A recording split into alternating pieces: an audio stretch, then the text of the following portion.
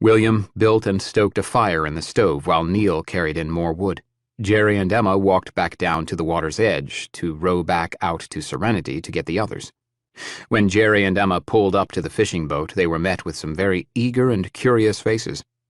Danny asked about Neil while everyone else asked about the lodge. Emma said warmly, "It's nice." Danielle agreed. "It's the nicest place I've ever lived. For a shelter in the apocalypse, you couldn't ask for a better spot." Jess hesitated a bit. She couldn't help but think about Sydney. Sid was safe and away from all the chaos.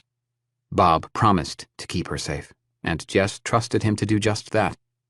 It was for that reason that Jess was feeling more hope at that moment than she had in quite some time. Serenity was Jess's best chance to find Sid and Bob. Jess was comfortable at sea, but she wouldn't consider herself a sea dog by any stretch of the imagination. She didn't think she was capable of setting out to sea by herself, so for the moment the nice boat would remain merely an option. It was a nice boat, too. The one on which she, Bob, and Sid would fish was purely functional, with no frills. It was a nice boat, but Serenity was a thing of beauty. Its brass railings and hints of polished oak gave it a sense of class and comfort not common for a lot of boats her size. The seats were all cushioned beneath either leather or high-grade faux leather. She couldn't tell for sure. The walls were solid. It was nice to be able to watch the sour sea weather and not have to endure it. As she thought, wondered, and remembered, Jess was racked with bittersweet emotion, full of fond memories and painful regrets. With tearful eyes, Jess looked around at the boat and thought that Sid would really enjoy going fishing aboard the Serenity. Who wouldn't?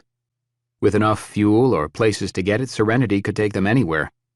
She could take Jess, Sid, Neil, and all the rest of them away from the hell the world had become.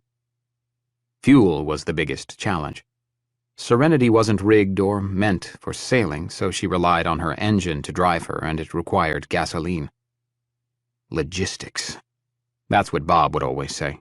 She patted the soft chair in which she had been sitting and walked over to the end of the boat. Jess was the last to climb down into the waiting boat below. The trip across the water and then up the footpath to the lodge was cold and damp. They had been spoiled sitting in the heated cabin aboard Serenity, and now paid the price. Their cheeks felt chapped and stiff from the crisp air, and their lungs protested with each deep, chilling breath. Finally arriving at the lodge, they poured themselves in through the front door and immediately crowded themselves around the stove, radiating heat and comfort, bathing themselves in the warmth. Neil was excited to see all of them and savored the moment. William wanted to check on his friend Gordon and get any recent news. The two men hefted their assault rifles over their shoulders and bid quick farewells to the recent arrivals. Neil assured them all that they would both be back in no time at all. Chapter 32. Gordon answered his door without opening it. Despite not seeing his eyes, William could sense that Gordon was exhausted. His voice was deep and slow from lack of sleep. "Gordon, it's me, William. We're back." From behind the door, an incredulous voice fired back. "William? But you're dead. How can I trust you?" "Danielle and I made it out, Gordon. Did anyone else make it back here?" William figured someone had to have made it back for Gordon to know what had befallen the rest of the group. From overhead, the window on the second floor, which overlooked the front door, opened, and Betsy, Gordon's wife, appearing a decade or so younger than Gordon, leaned out. She eyed William and then the other man with him. She asked bluntly, "What do you want?" William stepped back from the front of the house and slung the AK-47 assault rifle over his shoulder, trying to appear unthreatening. "Betsy, we just got back. We want to know what's going on here. Has something happened?"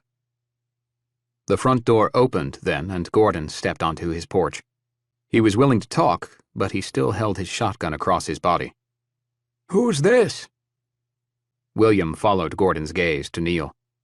"This man is named Neil, and if he hadn't come along, I'd still be in Whittier and probably would be dead."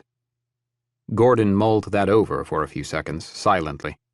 He didn't own a lodge for a reason. Gordon wasn't one to get close to strangers too quickly. He had come to Shotgun Cove for the peace and the isolation.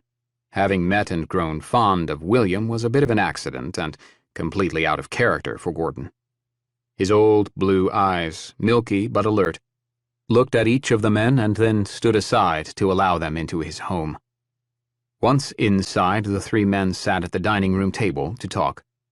Neil and William set their rifles next to the door as they entered, following Gordon's lead.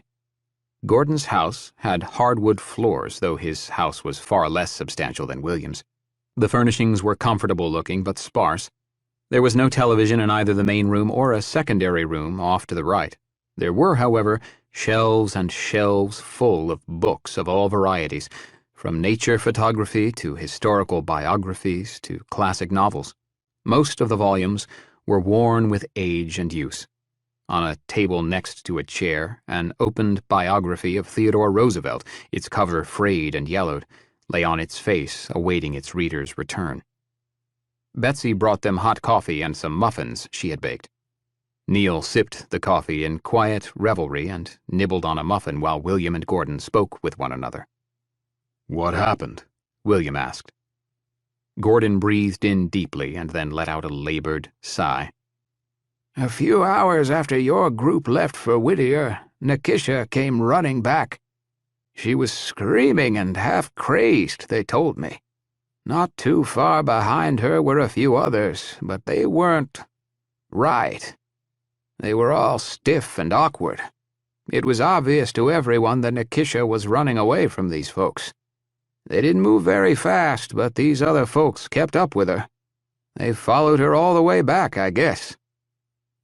There were some people over at Norman's, like always. Nikisha ran right up onto the porch, screaming and crying. She was bleeding, too. She said she had been bitten. Can you believe that? One of those people bit her. What kind of people do that?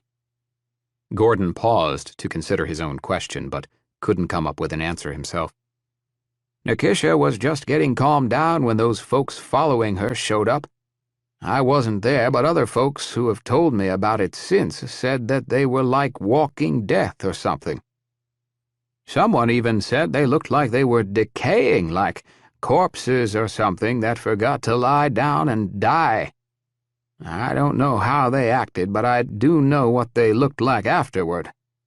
When Nikisha started to scream again, Norman and his friends started shooting those other people, but... "But the bullets didn't kill them, did they?" Neil interjected. Gordon nodded. After several seconds and a couple of drinks from his own coffee mug, the older man said, William, their bodies were torn apart by bullets, but they didn't die. I saw them afterwards. They had holes all over them. One of them had his arm blown clean off by a shotgun. It wasn't until someone shot one of them in the head that they figured out how to put them down. By then, 2 of Norman's guests had gotten attacked. Concerned for his neighbors, William asked, "Who?" Charlie Hackett and that young fella named Jeremy that worked for Norman. "What do you mean by attacked?" Neil asked with concern. "Were they bitten?" Gordon shrugged. I guess so, but I don't know for sure. They were being treated when I showed up. I heard the shooting and went over there to see what was happening. By the time I got there, it was over. "Where are they now?" Neil asked, quickly. "The 3 people who got bit." Probably still over at Norman's. Neil got up from the table, grabbed his M4, and said, "We need to get over to Norman's place before it's too late." Gordon looked at William and asked, Too late for what? There wasn't time for explanations. William stood as well. "He's right. We need to get over there right now." The urgency in both of the men's voices pushed Gordon to his feet. He didn't know what was happening, but he did recognize that William's typical calm had been supplanted by his concern. "Gordon, you should stay here with Betsy," William said. "Bolt your door and keep an eye out from the upstairs windows." Don't think you men are going to keep me here, Gordon objected. I'm coming with you. Gordon was already on his feet and was putting his baseball cap back on his head. He lifted his shotgun and held the door open for the others. He said over his shoulder, "I'll be back in a few minutes, dear. We're going over to Norman's for a bit." Betsy had heard all of the talk from the kitchen, and it showed in her eyes when she watched her husband leave. "Just don't be too late or your food will get cold. Will you other gentlemen be joining us for dinner?" Betsy's attempt at finding some normalcy in the situation went unanswered as the door was closed heavily behind the men. She flew to the door and bolted it shut behind them. She wasn't easily scared or worried, but she couldn't deny the rising fear in her chest. She retreated to a back room where her fused glass work table, tools, and kiln awaited her. She was in the process of completing another custom order placed by a business in Seward, as if there was any possibility of delivering it. The piece, one full of blues and a splash of black representing a whale's fluke, was beautiful and had kept her attention for quite some time. She was thankful for the distraction and for having ample supplies with which to work. She would stay there until her husband returned, and hoped it wouldn't be too late. Chapter 33. William led the way to Norman's. They walked with purpose. With the forest as thick as fur on either side, the freshly paved road was an anomaly given its surroundings. The three of them were thankful for the level ground, since the storm in Whittier had also produced a white covering on much of Shotgun Cove. The roads were not yet icy and produced sure footing as opposed to the muddy and slick ground in the trees around them. The shadows were longer and lingered later, helping the snow resist the urge to melt. The walk to Norman's big lodge took them about 15 minutes of steady moving. When the big house came into view, Gordon, William, and Neil all stopped and looked around. There was no one to be seen, and nothing to be heard. The enormous lodge, which dwarfed William's by several hundred square feet, looked locked and secure. Only William appeared to be without concern by that fact. Under normal circumstances, Norman's lodge was bustling with activity and teeming with visitors. The troubles in Whittier had barely changed that reality. The house in front of them would be perfectly at home in a ghost town. The men slowly and cautiously approached the lodge, watching and listening for any signs of life. Movement in an upstairs window caught Neil's eye. He stopped and watched for anything more. William slid over next to him and followed Neil's pointing finger to the window. Neither man spoke for fear of disturbing the quiet and drawing attention to themselves. William saw nothing at first. Neil never took his eyes from the window. When William looked again, he saw someone move in front of the opening. It was Melinda, Norman's wife. William recognized her hair and the fleece top she was wearing, but she moved too quickly for him to see any details. William lifted his index finger as if to say, "Wait." When he saw Melinda walk in front of the window again, he called out, "Melinda!" Seconds later, Melinda, a tough, middle-aged woman who laughed and smiled more than anyone William knew, burst through the window head first. She tumbled in a flurry of trailing glass and accompanying curtains.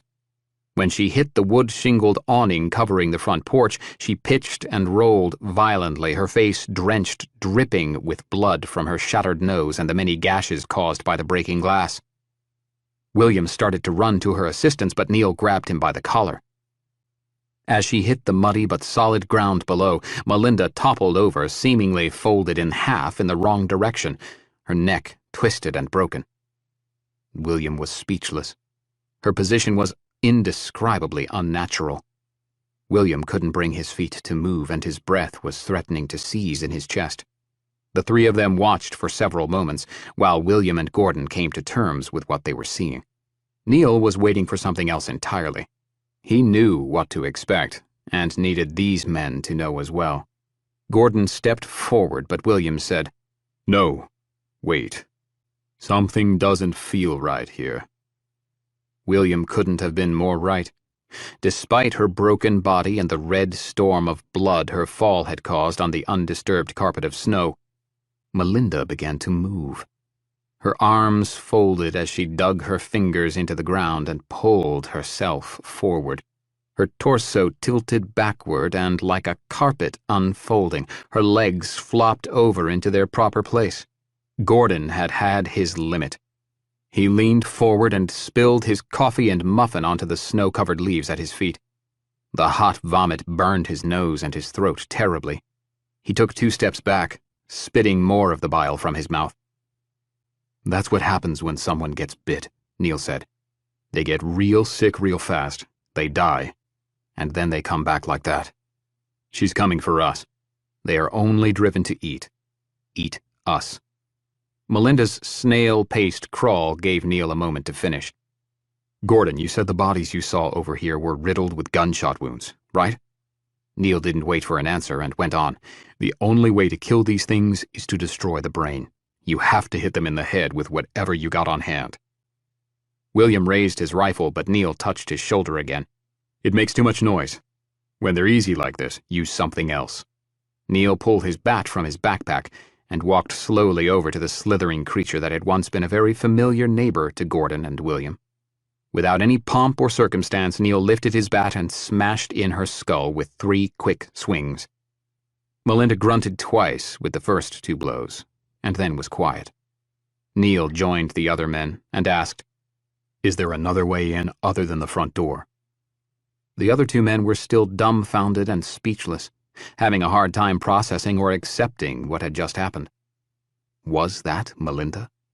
It certainly looked like her. Did someone or something throw her through the window, or did she drive herself through the glass? Why? Why to any of it? "Gentlemen," Neil urged, "we have to move. Whether we go in there or just seal it up, we have to make it happen now. We should probably check out the other places that have people in them, too. How many people live in Shotgun Cove?" Still no response from neither Gordon nor William. Neil started to walk around the building alone when he heard a set of footsteps join him. He knew it was William without having to look back. He was glad to have the big man along with him. Seeing other footprints already in the snow, Neil looked up and saw that a window on the side of the house had been broken outward, much like the one through which Melinda had flown.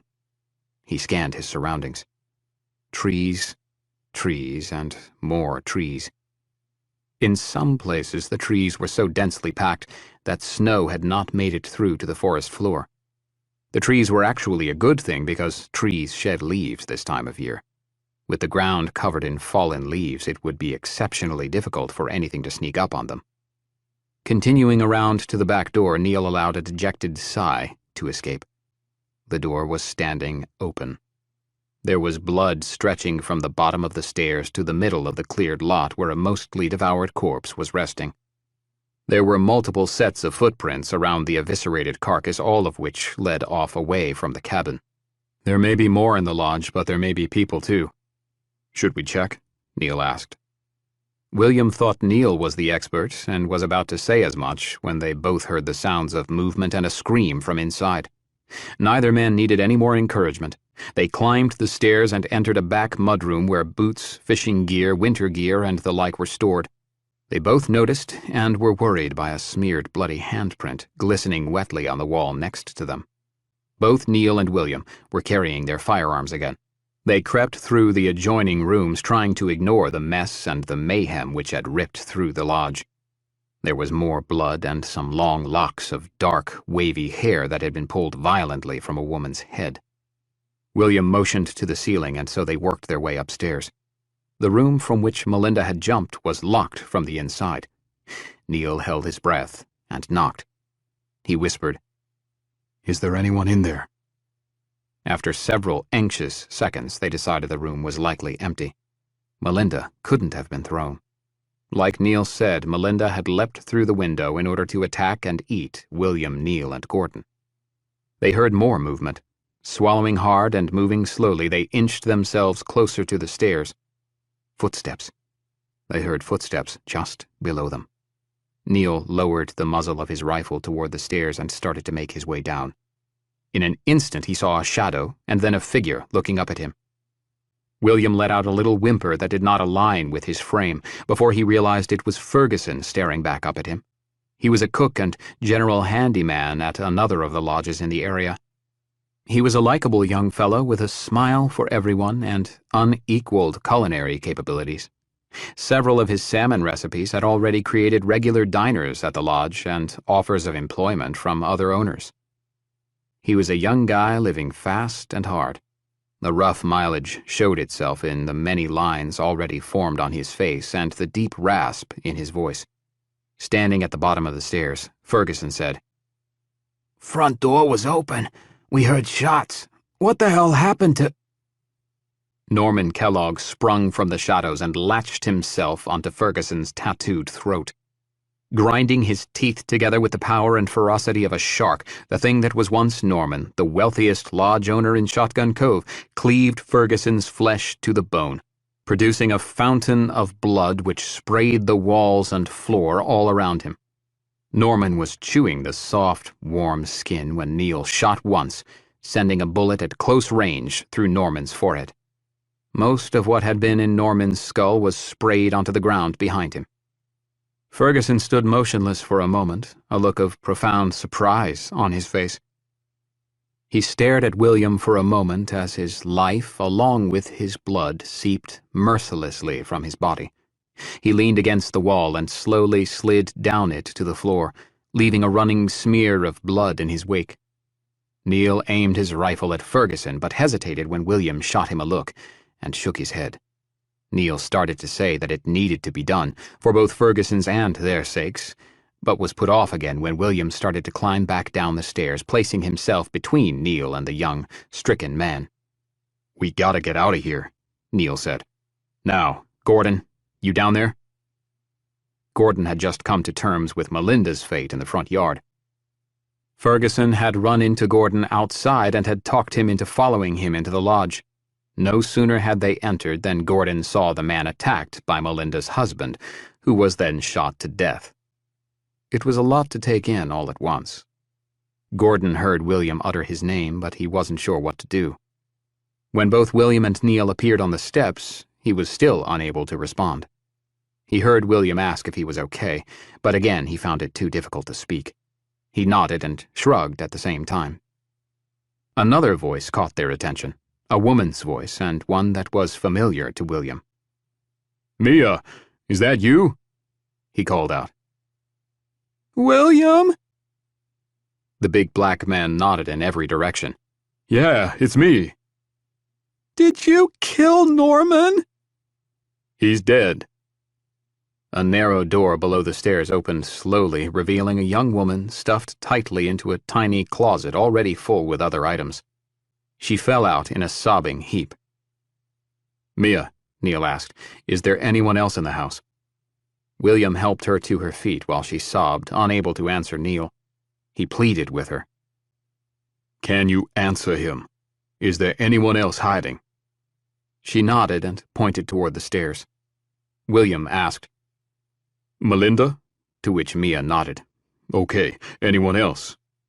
William saw no need in sharing the gory details about Melinda with Mia at present. If they went out the front door, she was going to see it for herself anyway. Mia moaned, "Tom! He locked himself in the bathroom upstairs." She then lost herself in her tears again. Corralling the stupefied Gordon and the sobbing Mia up the stairs, William and Neil headed for the upstairs bathroom. They passed 2 open rooms in addition to the one in which Melinda had been, but didn't run into any more of the undead demons. Those rooms looked to be in good order. Obviously, the running battles that were fought in the house had spared these rooms. On the right was the bathroom, and its door was indeed closed. It looked like the door had been pounded heavily from outside without breaching it. William knocked while Neil settled onto his heels with his rifle ready to fire. There was no answer. Mia said from further down the hallway, "Tom, it's Mia. Norman is dead. We need to get out of here. Unlock the door." They shared worried looks when there was no response from inside the bathroom, and were about to leave when they heard a sound from the other side of the door. William's mouth dried instantly, and his jaw clenched.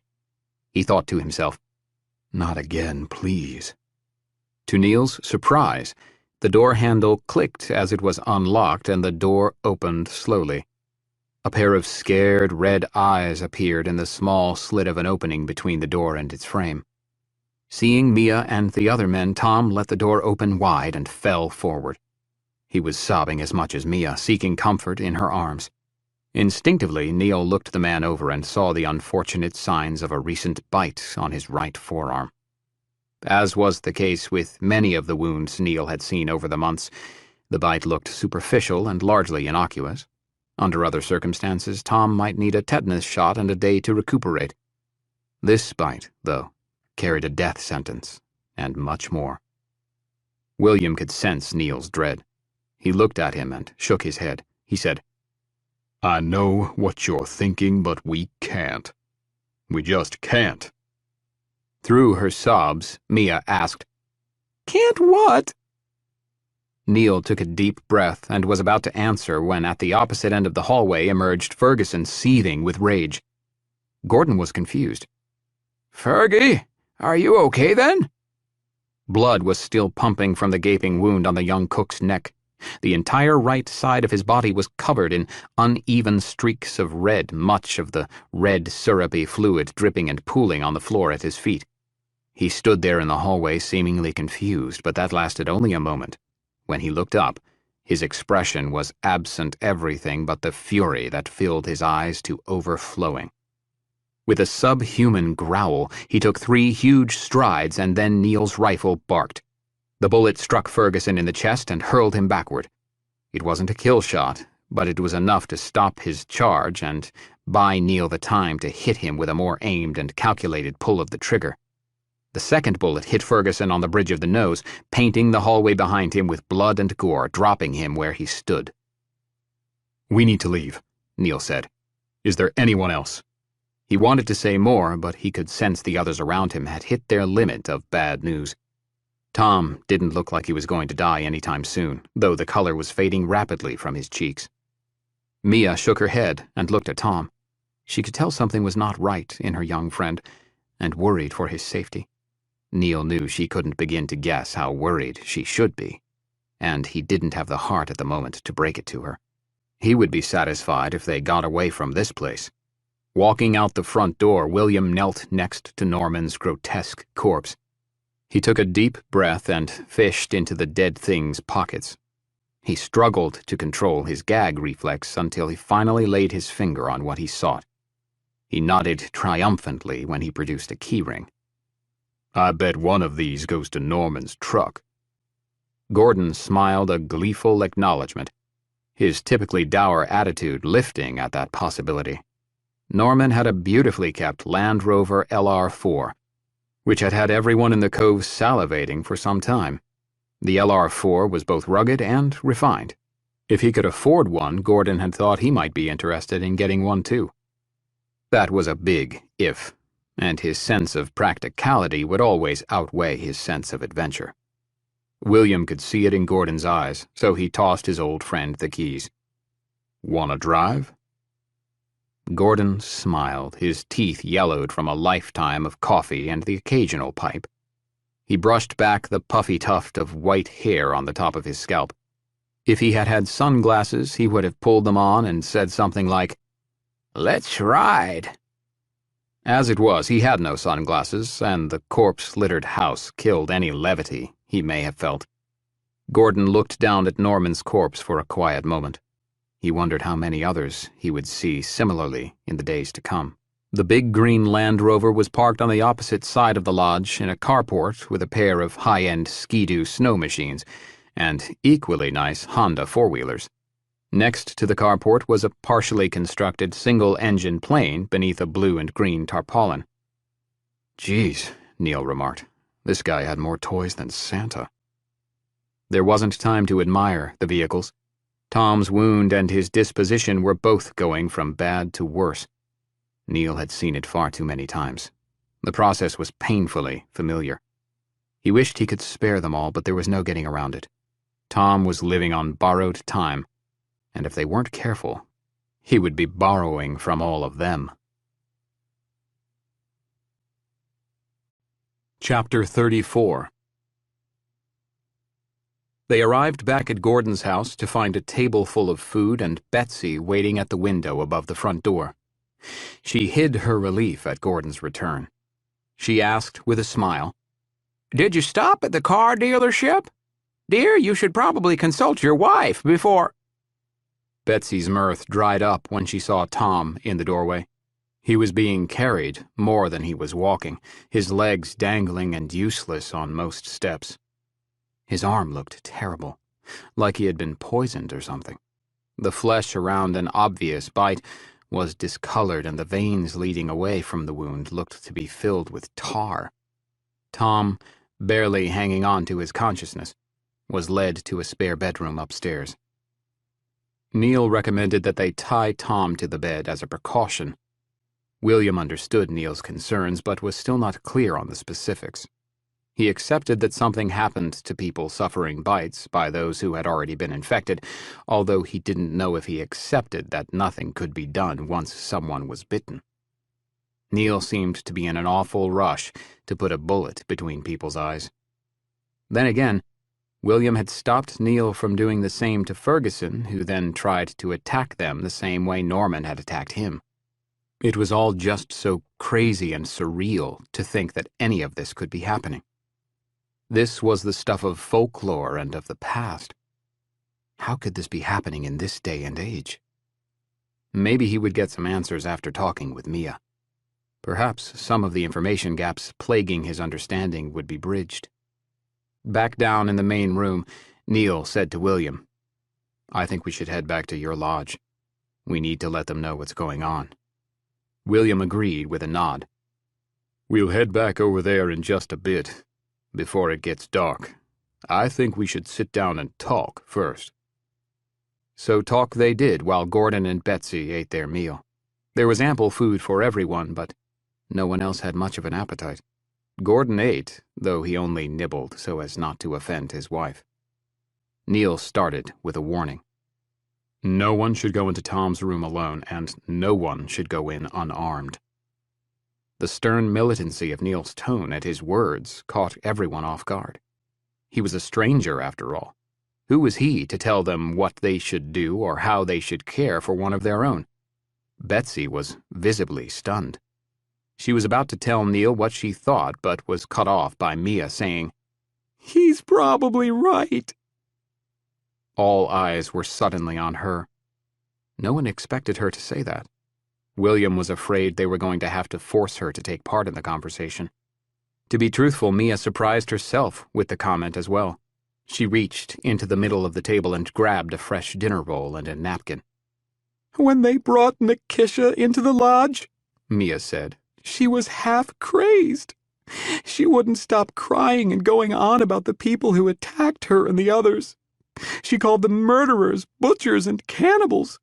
Most of what she said I couldn't understand, because she was crying so much. Nikisha was always so dramatic. It was hard to know what to believe and what to chalk up to just coming from her, you know? Like that time she was telling everyone about almost being eaten by that shark down out of Yakutat. I mean, really. Old Doc Brewster, he gave her something to calm her down. That was about when those things who had chased her showed up. That was awful. I stayed inside but watched most of it through the window. It was like watching a horror movie or something. Did any of you ever see that movie 28 Days Later? It was kind of like that. They just kept coming no matter how many times they were shot. I never seen no one shot before, but I didn't imagine it was anything like that. They finally brought those things down, but not before they bit another couple guys. They took Nikisha to the front room and put her on the couch. The bite didn't look that bad, but she went from bad to worse really quick. The skin on her face and arms, it was like it lost all its color. Her veins started to show through like they were trying to come through the surface or something. We took turns watching her, and Doc Brewster gave her a couple of shots to try and help her sleep, but nothing worked. She was having a hard time breathing, and she got really restless, jerking and shaking. I don't know what happened, but sometime early in the night after most everyone had gone to bed, we all got woken up by a scream. I started to go downstairs. when I heard another scream. It wasn't a woman's scream, though. Like I said, I don't know what happened. I thought maybe it was Nikisha. Maybe something had happened. Maybe she had died or was having some kind of a fit or something. I don't know. For as many people as were staying at the lodge, it sure seemed empty when I started going down the stairs.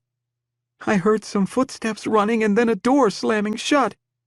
From the top of the stairs, I saw someone run by being chased by someone else. It was still too dark for me to see who it was, though. There was some fighting or something happening in the kitchen. I heard dishes breaking and the sound of pans getting banged around. Then Melinda screamed. She ran by me up the stairs and shut the door to her sewing room. I don't think she even saw me. She was just running to get away from something. That's when I got scared. I walked down the stairs, real slow.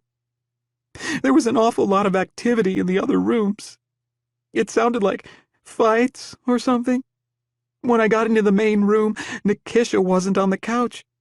She just wasn't there. Mia became quiet as she remembered that terrifying moment. I looked around, but it was so dark. Mia started to choke up as the memory hit her. Breathing deeply and trying to control her emotions, she picked up her tale. I just wandered for a few seconds and ended up in another room. I found Nikisha. She was sitting on Norman's chest and had her head down on his neck like they were making out or something. No wonder Melinda was so upset. I thought that maybe she had walked in on the two of them going at it or something. But then Nikisha pulled away from Norman. And I saw what she was doing. She wasn't kissing him. She was... And Norman, he looked dead. Mia's voice was cracking with emotion, and her breathing was shallow and labored as if she might hyperventilate at any moment. And then Tom was there next to me. He touched my shoulder, and I about jumped out of my skin. He whispered something, but I didn't catch it. Nikisha did, though. She stopped eating on Norman and looked up like a wild animal. Tom pushed me out of the doorway and was running before I could even move. She chased him up the stairs and didn't even see me. He saved my life. When he pushed me out of the way, he saved my life. With that, Neil understood why she was so adamant about bringing Tom back with them, despite what she knew to be true about his wound. He asked her, "Then what happened?" I really don't know how much time passed. I heard Nikisha pounding on a wall or something. I guess it must have been the bathroom door where Tom was hiding. I saw some other people run through the room and heard them go out the back. I don't know who all made it out or who was bitten or not. I would guess that there were at least a few who were probably like Nikisha. I don't know about the others. I decided maybe I just should get out of there too. When I crossed the doorway to the room where Norman was laying, though, I looked in and saw that he wasn't there anymore. Well, he wasn't laying on the floor, anyway. I still didn't know about the bites. He was standing at the window. I remember hearing a dripping sound and wondering what it was. It was blood, wasn't it? I think I knew it even then. There was something about him that was off. He was too stiff everywhere but his neck. He had a hard time controlling his neck and his head. He looked like a person with that disease that guy had in that movie, Parkinson's or something like that. Then his arms started to do it too. It was the creepiest thing I've ever seen. It made me sick to my stomach to watch. When I turned to run, he must have heard me. He was on my heels almost immediately. I ran through the kitchen and then back around to the other hallway that comes out by the stairs. He slipped on a pan on the floor in the kitchen, so I got away. The front door was too far away, and I could still hear Nikisha upstairs pounding on the door. The only option I had was that equipment closet under the stairs. I climbed in and held my breath just a second before Norman was standing there. I think he knew that I was still there. I don't know if he heard me or maybe smelled me, but he knew." Mia was crying again. Betsy, too, had begun to tear up. She reached over and grabbed Gordon's hand, who then laid his other hand over hers. William stepped away from the table and looked out the window. Gordon asked, "What's going on? None of this seems real.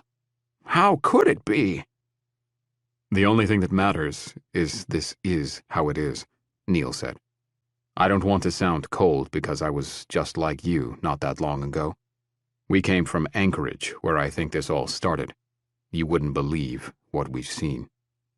He paused as he too remembered those early days. He recalled the carnage, the fear, and the doubt. Then he remembered the faces of those first days and found himself remembering two he missed terribly. His friend, Dr. Jonathan Caldwell, and his love, Megan Taylor, both of whom were lost on their journey to Whittier. His eyes were dry, though. The pain was still there, stabbing at his chest as if he had swallowed shards of glass.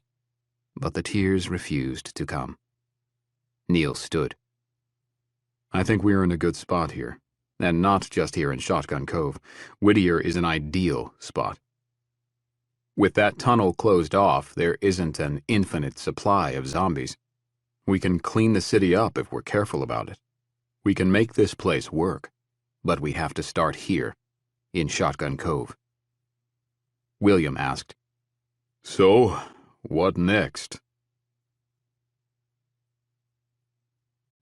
Chapter 35. Emma and Jerry were sitting on the large balcony on the front of William's lodge. The front porch, completely screened in to ward off mosquitoes, was directly below them. It was chilly, but not yet truly cold. They had a fire burning in a stone pit radiating heat between the two of them. The sky was still gray, but there was no more snow. It was just a matter of time before the real winter storms hit. The evergreen trees, the only ones with any hint of green left on them, were covered in a thin coat of white, which clung to the individual needles. The path leading to the lodge from the main road was covered in snow except for Neil's, William's, and Gordon's footprints. But the leaf and foliage-covered ground below the trees was free of snow. The air was moist and cool, threatening more snow at any moment. Emma was smoking another cigarette she had pilfered a couple of days earlier. She said, "You know, I quit. Well, I liked to tell myself that I quit. Every now and again I would fall off the wagon and have a cigarette when I was out. But I didn't keep them in my apartment anymore. I guess that was an accomplishment, wasn't it? Now, I can't think of anything that I'd rather have than a good cigarette." "I quit a few years back," Jerry said. "Are you okay?" Emma asked him. "What I mean is, how are you doing?" Emma knew that both Jerry and Neil were stinging from recent losses as much as she was. All three of them had lost someone close to them over the past few days. Emma considered herself the luckiest of the three because she'd had an opportunity to tell Dr. Caldwell goodbye. Megan had fallen prey to a zombie on the Portage Highway while Neil was away, and Claire had been abducted and tortured to death by a lunatic with that militia down in Soldotna. Neither Neil nor Jerry had been afforded a last moment with their loves, which likely made it much more painful and harder to let go. Jerry lifted the binoculars around his neck to look again at the forest in front of them. Still looking through the twin lenses, he said, "I can't get the image of her lying on that table out of my mind. What did they do to her? Why? She didn't deserve that. Why did it have to be her? I sit here looking through these damned glasses and all I see is her." Emma just let him speak. He hadn't had an opportunity to let it out yet, so she got out of the way of his emotions and let it come. "What kind of people do things like that? Especially now. You know, the zombies, Zeeks, whatever we're calling them now, they don't do things like that. They don't torture and don't take pleasure in what they do. They're just acting on instinct and impulse. It's not personal. But when people do things like that to other people, I just wonder if maybe it would be better if humans went away completely." "Then why keep trying?" Emma asked. I don't know if I can anymore. Emma, her voice full of empathy, said, Jerry, I know how you're feeling, and I hope you understand that. I'm hurting too, and so is Neil. We've all been through so much in such a short stretch of time. But I figure if those two kids, Danny and especially Jules, can get through all of this with what they've been through, then I don't have much of an excuse to not be able to cut it too. Those two aren't even teenagers yet, and they keep going.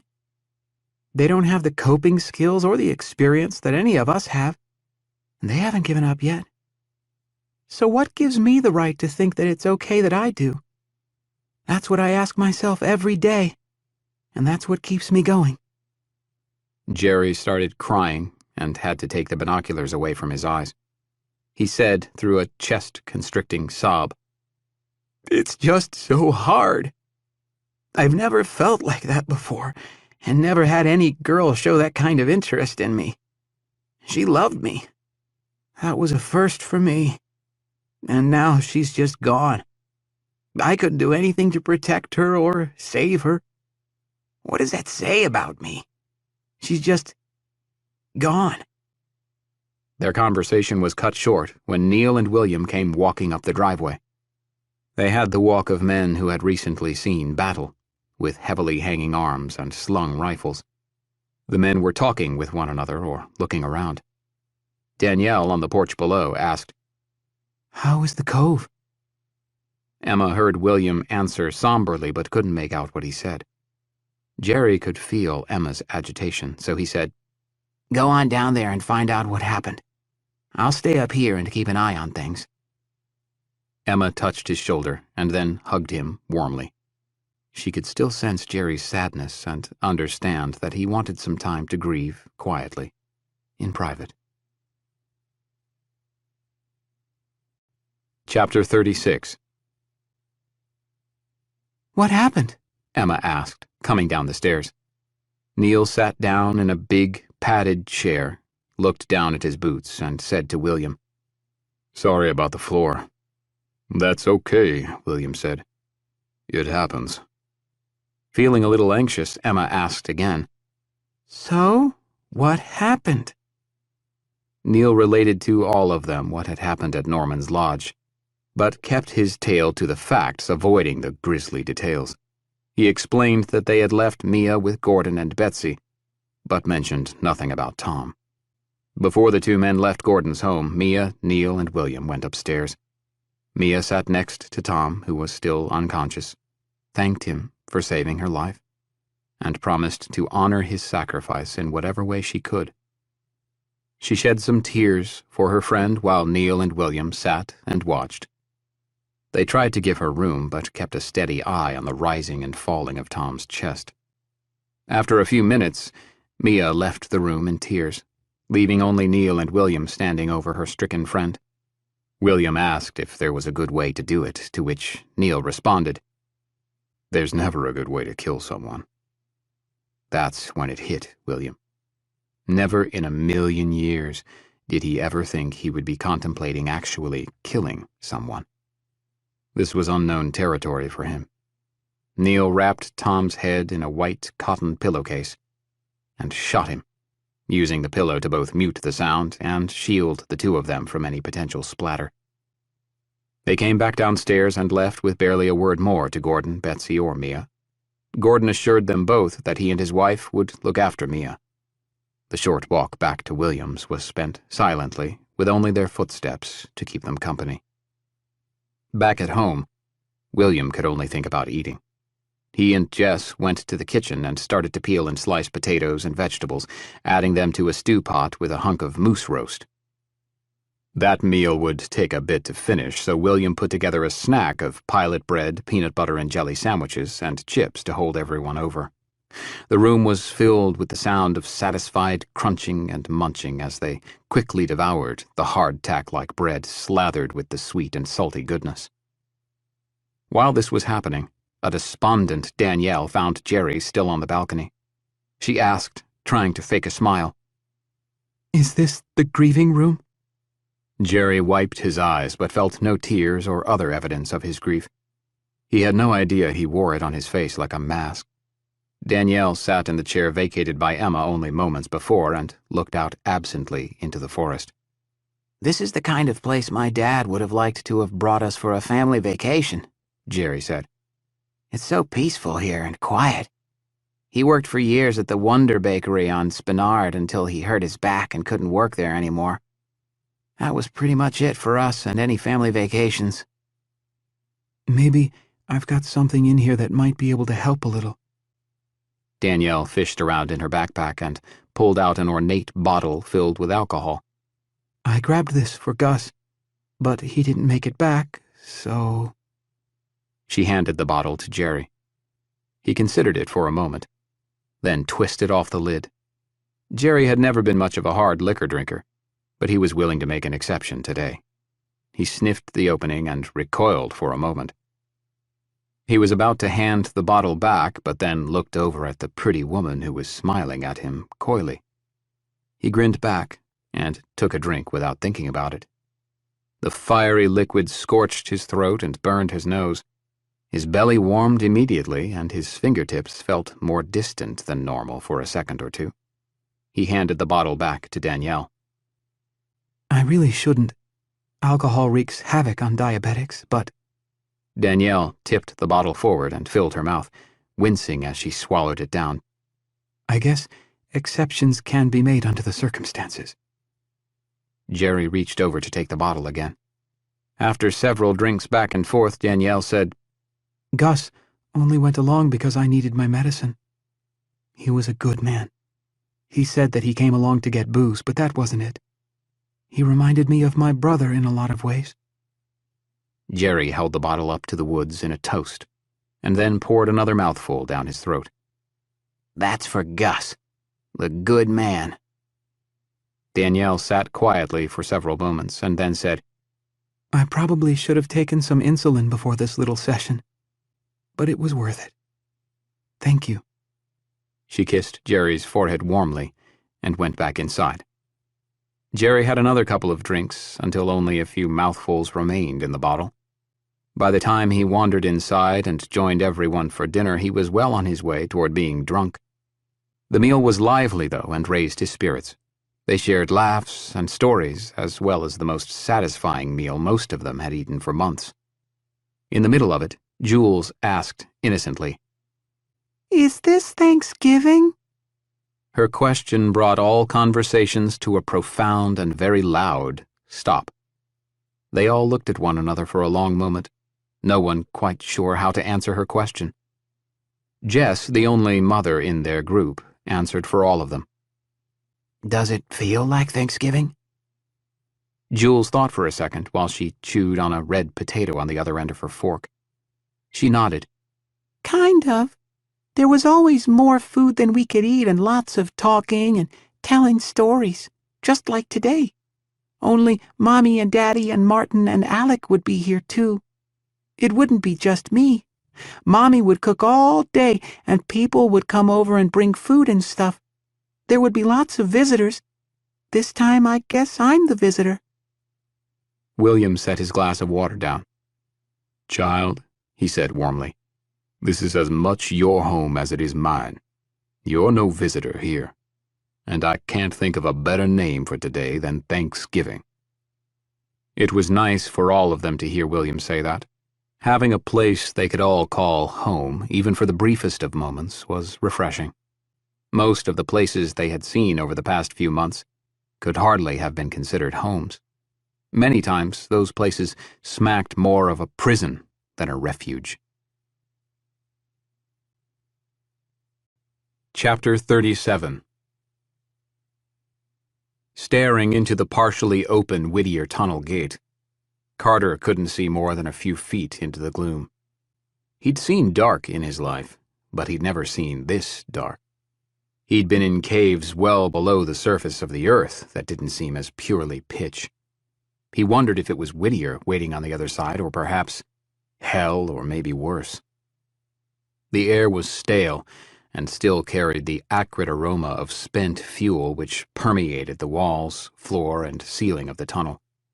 It was colder, too, the darkness having leached all warmth from the air as it sat and waited to be released.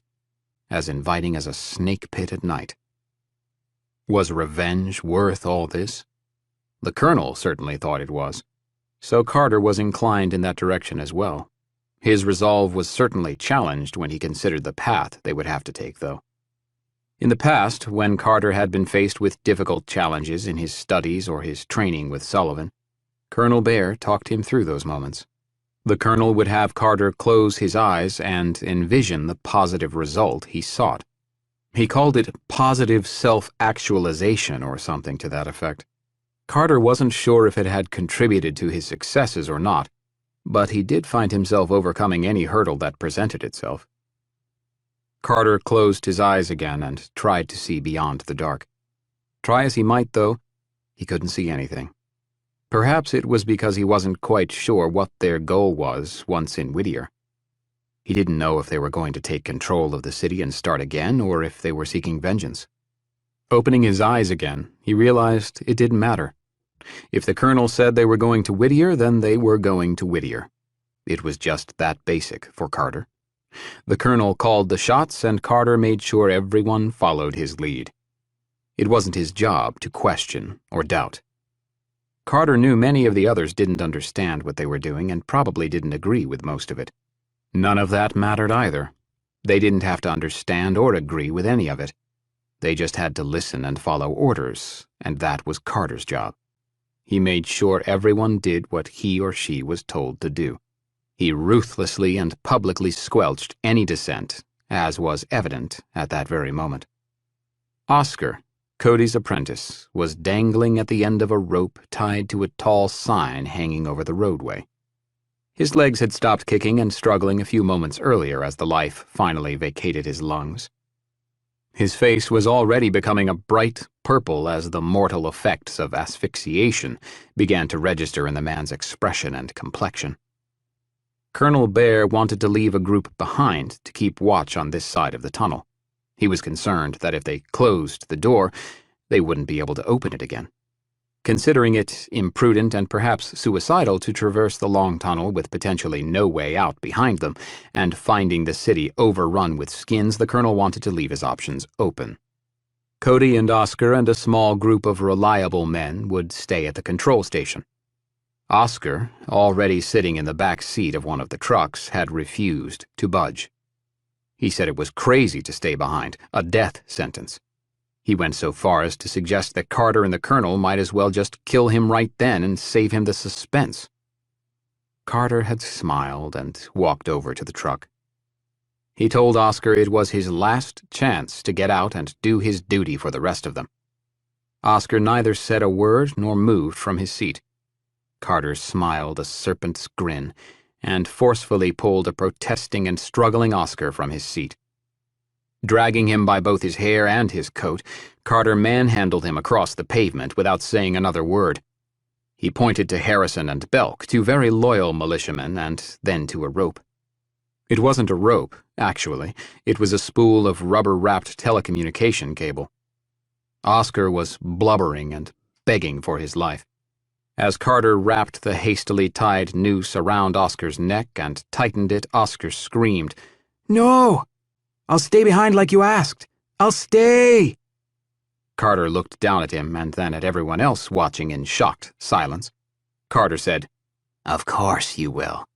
And I didn't ask you to do nothing. That was an order, motherfucker."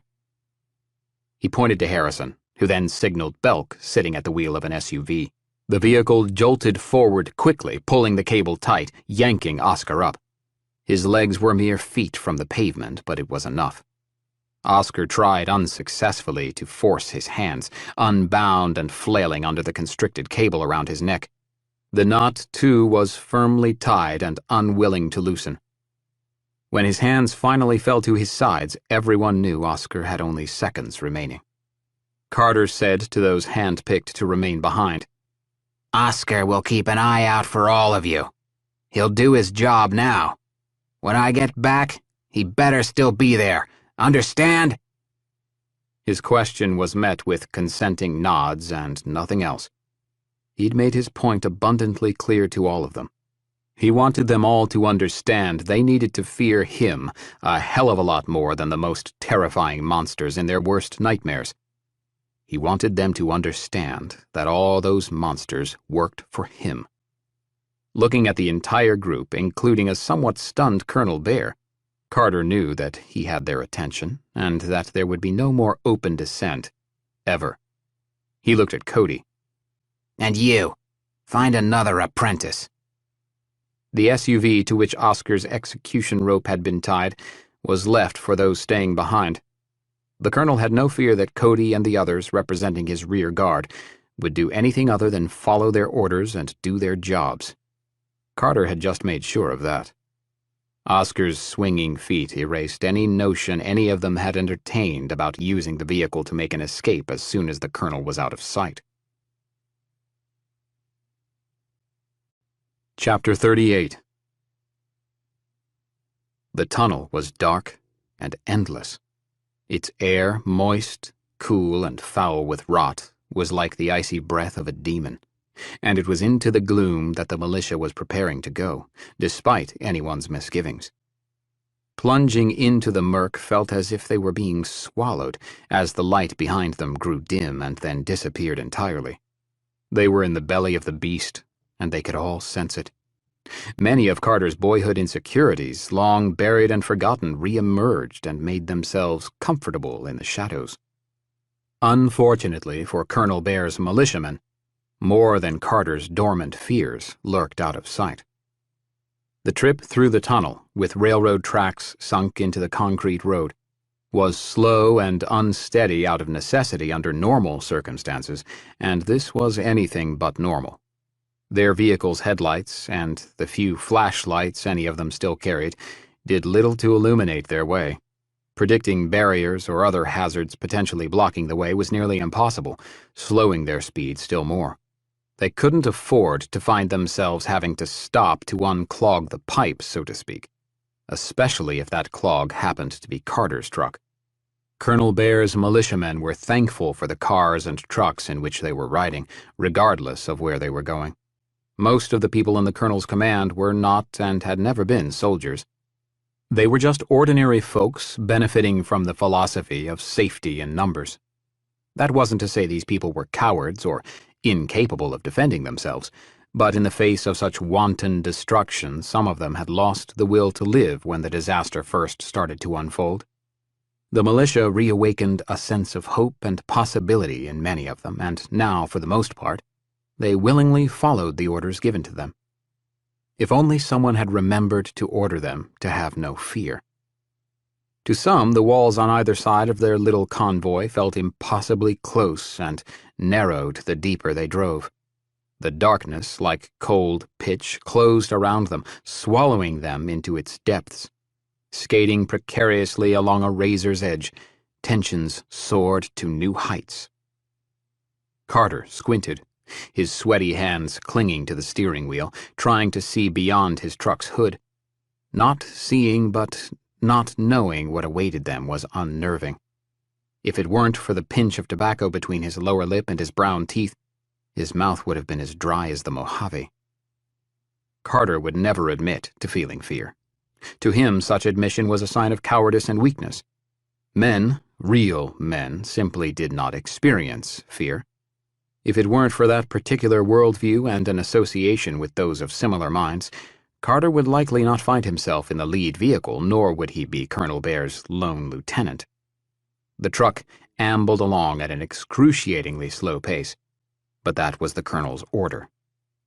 He didn't know what could be waiting for them in the tunnel. The morbidly obese colonel's words were, "Don't move too quickly, or you might run afoul of something that might damage your vehicle and render it useless. That would be a death sentence for us all." Carter had once heard that the way to boil a frog was to put it into a vat of warm water and then gradually add heat until the water boils and you have soup. The little critter wouldn't struggle or protest a bit. Carter wondered if he and all of the colonel's militia were simply acting the part of the frog, wandering deeper and deeper into their own vat of warm water. The rumbles of their engines running at just above an idle were only slightly louder than the exasperated breathing of all the truck and sport utility vehicle passengers. There were other sounds creeping in the gloom as well. The occasional breeze finding the tunnel entrance stirred leaves, discarded plastic shopping bags, and other odds and ends. The distinct sound of running water, likely the result of snow melting in the sun, also echoed around them as the trickle found its way into pipes and gutters meant to direct the water away from the tunnel. Perhaps the most troubling sound was a faint echo of a deep, guttural moan that was growing stronger. There were times when the men and women sitting in the vehicles thought they could hear the uneven but recognizable shuffle and drag of a skin walking, but no one had seen any yet. When the tunnel was constructed, the designers included plans for safe houses along the route to be used in case of any emergencies that might close the way. Like caves with a door, these rooms were cut out of the mountain in the same manner as the tunnel itself. They contained emergency food and water and first aid supplies, as well as temporary shelter if the need arose. Passing the first of several of these doors and vehicle pull-off spots, Carter realized the shelters had been sought out by desperate souls seeking refuge from the onslaught of death which had followed them into the tunnel. In the pull-off lane in front of the safe house's propped open door were several mutilated carcasses, picked nearly clean of skin and tissue.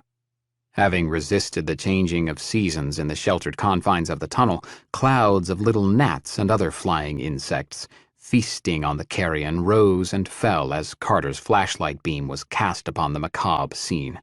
He slowed his truck as they passed and saw a procession of shadowy wraiths stumble through the open door. Men, women, and, tragically, children emerged from the room, drawn out by the sound of the vehicles and the infection's furious hunger raging in their brains. They crept into view, reaching and grabbing with claw-like hands and bone-thin stumps jagged with exposed bones. They flashed their cracked yellow teeth and snapped their ravenous jaws wildly at the air, like feral cats. "Looks like we have some customers after all," Carter announced to his passengers. "Let's put 'em down and be quick about it." His voice was calm, evincing no emotion whatsoever. His was the voice of the somber executioner going about his duties. "Let's drop these fucking skins and get moving again." Carter opened his door, and with a growl lifting itself from deep within his chest, he stepped onto the pavement. He brandished a blunt hammer with a sharpened claw in his right hand and a black revolver in his left. He was already diving into the crowd before his 4 passengers were even out of the vehicle. They could see the bloodlust in his eyes and in the wild grin stretched across his face. Carter's arm whipped the hammer around in deadly arcs, bludgeoning everything within reach. From the whirling depths of his berserker rampage, Carter began to laugh hysterically. This was where he belonged and was meant to be. He had nearly killed all of them before the 4 militia were able to join in the carnage. Carter was breathing in deep gasps, and his reddened forehead was drenched with a torrent of sweat. He was holding one of the gnashing ghouls by the throat while he forcibly extracted the blunt end of his hammer from another zombie's skull. His hammer freed, Carter kicked the still-fighting ghoul away from himself, and then sank his hammer's claw into its eye. The thing shuddered violently, and then fell limp, hanging from the end of the hammer. The final 3 monsters were dealt with similarly by the others, though the total fury generated by all 4 of the militia could not come close to measuring up to Carter's alone. He was on a different level. They could see just how different he was from them.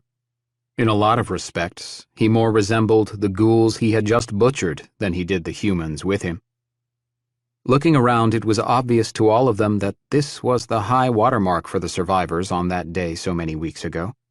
This was as far as those last few survivors made it before being overwhelmed. Those souls were now little more than rotting piles of bones, surrounded by faint, greasy patches left on the otherwise dusty ground.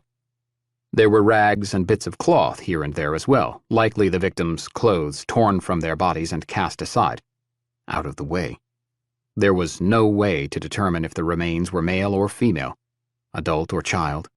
There simply was not enough left of any of them. The mystery of whether Whittier was free of the plague or not had been answered a couple 100 feet into the gloom. The city had not been spared. It was probably good the colonel had decided to leave the tunnel open. The likelihood they would be staying in Whittier long term was now pretty slim. With any luck, they would be back on the road and heading toward the ranch in a few hours. Without a word, Carter wheeled around and strode back over to the truck. Sitting and turning the ignition of the truck in a single deft movement, Carter spit out the wad of tobacco from his front lip onto the dark street below. He tucked a fresh pinch of chew, strong and minty, into his mouth, noticing that there was a new cold sore on his gum. The stinging sensation to Carter was just short of absolute bliss. He was certain to position the caustic clump against the fresh wound and revel in the burn. He revved the engine twice, getting the passengers' attention and hurrying them back to the truck, which was already starting to roll. After a few quiet moments, Carter leaned over toward the passenger next to him, a twitchy, dark-haired young man named Lincoln, and said, "Keep your eyes open. There's bound to be more skins in here with us, and all the noise we just made is like ringing the dinner bell for 'em." On cue, a pair of wraiths, not much more than 2 gray heads bobbing in the truck's headlights like fishing buoys on the surf, appeared in the road in front of them. Carter said, "Hold on. The drive might get a little rougher." He pressed his accelerator, letting the truck leap forward. The big vehicle's grill gobbled up the creatures and sent them under its tires. It didn't feel much differently than driving over a pair of speed bumps. Carter smiled. That was easy. Further along and deeper into the tunnel, they came upon another of the safe houses. Carter slowed the truck a bit to get a better view. His morbid curiosity was piqued and ready to burst. In the flashlight beams, they could see there were yellow and black hazard stripes and signs with directions and cautions. There were also discarded duffel bags, backpacks, and suitcases. There was more evidence of a struggle than at their first stop. He could even see spent shell casings and items which likely had been used as clubs, but which had also been dropped. Panning the ground with the light, Carter saw even more. There were bodies, but these were largely intact. They hadn't been devoured like many of the others. They were skins that had been taken down. He counted at least 4 of them. Some of those people, terrified and running for their lives, had stood their ground. Maybe it was a father defending his family or a woman fighting for her child. Regardless, he was proud of those brave people refusing to simply lay down and die. There were always fighters in groups of people, and those people did what they could for the others. It didn't look like it had worked long term, but they had tried. In Carter's mind, there was a certain degree of respectability in fighting, even if it was a futile battle. Lincoln asked timidly, "Should we go take a look?" Carter shook his head. "No. Whatever's in there can stay for now. There may not be anything left anyway. There may be more skins in there waiting for us to open the door. What do people say when old shipwrecks are found? They should be left alone because they were tombs or something? Probably the same with places like this. It even smells like a tomb in here. We should just leave them alone and move on down the road. Pretty soon we'll be out of this tunnel and out of the dark. Then we'll be able to figure out what to do." The woman sitting behind Carter, a tough tomboy named Kit, leaned forward and pointed. "There's more of them. Look." Sure enough, a group was starting to gather and move toward them from further ahead. The mob was just entering Carter's high beam range and were still some distance away. It was mainly movement without form that they saw, but on occasion a face would flash into the light and then disappear again. "Okay, hop in the back and get ready to repel boarders." Carter had always wanted to say that. He had an interest in pirates and the age of piracy, one of the few holdovers from his childhood. He'd heard in some pirate movie long ago the captain say that just as the pirates grappled his ship. There was a pause with everyone in the truck. Carter said again, "In the back, and ready yourselves to repel boarders. Now, goddammit! I'm not asking. We need to fight our way through this, and we can't do it from inside. You'll be up high enough in the back of this truck to be out of reach. We'll keep moving, too, which will help keep them off of us. Use your guns or your clubs to fight them off. We don't have all day. Now move!" With visions of Oscar swinging above the highway in their heads, Carter's 4 passengers got themselves into the back of the truck just as he started to move forward again. Lincoln pulsed his flashlight back at the vehicles following them, and the other drivers followed the example. Lincoln and Kit, as well as Ilya and Michael, who had joined them, checked the loads on their rifles and readied them for battle. Lincoln was the first to shoot, his shots going wild. The deafening roar from the firearm reverberated in the truck through its closed windows. "Fucking amateurs," Carter thought to himself. He lowered his window a bit and shouted, "Calm the fuck down! You're wasting ammo!" Lincoln gritted his teeth in frustration while Kit fired her rifle, a traditional-looking bolt-action hunting rifle. Her firearm had a much more piercing sound than Lincoln's dull, low blasts from his shotgun. Peering intently down her rifle barrel, Kit's round hit one of the approaching creature's heads, removing its scalp. She worked the bolt on her rifle and pulled the trigger again. Her second shot hit its target. 2 of the dozen or more skins which were starting to invade the truck's headlights like a virus spreading itself in a petri dish fell beneath the other's feet. There was no room to maneuver and no choice but to push forward. Carter's intuition was to speed up and plow through all of them, but he didn't know how many were in front of him. There was always the danger of becoming entangled in overwhelming numbers of bodies. He looked in his rearview mirror and was a little more comfortable to see headlights approaching from behind. If he got stuck, maybe the other truck could push him clear. He wished he knew the driver of the other truck, but there was no way of knowing for sure. It could be Devon, the old hockey player who walked with a limp, but was still as big and mean as a tank. Or it could be Cortlandt or Nelson, or he was pretty sure that it wasn't Colonel Bear, since what the Colonel used to call the fall had begun. Carter noticed that for all of Colonel Bear's blustering, he rarely put himself in harm's way. He tried to tell himself that it didn't bother him, but he had noticed, which was problematic in and of itself. If the Colonel wasn't the man Carter thought he was, then he wondered if perhaps he himself wasn't either. Thoughts like that made him angry, and Carter didn't like being angry. He didn't like losing control of his emotions for any reason. He preferred controlled moments of rage, directed and with purpose. That was what the Colonel had taught him. It was part of the warrior ethos, which had been impressed upon Carter from the moment he set foot on the ranch. He would just have to deal with his building resentment, or whatever it was becoming, another time. He had other things keeping him occupied at the moment.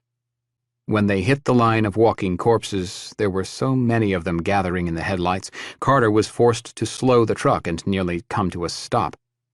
It was like running into a living, pulsing wall. Hands, arms, and entire upper bodies splayed themselves across the hood of his truck in an effort to get to him. Carter hadn't expected to be so nearly stopped in his tracks. He pressed the accelerator and urged the truck to regain its pace. It wasn't working as he had hoped, though they did maintain a slow, steady pace forward. The crush of reaching, grabbing arms and hands spread around the vehicles like quicksilver, like Carter's truck was wading into a sea of death.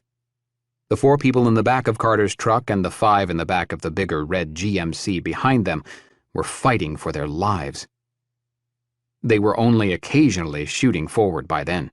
The target-rich environment all around them negated the need to take aim. They pointed their firearms into the crowd and pulled the trigger. They took care not to shoot too closely in the direction of any other vehicles, but the press of animated flesh would likely have absorbed any errant shots had they done so. The air around them was abuzz with a chorus of ghoulish moans, filling the air and threatening to drown the militia in its resonance. The deafening blasts from the discharging firearms were lost in the overwhelming cacophony of hungry, otherworldly voices. The stale stillness of the air had been forced away by the violence now filling it. A swirling, reeking stew of car exhaust, rotting flesh, and gunpowder hung in heavy clouds around the slowly proceeding trucks. Kit had set her rifle aside and was swinging an ancient, rusty scythe back and forth, removing fingers, hands, and the tops of heads. Blood, thick and heavy as maple syrup, sprayed into the air in jets of dark globs. It splashed up Kit's arms and onto her chest and neck. She screamed, swinging the yard tool with reckless abandon, looking like a crazed berserker of Norse folklore. She may have been shouting obscenities or reciting prayers, she couldn't be sure. She was too focused on slashing and hacking, dealing out death with each wild swing of her weapon. Lincoln fired all 8 rounds in his pump-action shotgun and then leaned against the truck's cab to reload. In his nervousness, he dropped a shell which spun and rolled away in the dark truck bed. He knew he would eventually need it, so he leaned down to see if it was within easy reach. It was a fatal mistake.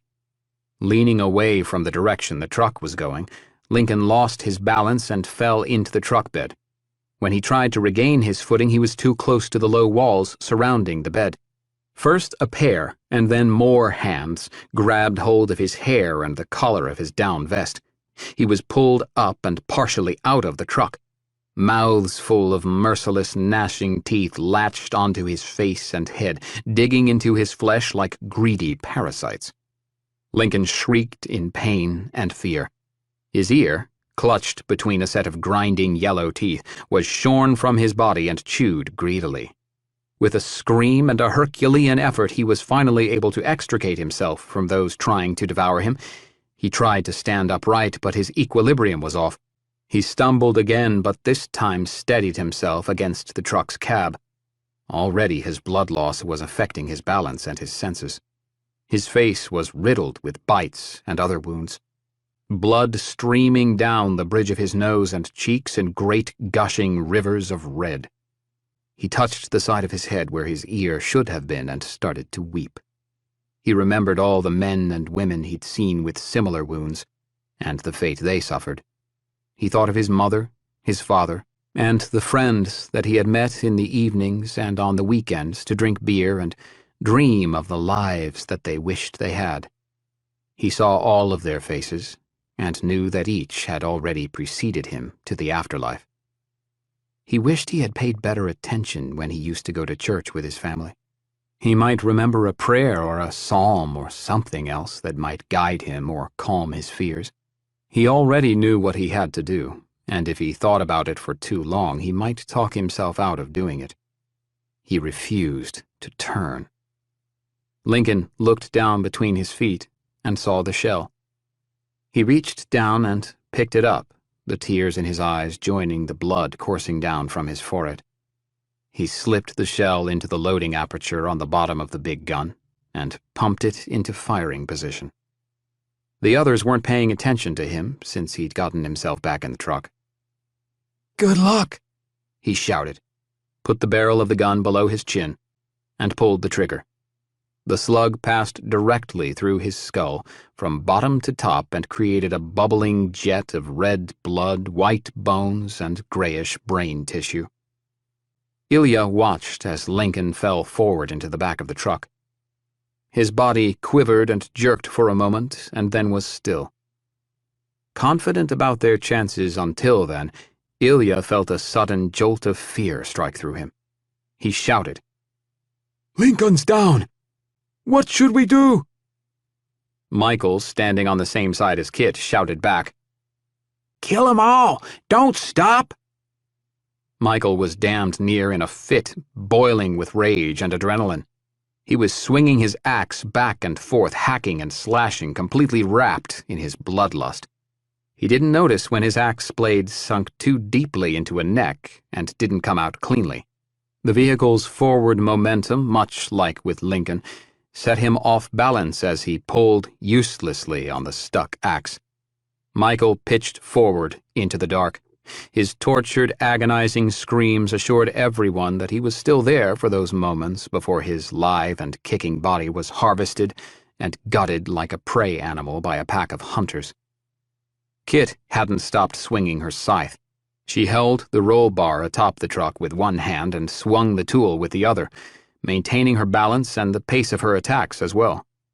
Ilya shifted slowly to the front and followed Kit's lead. He grabbed hold of the roll bar and started swinging his machete in the same fashion as the woman on the other side of the truck. He swung indiscriminately, hitting whatever fell into his blade's path. Sitting alone in the truck, Carter, who was rarely rattled, was starting to feel boxed in and vulnerable. His side window was streaked with bloody handprints, and the front windshield had a new crack which ran its length from a body that somehow ended up on the truck's hood before rolling harmlessly off to the side. With all the bangs and knocks on the side of his truck, Carter felt like he was sitting inside a very hard-working gearbox inside a vintage tractor. He was finding it difficult to control his jumpy reactions to the growing volume and frequency of the impacts. The revolver sitting on the seat next to him gave him a little bit of reassurance, but he couldn't help but be reminded that his pistol only carried 6 rounds in it, and there were dozens of angry fists pounding on the sides of his and the other vehicles in their convoy. Carter started to doubt whether they would make it through or not. His worry was that he would get to a point at which he could no longer move forward and the vehicles behind him would not be able to go back. He would be trapped and doomed. He looked in his rearview mirror and saw the several pairs of headlights following closely behind. Panic lurked and threatened from the periphery. That, above all else, angered him. He didn't like to be threatened, even if it was coming from his own mind. He reached to the volume button on the truck's stereo and turned up the volume. The CD in the machine was from the band Tool, a fitting soundtrack to their current situation. The reverberating drums and deep bass echoed around him from the multiple speakers hidden throughout the cab. He punched his fist onto the steering wheel in time with the music and held the fear at bay. Across his face spread the familiar, diabolical grin so many people had grown accustomed to seeing on him. Carter didn't know that 2 of his 4 passengers had already fallen, and that his final 2 were struggling to fight off the horde. Their arms were growing more and more fatigued as they fought what would likely be an ultimately doomed battle. There were just too many of the undead closing all around them. When Kit's scythe lodged too deeply in the chest of one of her targets, she shouted over to Ilya to warn him. He screamed back at her to find Lincoln's shotgun on the truck bed. After looking down, she saw the gun under Lincoln's motionless body. The gun was empty, but Kit found some shells in Lincoln's bulging pockets. Sitting and loading the shotgun, she looked around. They appeared to be getting through the majority of the things, as the herd was thinning somewhat. Carter must have sensed it as well because the truck gained speed as more pavement showed up in its headlights. The trucks and SUVs behind them continued along the path Carter's truck had blazed. The gun was loaded and lying across Kit's lap when she rightly decided that the heavy lifting of going first was done. They were through. The fight wasn't won, not by a long shot. They were just nearing the end of the oppressive darkness. It felt like a second sunrise for the day, and Kit was appreciative of both. Chapter 39. Colonel Baer's Humvee was an original production model which Governor Schwarzenegger had heartily endorsed once upon a time. A virtual tank of an automobile. The colonel had 3 other trucks between his vehicle and Carter's truck in the lead, and an equal number behind him. From this distance, he heard and saw more of the fighting than he was experiencing. It was a matter of practicality. The colonel's Humvee was not the best configuration for this kind of fight. The colonel was decidedly not a coward, and having to be anywhere than in the thick of the fight was frustrating for him. The men in his big SUV were all brawlers as well. When the trickle of creatures swelled around those vehicles in front of theirs, they shouted a grateful war yawp to one another. The vehicles this far back from the front line were moving at a walking pace, so the colonel's passengers piled out with weapons ready. They started with guns, firing them feverishly into the thinning packs of demons as they appeared from the darkness. The big white and green RV in front of them was spattered with oozing red stains when the men's bullets pierced the suffering flesh of their attackers. Foreheads, chests, arms, abdomens, and upper legs bloomed with dark crimson flowers of necrotic blood. Some of the wounds were fatal to even the undead, but many produced showers of gore. The colonel decided to use his Humvee as a weapon and plowed through groups of the beasts. His vehicle's wide frame sent broken bodies hurtling through the air and forced others under its heavy, nubby tires, crunching bones in the process. Those devils not killed outright were maimed and broken beyond being a threat. A few were dispatched with quick jabs from machetes or large hunting knives, and others suffered skulls stomped nearly flat with boot heels. In a short while, the colonel and his men came upon the piles of lifeless corpses created by Carter's crew and those others around him. Marching like GIs through the streets of Paris in 1944, the colonel's men strutted confidently through the mayhem. They nonchalantly dispatched the few skins they encountered, but it was much more like a casual hunt than the final actions of a battle. When one of the big men, a burly guy named Chance, unknowingly stepped into a knot of bodies, one of the creatures still harboring some life bit his lower leg. The bite immediately produced a streak of blood on his light-colored pants and a surprised, angry shout. Stabbing suddenly and violently downward, Chance plunged his blade repeatedly into the head of the biter, scrambling the brain matter. The creature released the man's leg and fell limp. Chance, looking at the blood running down his leg, blurted out, "God damn it!" before one of the other men shot him in the head. The others kept going forward, pretending nothing had happened. Just another excursion into the wilderness. None of them would dare let on that he was anything other than comfortable, strolling through the dark with death waiting to pounce all around. None of the men would have protested if the colonel were to recall them to the security of his Humvee either. Seeing how easily and randomly Chance was assaulted reminded all of them the hazards and dangers which awaited their every step. When the colonel's window did come down, they hoped that perhaps he was going to do just that. Instead, he shouted, "Keep your goddamn guard up! Who was that? Who got bit?" "Chance," came an anonymous voice in answer. There was a slight pause, and then, "Damned shame. Don't let it happen to you." All of them, to a man, agreed with that order. None of them wanted that, including the colonel, realizing he couldn't afford to lose too many of his loyal men before getting into Whittier. He needed every fighter he could get if he planned on putting the hurt on those responsible for Sullivan's death and the destruction of their home. Colonel Bear wasn't sure which thing made him angrier. The school had been a great location for them. It was relatively safe, solid, well-stocked, and in a great location.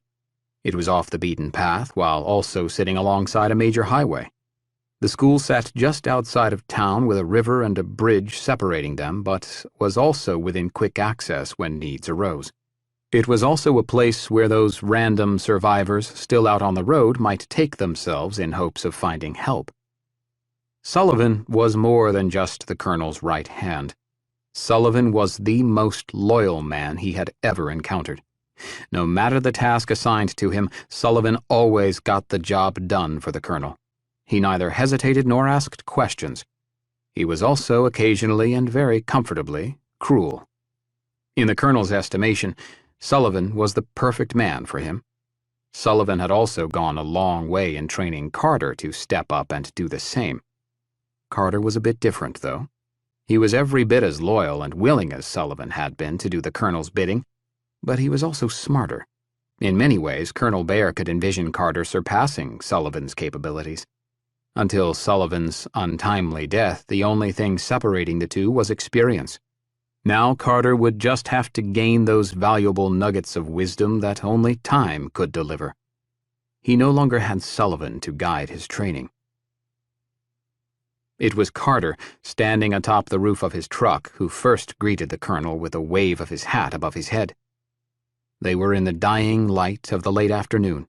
The slow slog getting into and through the tunnel had cost them another entire day.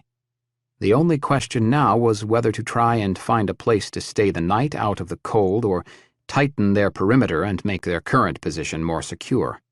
It was not wise to stay outside, and all of them knew that. Carter and a small team were sent on another errand for the group. Seeing them drive away, the colonel knew that he could count on his right hand to find them a place and keep them ready for the morning and the battle that loomed. Revenge would just have to wait another day. Whittier wasn't a big city or even a big town. There were only so many places to hide. The colonel would have his vengeance. He swore that to himself. Chapter 40. "William, you know it's the right thing to do," stated Neil emphatically. "I just wish we had some wheels. Never know when we're going to have to haul ass out of trouble." William knew it was the right thing to do, but he didn't relish the thought of going back out away from his home. He woke that morning startled and disoriented from a dream about death, dying, and running. He hadn't been able to shake the feeling in the hours since.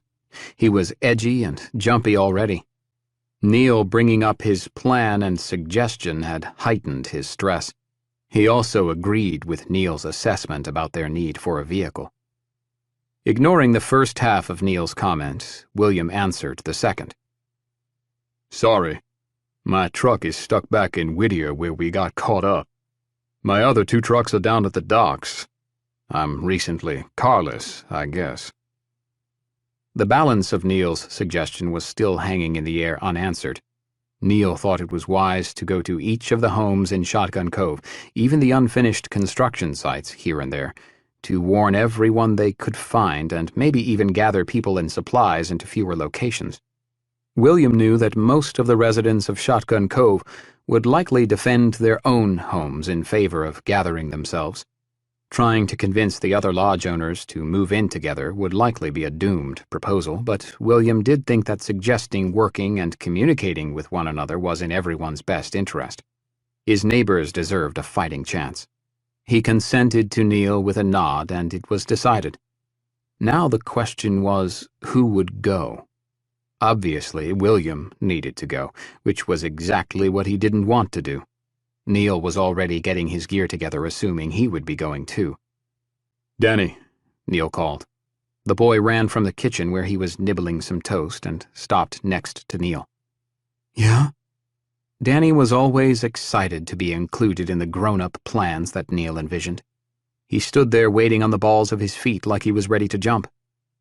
"Danny, I need you to stay here up on the balcony with Jerry and keep an eye on things for us, okay?" Danny had thought that maybe he would be part of the group going out into Shotgun Cove, excited to get a chance to prove himself. He should have known better. He was still thought of as just a kid by everyone, including Neil. Danny knew that he was ready. He didn't let his disappointment show too terribly bad. He kept it together and nodded to Neil, remembering that he would be able to hang on to the rifle he had been handed recently. He was told it was a Mini 14, but he only knew it was the coolest thing he'd ever had in his hands. He was eager to get up to his post. He walked confidently and casually to where the rifle was leaning. His head nearly swooned when he picked up the gun. Its stock was already folded on the rear of the gun, helping to make its length much more manageable for his shorter arms. With his back still to the room to avoid any questioning eyes, Danny slipped the rifle strap over his shoulder and then stepped away. Neil said to everyone else, "William and I will need 2 more. Emma was already picking up her rifle and throwing on her coat. She motioned to Neil with her chin to let him know she was going. When Jess walked forward and put on her coat as well, everyone was a bit surprised. Jess could sense the looks. "What the hell are you looking at? I got balls too." She looked at Neil and said jokingly, "Bros before hoes," and laughed at him. She slipped her pistol, an intimidating .45 caliber Glock, into her pocket and tightened her bootlaces. Emma found another rifle leaning against the wall. It was a vintage Mini 14 semi-automatic rifle. the bigger brother to the one that Danny was using. It was a beautiful firearm with a dark hardwood stock and finely greased and polished action and barrel. Emma wasn't a gun person, necessarily, but she did recognize how well kept and cared for the rifle had been. It was obvious that it had held some significance for its previous owner, the care and attention lavished upon it. They had 2 long clips of ammunition for it, with 20 rounds each, and 2 short box clips holding 10 rounds each in addition to what was already in the gun. Emma hoped they wouldn't need any of it, but also realized the world was becoming increasingly more dangerous, and having the guns sometimes made the difference between living and dying. She handed the rifle and the extra ammunition to Jess and asked, "Do you know how to reload this?" Jess looked at the rifle and asked, Is this the release? Emma nodded. Jess knew how to handle herself, and just hadn't been given much opportunity to show it yet. Emma could see a strength in the older woman that many lacked. Jess had vowed that she would find her daughter who'd been out on the ocean fishing when all of the troubles began. She carried a picture of her daughter with her and had it in her hands during most peaceful moments the way some would hold a Bible. Emma typically dismissed vows of that nature as merely talk. With Jess, though, Emma thought that perhaps she was one person capable of fulfilling her sacred promise to herself. Emma was glad Jess was going with them today. Jules and Nicky were playing school in the other room. Actually, Jules was playing school, and Nicky was just sitting quietly in a chair with a blank piece of paper in front of her. She watched Jules move about, and didn't resist joining Jules for the game, but she was decidedly not participating. Jules, acting as the teacher, had a dry erase board and a set of markers William had given her. Her patience with Nicky was stretched, but she continued her lessons for the other students in the room. Jules could hear the discussion and knew that something was afoot. She didn't see much point in involving herself in the grown-up decisions that were happening whether she was in the room or not. Danny was very different from her in that regard. Jules was perfectly content being a passenger through all of the strife while Danny wanted to contribute. Meanwhile, there was an important lesson about the alphabet she was teaching to Nicky and 3 stuffed bears she found in a closet. The group of 4 adults left for the lodge, and Danielle decided to stay downstairs near the 2 girls as they played. She didn't try and play the hovering parent, but she was certain to keep the girls' voices within earshot. It just made good sense to keep close to the littlest and most vulnerable in their group, even if they were in a relatively safe and secure lodge. William's home was solidly built, with most of the windows above arm's reach from the ground below. This was to discourage unwanted visitors like burglars and, of course, curious or possibly hungry bears. He wanted his guests to be able to see the bears, but not find themselves on the menu. Danielle and the others felt safe in his home, but there was no point in becoming complacent. Danielle also thought it a good idea to keep her distance from Jerry. It was likely just the circumstances in which she was finding herself, but she couldn't deny her attraction to him. She knew she was older than him, but she didn't know by how much. She wasn't feeling like an infatuated teenager wanting to write his name on her notebook or anything like that. She was, however, wanting to be in his presence more and more, and finding ways to make that happen. This was largely happening without her realizing it at first, but when she did, she thought it best if she made a conscious effort to maintain some distance. Danielle didn't know Jerry at all, and had only met him a couple of days earlier. He was also brave and smart, and had Neil's respect, which meant quite a lot to everyone else. Jerry was also kind and caring, clearly concerned about the welfare of the children with them, especially Jules and Danny.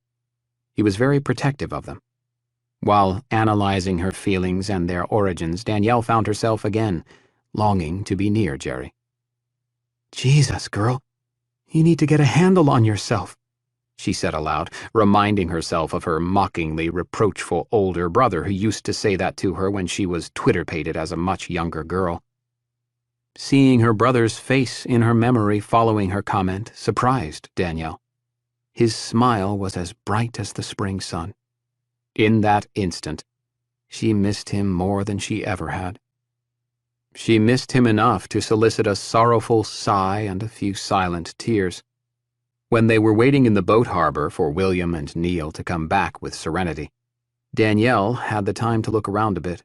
Through the tightly packed crowd of boats, she thought she could see her brother's very small boat still moored between two much larger craft, though she couldn't see it clearly enough to be certain. It had been a couple of summers since the last time she had been on it, but she was pretty sure the little wooden boat with peeling white and green paint was his. He'd always planned to paint it, get a new motor for it, reupholster the seats, and a dozen other projects which needed to be done to the boat. There was always something else that took priority, regardless of the fact that his was the smallest and the ugliest boat in the Sound. Her brother loved his boat and proudly motored her out to chase fish every summer. She tried to remind herself that he would have been in Whittier regardless. But on that particular day when all the troubles began, he had been waiting for Danielle and her new friend Cameron to arrive to be taken out on a fishing adventure. Through the past few weeks, she had run the gamut of regret and responsibility. She had even entertained the possibility that he had gotten out on the water and saved himself. It was a fantasy that was rocked and discarded when she spied the worn corner of the little boat bobbing up and down on the water. In a macabre series of thoughts, she wondered if he had been on the dock waiting for her, not wanting to depart and leave his little sister to the chaos that was consuming the little town. Did he fight? Did he suffer? Rubbing the tears from her eyes for the 1,000th time, Danielle hoped and prayed that his death had come quickly, and that he was not now one of those things stalking Whittier's streets and piers. Chapter 41. Shotgun Cove, still in its infancy, was more a small network of roads than it was a community. There were partially cleared lots awaiting construction to begin, and other locations at which building had begun but was halted. Walking along the newly paved roads, as black and unused as night sky, Emma became poignantly aware of this fact. The roads were flanked on either side by ranks of trees which sat in many places only a little more than arm's length beyond the pavement. She felt like she was traversing a well-lit tunnel, although the morning sun was still patiently waiting beyond a cloud bank which threatened more snow. The air was cool and moist, nipping at Emma's cheeks and ears. The crisp bite also raised her awareness. It was deathly quiet. Not so much as a chirping bird or even the wind was adding voice to the day. It was a fairly short walk to Gordon's home, where Emma and Jess were introduced to Betsy and Mia.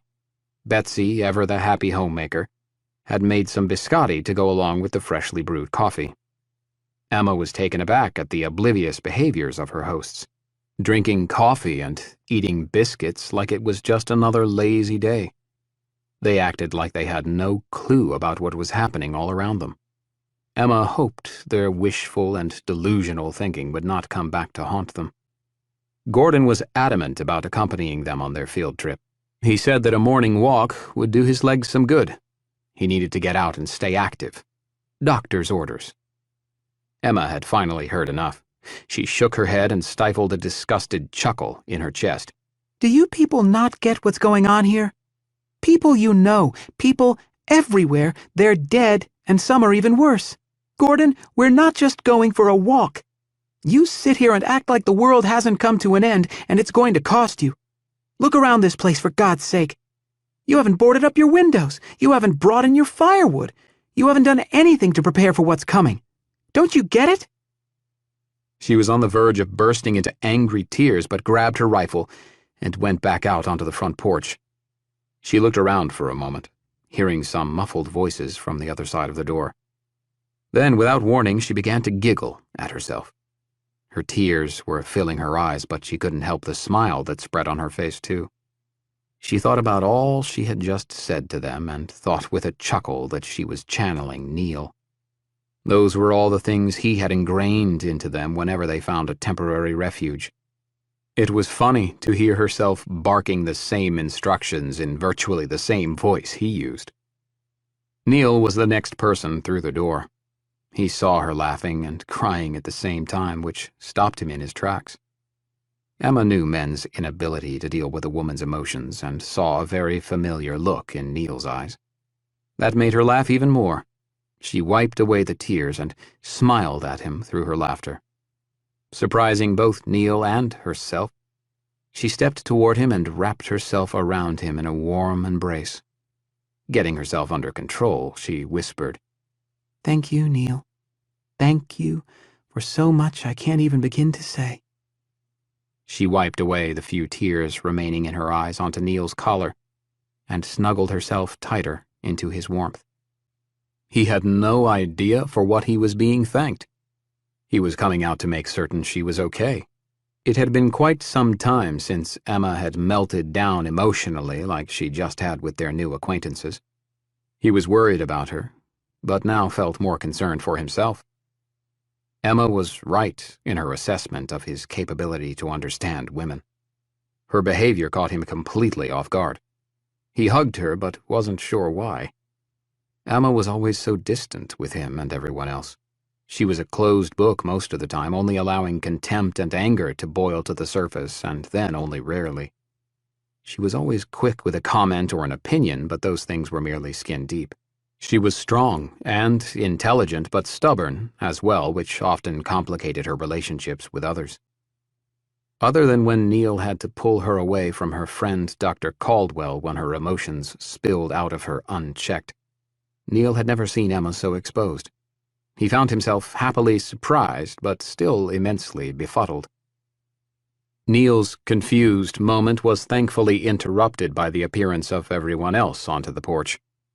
William looked away in embarrassment. "Sorry to interrupt."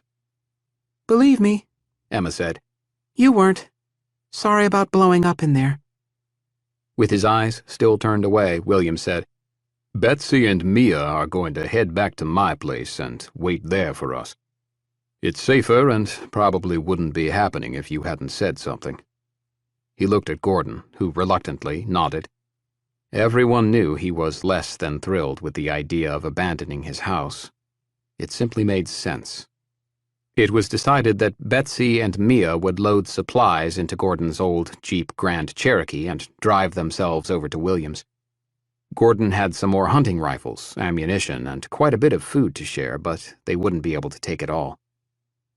The two ladies hid what they weren't able to take with them and then packed the back of the Jeep full. Gordon, driving the rest of them in his new Land Rover courtesy of the late Norman Kellogg, watched forlornly in his rearview mirror as he drove away. Betsy was strong in her own way, but Gordon worried about her. She was so quiet and removed from everyone else's world. When she was working in her shop, the rest of existence would melt away and she wouldn't notice. She was strong, but she wasn't impregnable. Betsy needed Gordon every bit as much as he needed her. It didn't feel right to be leaving her under these circumstances. It seemed like the end of the world was a time when they should definitely be at one another's sides. The drive was quiet and short. William was driving this time and steering them toward the next closest finished building. The home of another retired couple whose names escaped Gordon. They parked in a good spot to be able to get away quickly. The keys stayed in the ignition, and they climbed out and started up the gravel driveway. Gordon stopped them in their tracks with a raised hand. Their names had finally come back to him. He craned his neck, trying to see better into any of the windows facing them. He said in a calm, loud voice, "Mr. and Mrs. Duncan, it's Gordon from down the way. Is anyone in there?" The house looked quiet and dormant. There was no fire coming from the chimney and no response to Gordon's question. The five of them spread out, allowing 5 or 6 feet between each of them as they walked slowly toward the house. Finally, in a position to see the front door, they breathed a little easier to see that it was still secured shut. The back door was closed as well, and all the windows were intact. Neil nodded at William and Gordon, and they climbed the steps to the front door. Neil, Jess, and Emma kept a careful watch on the trees around them while William knocked and then tried to force the door open. As it turned out, there wasn't much force needed. The door wasn't locked. Standing in front of the empty house, Emma said, cutting through the tension with all the subtlety of a chainsaw. Where to next? The Duncans' home sat at the end of the paved section of street going in that direction. With a little more confidence that perhaps things weren't going as bad as they could be, they hustled back to the vehicle and started toward their next destination. Chapter 42. The house looming before them was in shambles, although it was hard to determine if the mess had happened recently or not. There were construction leftovers in fairly organized piles of lumber, unused siding and other odds and ends in the uncleared lot. The front door was standing open and sagging on its struggling hinges. Around the doorframe and one of the windows, blackened streaks, the remnants of a fire, adorned the building's facade like out-of-place mascara.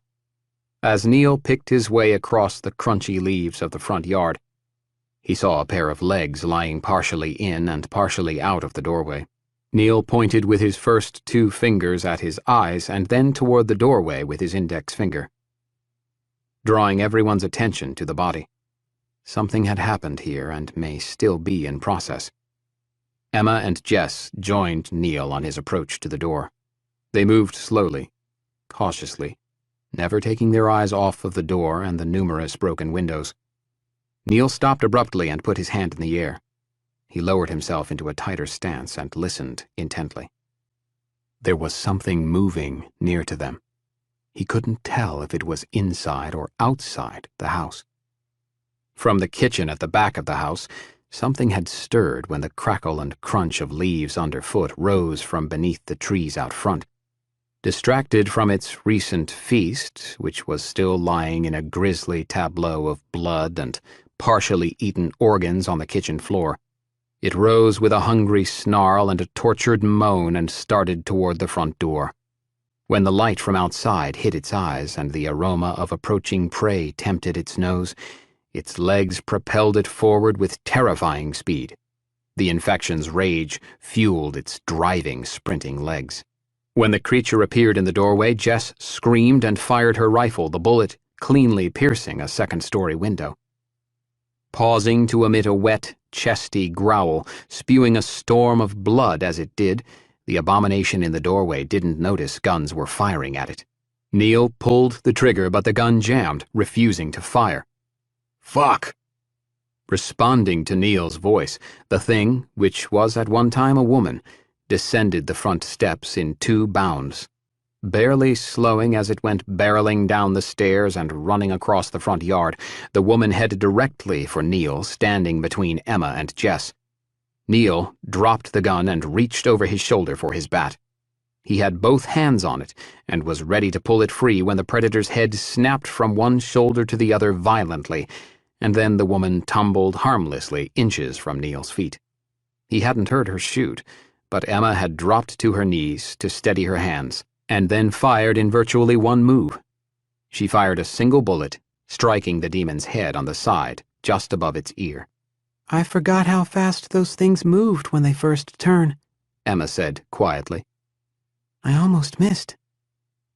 Looking down at the twisted corpse in front of him, Neil said, "Yeah, I don't think I needed to hear that. I needed to know that you had it in your sights all along and were just waiting for the right moment to pull the trigger." Emma's heart was racing, and her hands were shaking. Yeah, that's what I meant to say. Neil picked up the assault rifle and slung it over his shoulder, electing to pull his pistol, a handy and reliable Smith & Wesson automatic, from its holster and use it instead. He was also carrying a Walther in his zippered coat pocket. He had found it in a gun safe some weeks ago, and immediately thought of all the James Bond movies he'd seen. Bond always carried a PPK and had always managed to make it out of every adventure alive, and so he'd kept it. They slowly climbed onto the unfinished front porch. Neil's attacker had left a trail of bloody footprints on the porch and down the hall. As they walked in the front door into the dark house, Neil asked William and Gordon, "Did you know her?"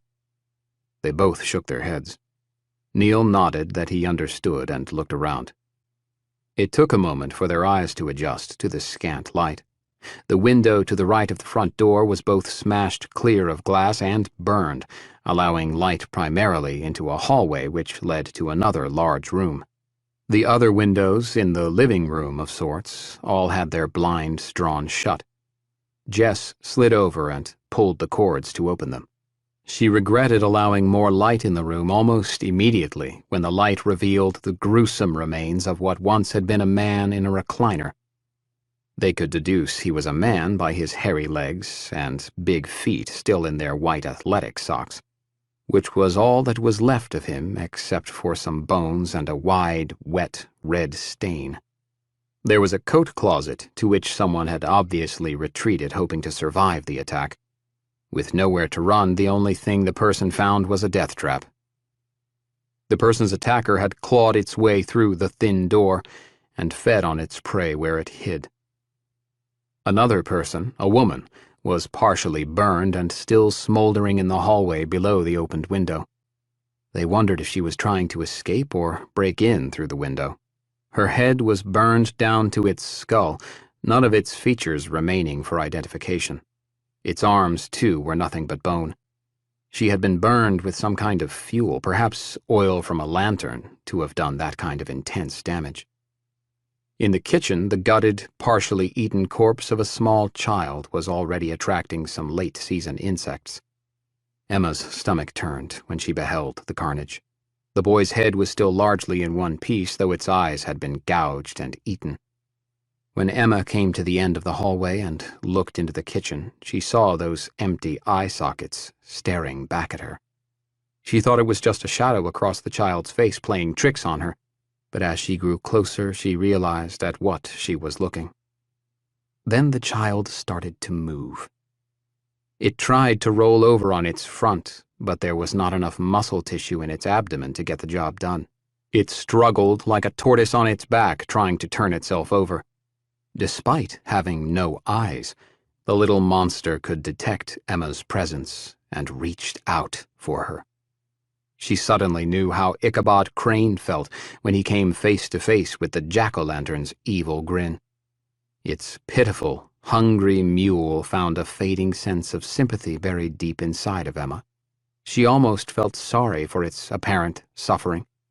She pulled her knife from her belt and jammed it deeply into the little thing's empty eye socket. She verified the back door was locked, then called out, "Clear back here!" She then proceeded to look in the cabinets and the refrigerator, which was still on with the help of a generator, a habit she had developed. She opened her backpack and piled in dry and canned goods until the pack was full. She wandered to the front room, which was empty. She was swept with a very haunting fear. Isolation. They wouldn't have gone on without her, she was sure of that. There were no discernible sounds in the house other than her pounding chest, which she hoped was only loud in her ears. She listened for any creaks or pops coming from the structure of the house. Emma hated fear, especially her own. She felt so out of control when gripped by fear's cold fingers. She tried to settle herself, starting with her breathing. Then she heard the movement immediately over her head. Trusting that she hadn't been abandoned and the others were just doing a sweep of the house, she moved up the stairs slowly. Emma was still running through exercises in her mind to control her breathing, but she wasn't having any luck. At the top of the stairs, she caught Jess's blonde hair down the hallway. She was behind Neil, going through a closed door at one end of the hallway, while William and Gordon were going into another at the opposite end. Emma was starting to calm herself now that she knew where everyone had wandered, when she was again startled. Jess screamed and then shouted to Neil, "Shoot him! Shoot him!" 3 loud pops and accompanying flashes of light bounced around the bedroom. There was a thud, and then Jess and Neil reappeared. He looked at Emma and gave her a thumbs up. William and Gordon exited their room, shaking their heads. "Okay," Neil said. "Let's check the place for supplies. Whatever we find but can't fit in the back of the truck, we hide. We can come back for it later. No one, and I mean no one, works alone. We've all seen the horror movies. When someone wanders off for anything, that's when bad shit happens. And don't forget about the sex part, Emma added. None of us are allowed to have sex. That's a sure way to exit the movie before the end credits. William, Gordon, and Jess shot questioning looks in her direction. She answered with a playful smirk. It's true. It always happens. Two young lovers wander off for a little hanky-panky, and then Jason or Michael or Freddie shows up, and we all know where that leads. No sex if you want to make it to the end. I'll keep that in mind, William quipped. Thanks for the tip.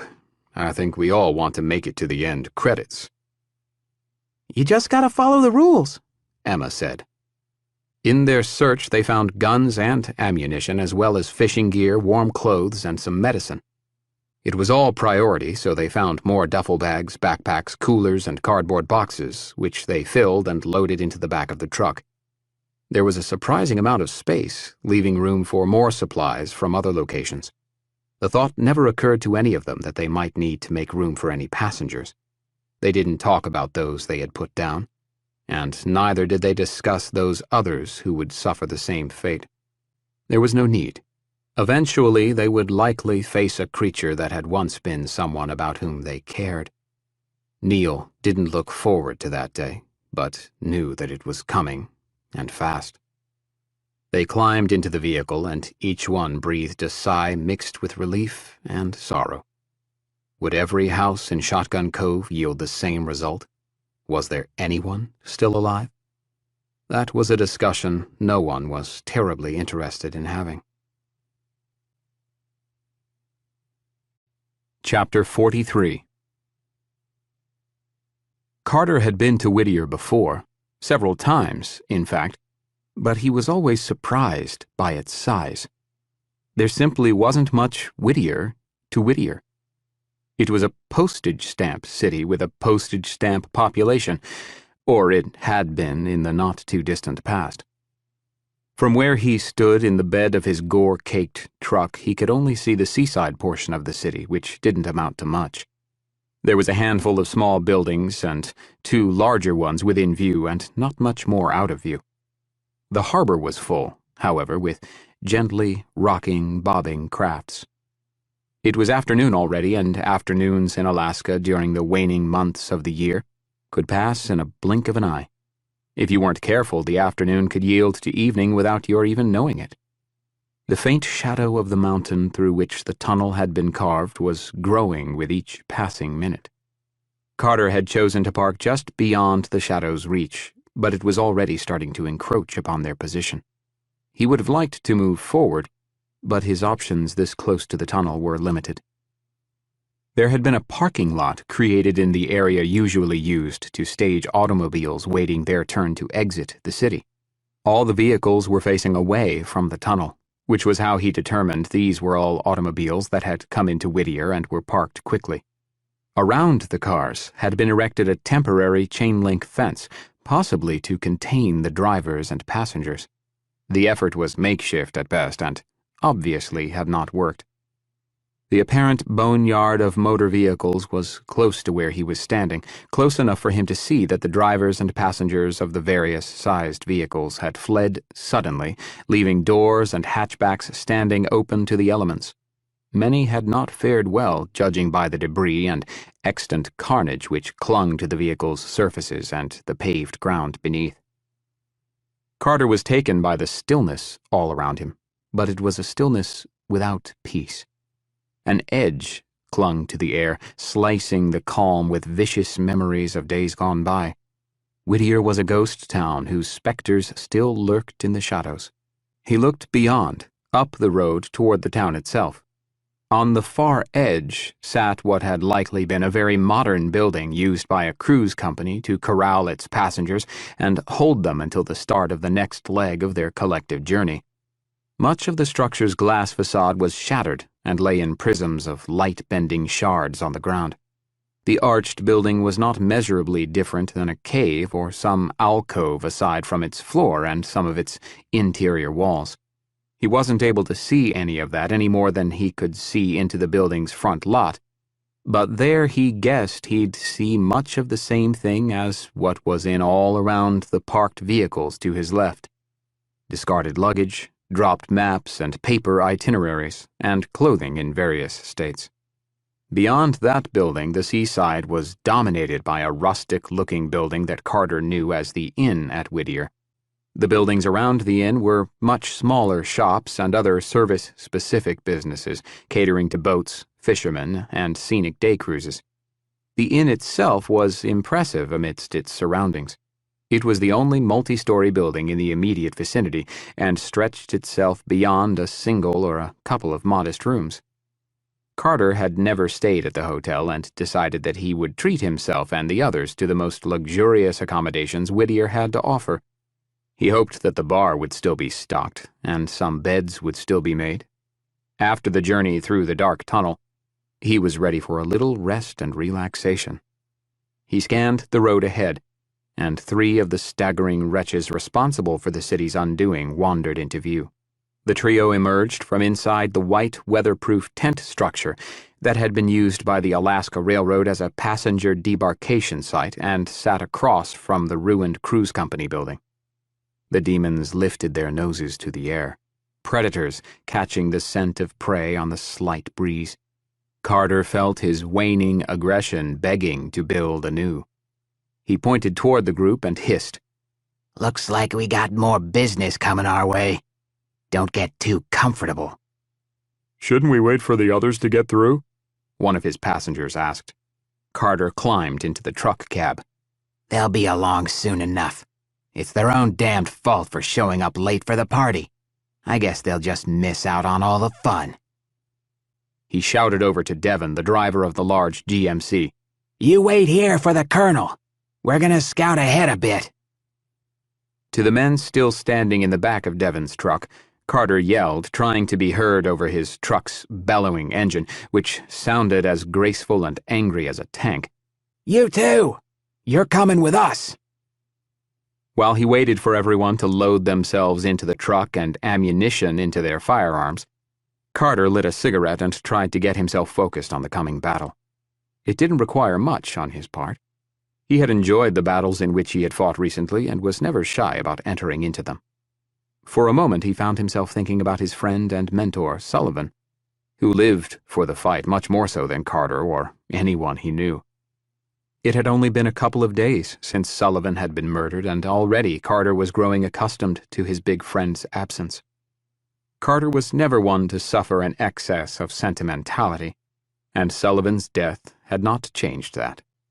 Still, there were moments, like now, when Carter knew Sullivan would have been in his element, out on the road in the midst of constant fighting. Carter resented that his friend was missing out. He thought to himself that maybe Colonel Bear was right to want to exact some revenge. Sullivan was family, after all, and if you wouldn't seek vengeance for a family member's murder, then there likely was no place for vengeance in the world. Maybe it was just about maintaining that order in a world so overrun with chaos. With that thought still simmering in his head, Carter floored the gas pedal and angled them onto the road. The zombies ahead of him may not have been responsible for Sullivan's death, but Carter was willing to ignore that fact for the moment. His passengers held their breaths while they closed the short distance between themselves and the terrifying trio. Carter never took his foot from the accelerator. He sneered, flashing his teeth like they were fangs. His 3 targets were grouped together tightly, accommodating Carter very nicely. He would likely be able to take them all out in one swipe. He steered the grill of his dark truck with the deer killer affixed to it into the path of the 3 monsters ambling on the road toward the tunnel. When the truck hit them, striking all 3 at once, there was barely any indication at all that they had come into contact with anything. Carter reveled in the wet crunch of bodies being crushed against the truck's hood and functional grill ornament. He smiled when they disappeared beneath the truck's oversized tires. Once over the still squirming bodies, Carter reversed the truck, which barely registered that there was something below it. When he brought the truck to a rolling stop, Carter looked at the wriggling mass still on the road. He couldn't deny the satisfaction he felt at the ghoul's apparent suffering. One's mouth opened and closed without apparent cause, like the automated entrance to a carnival funhouse. Its flaking, cracking gray skin was pulling away from its teeth and eyes, one of which was a vacant black socket. Another of the creatures was motionless, its head pulverized into a jellied mass of necrotic blood, bone, hair, and skin. The third creature's body, like the first, was shattered and not able to rise back to its feet due to the extent of damage it had sustained. Like fish out of water, the undead creatures wriggled and squirmed on the pavement as if searching for a final breath of life. Carter considered for a moment making one more pass across the animated carcasses, but decided against it. He had no interest in ending their suffering, or whatever it could be called. He didn't think it was pain that the things still felt, but he didn't know that they were devoid of all sensation. They weren't doing too well on the road as they were, and he was perfectly content to leave them to wallow. Someone asked from behind him, "Should we finish them off?" "Fuck 'em," Carter said, invoking Sullivan. "Let 'em rot." Squealing his tires on the slimy road surface, Carter swung them around violently in a cloud of acrid, foul-smelling smoke. He aimed them for the inn at Whittier, which was sitting just across the street. The inn at Whittier most assuredly offered the most luxurious of lodging options in the city. Its rooms were clean and fairly modern, while its restaurant boasted a professional cooking staff, which produced Alaskan delights that tantalized the taste buds. The inn had been known to host unique weddings, receptions, and parties for people wanting a fairly authentic and classy Alaskan touch to their events. During the short summer, the restaurant was typically buzzing with activity, and the rooms were all rented. Seeing it as it was, Carter had a hard time remembering its past glory. Most of the ground-level front windows, including the glass door of the main entrance, had been shattered from their frames. There was evidence of fire damage around some of the open panes as well, but overall the structure looked intact. As with everywhere else Carter had seen, there was clothing, dropped bags and luggage, and other debris and garbage lying on the narrow street and sidewalk in front of the building. The posh inn at Whittier had not been spared by the unfolding tragedy which had ruthlessly struck everywhere else. With the brown wood fronting on the building's facade a little too weathered and a little too beaten, the inn could have starred in a special report about abandoned ghost towns. It appeared as if the building had sat that way for decades, or perhaps longer, and had only recently been stumbled upon by Carter and his crew. Looking at the building intently, Carter barked. "You waiting for an invitation? Get your asses out! Let's secure us some lodgings for the night, and maybe longer." Chapter 44. Their footsteps crunched and cracked in the front lobby as they walked across the glass-covered floor.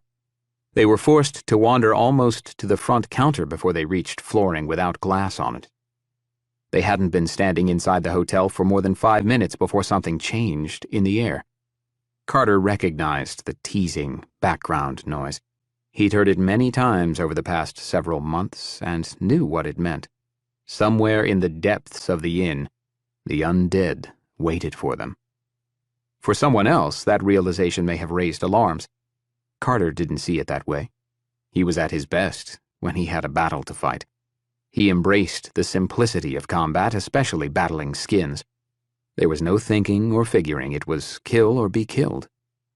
Carter assessed the motley crew with him and the armaments each carried.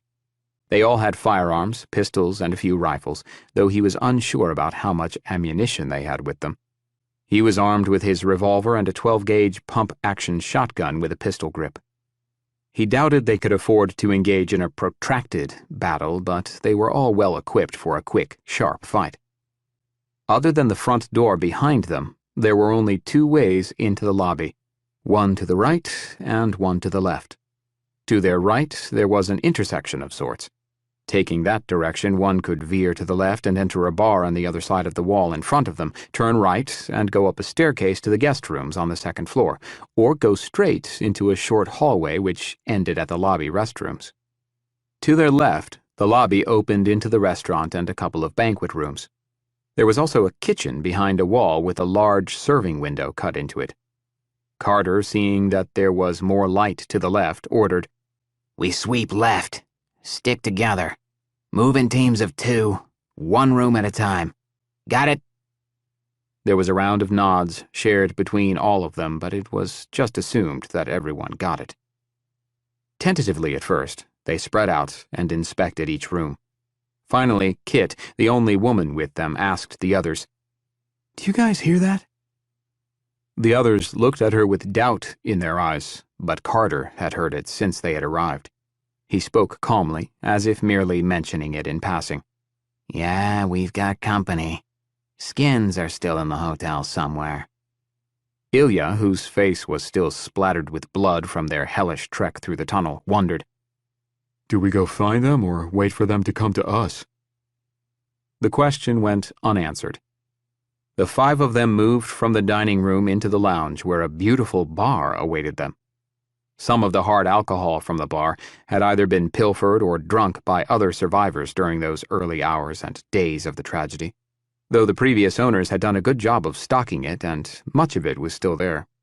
The plague had apparently swept through the town very quickly because not many people had taken refuge at this obvious location.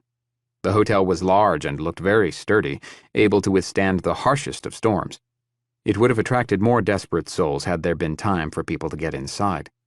There were bodies, some young and some old, but all very dead.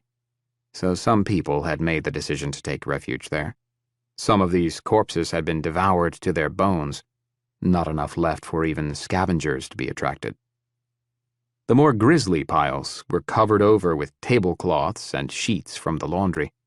The temperatures in Whittier were low enough to have houseflies and other carrion critters already dormant for the season, and that same air had flowed through the inn's open windows and filled its halls and rooms. As a result, an eerie calm had settled over the lobby and bar areas of the hotel, the strife and struggle of days past barely hanging on. Carter finally said, despite the gruesome scene in the bar, "I think I could use a drink. Is there any good whiskey back there?" He shot a glance to one of the men who had joined them from Devon's truck and nodded toward the bar. Mason hopped over the bar and looked around for a moment before he turned around with a pair of bottles. "Jim Beam? Southern Comfort? There's some Jack Daniels here too, and—" Carter was quick to correct. "I said good whiskey." "I don't know what that means," Mason said apologetically. "I've never drank whiskey before. I drank whiskey, but I never bought it. I'm not 21 yet. I drank whatever was around that my friends could cop from someone. What do you want?" Shaking his head, Carter answered with a sigh. "Irish. Anything Irish. Jameson, maybe, or—" Excited by his discovery, Mason cut in. "Bushmill? Fuck no. Bushmill is only pretending to be Irish. Find me some Jameson. Or Powers, Miller, or maybe Middleton's. I doubt they'll have any of those, though." Mason scanned the bottles again and then turned triumphantly, holding a bottle above his head. He handed it across to Carter. He even thought enough to find a stack of tumblers near a dormant sink and moved them onto the bar. Carter separated the glasses, 5 in all, along the bar and poured a mouthful into 4 and several mouthfuls into the 5th. "Lady and gentlemen," he announced, "let's have a quick drink before we march off to our doom. Me and Mason are buying." Carter spat the used wad of tobacco from his front lip into a corner behind the bar. He lifted his glass, tilted it toward his drinking companions, and then emptied the tumbler's contents into his mouth. He quickly poured himself another glass, and downed that one as well, thinking to himself that the second one was for Sullivan. The background buzzing was quickly moving to the foreground, so Carter knew that Ilya's question was about to be answered. He set down his glass and pulled his big hunting knife from its scabbard on his belt. He pounded the heavy blade into the bar, sinking it an inch into the lacquered wood surface. "Get ready, boys and girls. We're about to have company." As the words left his mouth, Carter stood to face 5 ghouls crowding hungrily through the lounge entrance. He fired his revolver twice, nearly separating one of the creature's heads from its neck. Carter growled to them. "I'm not doing all the work here. Step up and get some." Ilya chambered around in his hunting rifle and fired. His bullet struck another one in the upper chest between its shoulder and neck, shattering its exposed clavicle and dropping its left arm to its side involuntarily. The slug passed through the beast's body and struck another a little lower. Neither stopped or even registered the gunshot wounds. Carter fired again and brought down another one. Kit pulled her trigger next and sent the creature closest to them reeling from the new hole through its forehead. Mason, still behind the bar, stumbled in the confined space and fell backward in a loud crash of shattering glass. The loud noise momentarily distracted the remaining zombies, who all hesitated in the doorway. The delay was enough for Ilya, Kit, and Joss to discharge their weapons into the stalled targets that did not survive the angry onslaught. Carter was calmly reloading his pistol while his crew dealt with the last of the momentary threats. He peeked over the bar's edge and grinned at Mason, who was struggling to get back to his feet in the pool of liquor and glass shards. If the young man was able to do it both sober and without lacerations, it would be a miracle. "Settle down, kid," Carter told him. "The skins are all down. You didn't break the Jameson bottle, did you?" Chapter 45. Down the shadowy hallways and deep, dark corners of the inn, Carter and his group of 4 killers encountered several more walking corpses, quickly dispatching the slow-moving wraiths with brute force. 2 former employees were found in a very dark laundry room on a subfloor below the guest rooms. A woman whose legs had been eaten but whose torso and upper body was left untouched was found slithering on the floor of the bathroom near the front lobby. None of that prepared them for the grisly scene they uncovered in a room upstairs. The 5 of them made their way by flashlight up the staircase and into the hallway. They were already on edge, and the sound of movement behind one of the several doors they could see only heightened their nervousness. Carter himself found his palm becoming sweaty against his revolver's handle. Listening behind each door, they finally came to the most likely suspect. Confirming their suspicions while they were standing outside it, the door was pounded violently from the other side. Something was definitely in the room. "How do we get in?" Ilya asked. "Axe," Carter said. "Axe?" Mason asked. Carter pointed to the wall behind them and a bright red sign which read, "Fire." "Open that door and see if there is an axe inside." Joss, the biggest but quietest member of their group, walked over to the emergency compartment and withdrew a large, red-bladed fire axe. Carter asked him, "You got this?" Joss nodded. Yeah, I've always wanted to do this. Joss stepped near the door and swung the axe in a sideways arc, driving the blade into the door just above its handle. The solid barrier sagged with the first strike, and from the opposite side there were several knocks in answer. Carter, his heart rate starting to rise, growled, "One more should do it. Get ready." Joss hit the door again with a punishing blow, nearly splitting the door into a top and bottom half. The handle and lock released their grips from the frame and allowed the door to hang loosely from its hinges. Carter stepped forward, still wearing his sinister smile, and kicked in the door, which came down upon a wriggling figure beneath it. There were more in the room.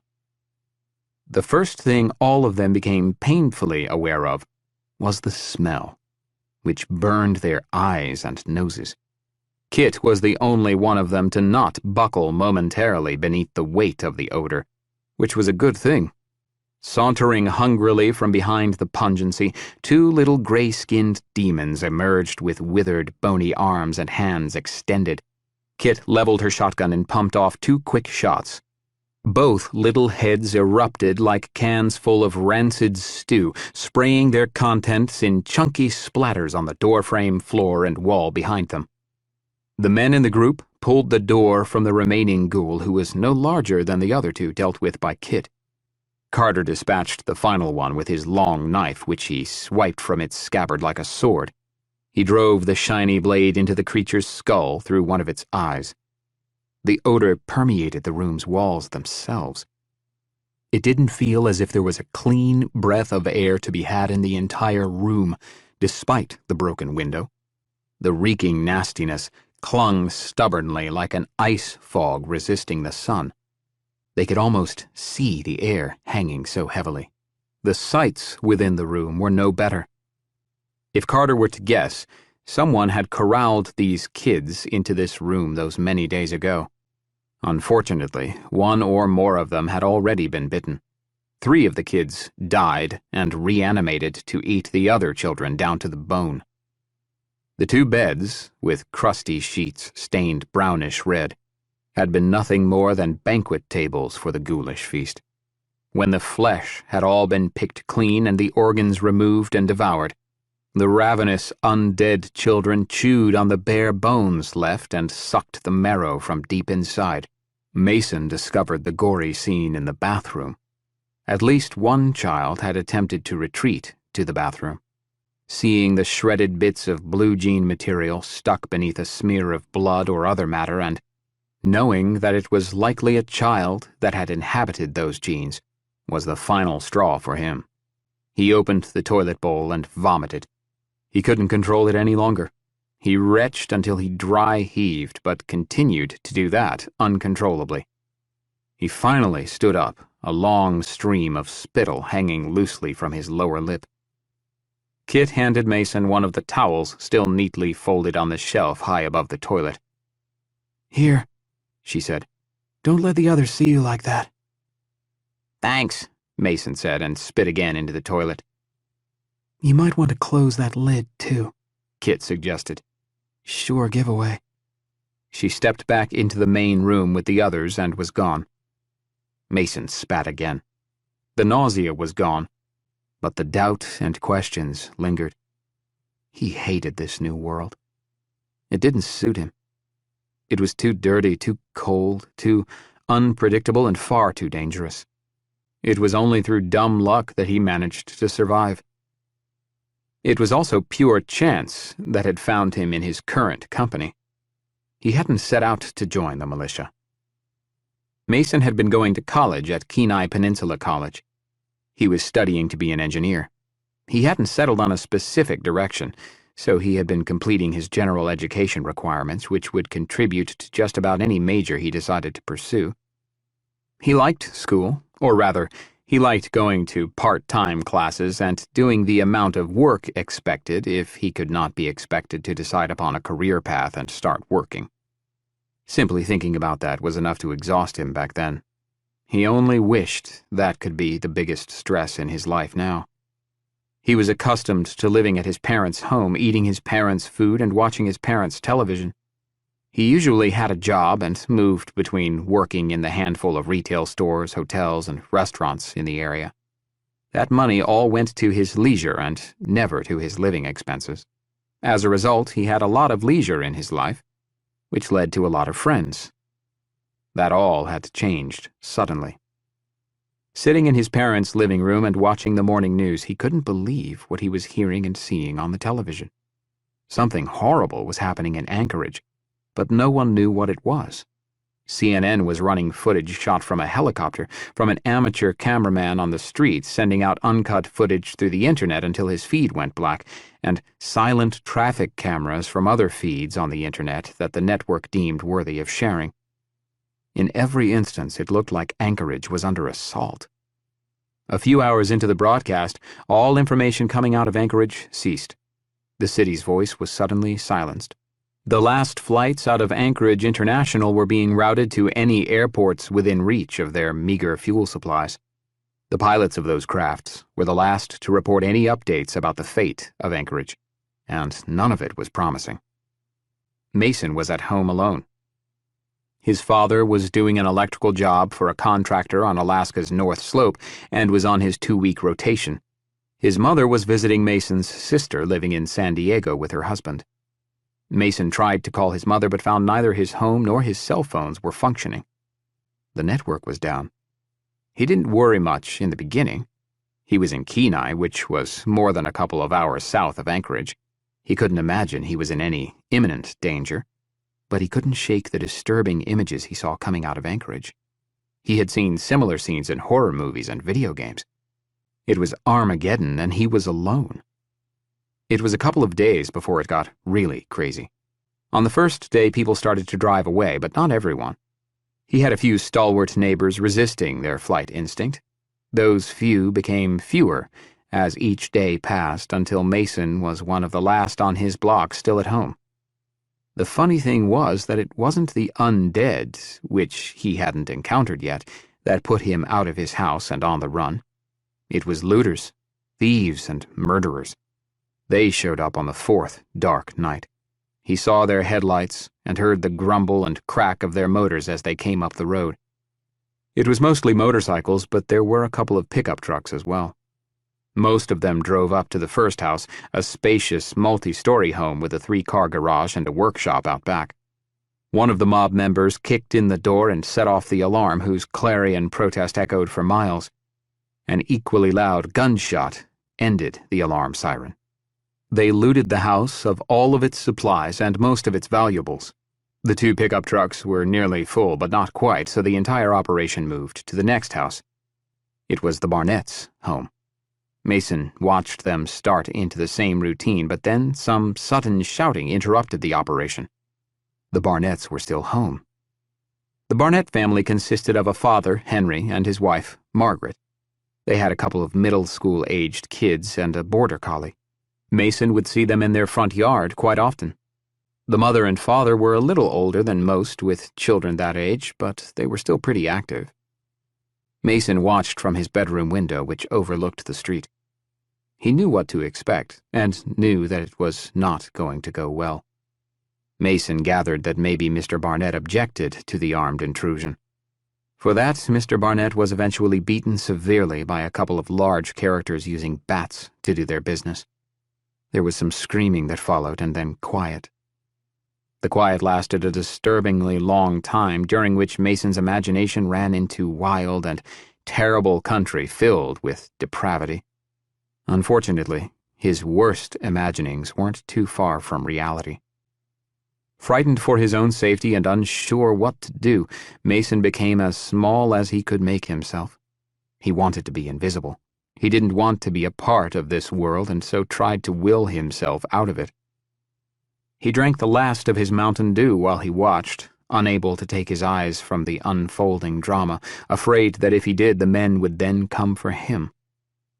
When the men reappeared in the front yard, most hauling more looted goods, they loaded themselves onto their waiting motorcycles and into their trucks, and like a plague of locusts, the men were gone. Mason decided then and there that he needed to leave before they returned. He knew it was just a matter of time before they would be back. They might even return with larger vehicles in order to haul away more. If he was still in his house when they did come back, he didn't know how they would treat him, whether he resisted their intrusion or not. He resented his parents even more for having left him alone during all of this, ignoring the fact that he had pleaded for such autonomy for years. In the process of filling his backpack with clean socks, underwear, warm clothes, and various toiletry items, Mason wandered into his parents' room. He was looking for more clothes and knew that he had some shirts in the clothes hamper in their room. One of the numerous pictures on his mother's dresser caught and held his attention. It was a picture of his mother and father standing in their backyard beneath the big tree that they lost in a terrible storm a few autumns later. It was a picture that he had always liked.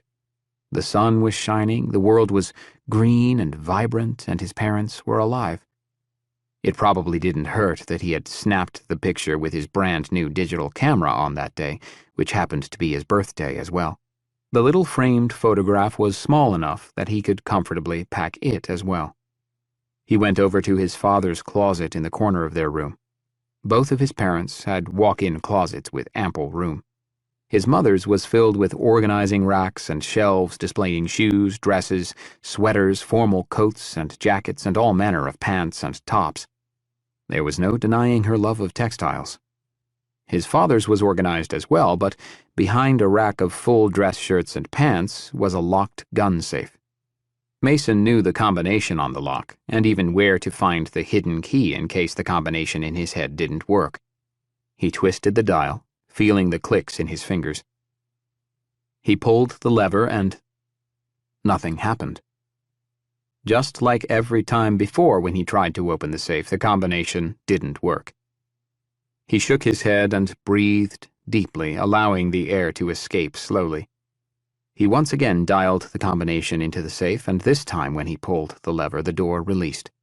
The oily, musky scent in the safe escaped as the door opened, filling Mason's nose. His dad was not a gun nut or even an avid hunter, but he did have a nice collection of firearms. There was an old .22 caliber Remington, which was his dad's first gun, a gift from his father. There were a pair of old breech-loaded shotguns that had once been used to hunt quail. Those two looked like cannons standing on their ends. Beside the antique behemoths was a very nice bolt-action hunting rifle with an equally nice scope mounted atop it. Mason was pretty sure that was the gun his father had purchased for his one hunting excursion into the interior. Mason remembered his father's comments about the trip, including the fact that he had spent all that money on the rifle and never had an opportunity to use it. On some shelves next to the larger guns were a variety of pistols that were Mason's real objective. There were little dark beauties that had always caught his eye whenever his father let him browse.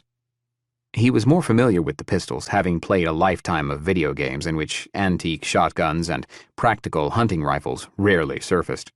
The pistol selection was not overly exotic or specialized, aside from an old Colt Peacekeeper .45 caliber revolver. It looked like the type of pistol the outlaw Josie Wales would have drawn to fight his way out of a pinch. His father also had tactical holsters and a shoulder holster. A pair of drawers had a healthy supply of bullets as well. It was all a matter of Mason deciding which firearms had the most ammunition for them. He settled on the Peacekeeper and a pair of 9mm pistols, a Glock and a vintage Beretta. The automatics could hold a lot more bullets than the Colt, but he couldn't deny his fixation on the large revolver. Into his backpack he piled as many boxes of ammunition as he could fit, filling 2 side pockets until he could barely close the zippers. He would have liked to take more, but he knew he would need more than just guns and ammunition if he was forced to fend for himself for any length of time. When he hefted his backpack onto his shoulder, he was surprised by the weight, or lack thereof, from the items he had already packed. He thought that maybe he could pack more. More guns, more bullets, more clothes, more of whatever else. In a moment of clarity, he did make a decision which he would later appreciate. Knowing that the gun safe would ultimately be found, Mason thought it wise to move his father's guns. The looters might not know the combination to the safe or have the key, but there were other ways around those hurdles, and a resourceful enough group would find a way through the safe's doors. He needed to hide the guns for safekeeping for his father's return. The guns he couldn't carry, he needed to hide. The extra pistols and boxes of ammunition were all stacked into an Adidas duffel bag, and the rifles and shotguns were bundled together with some binding strips he found at the bottom of the safe. The extra firearms were moved into the attic, whose overhead hatch was in the corner of his mother's closet. He set the guns and the bag on a steady piece of plywood and closed the hatch carefully above his head. Satisfied that only the most detailed search would result in the guns being found, Mason set about the rest of his packing, which would happen primarily in the kitchen and garage. He descended the stairs and went into the kitchen to first grab a bite to eat, and then to load more non-perishable provisions into his backpack. He stormed into the kitchen and found the bread on the counter. They still had power, so he dropped a pair of slices into the toaster and pressed down the lever. All at once, he didn't feel right. He didn't feel like he was alone. It almost felt as if he was being watched. He froze in his tracks. He was wearing the 2 semi-automatic pistols in the tactical holsters on his hips, but both were strapped tightly and safely into place. In front of him, and well within reach, was the cutting block with several very long, very sharp knives. That seemed like his best bet. Trying to control his fear and not let on that he was aware he had company, Mason tapped the counter in a nervous set of drumbeats. Finally, he reached out, grabbed the knife from the block, and spun around with his eyes wide and his nostrils flaring aggressively. Staring back at him were 2 scared kids, a boy and a girl. who didn't look to be older than 12 or 13. He looked right and then left, not sure what to do next. There was no one else there. Neither of the children did anything. Their faces were vacant and emotionless, like the survivors of a natural disaster having just emerged from their storm shelters. After several tense seconds, he asked, "You the Barnett kids?" The two nodded in unison, as if rehearsed. Their terrified, confused eyes spoke volumes. Not thinking before he spoke, Mason asked, "Where are your folks?"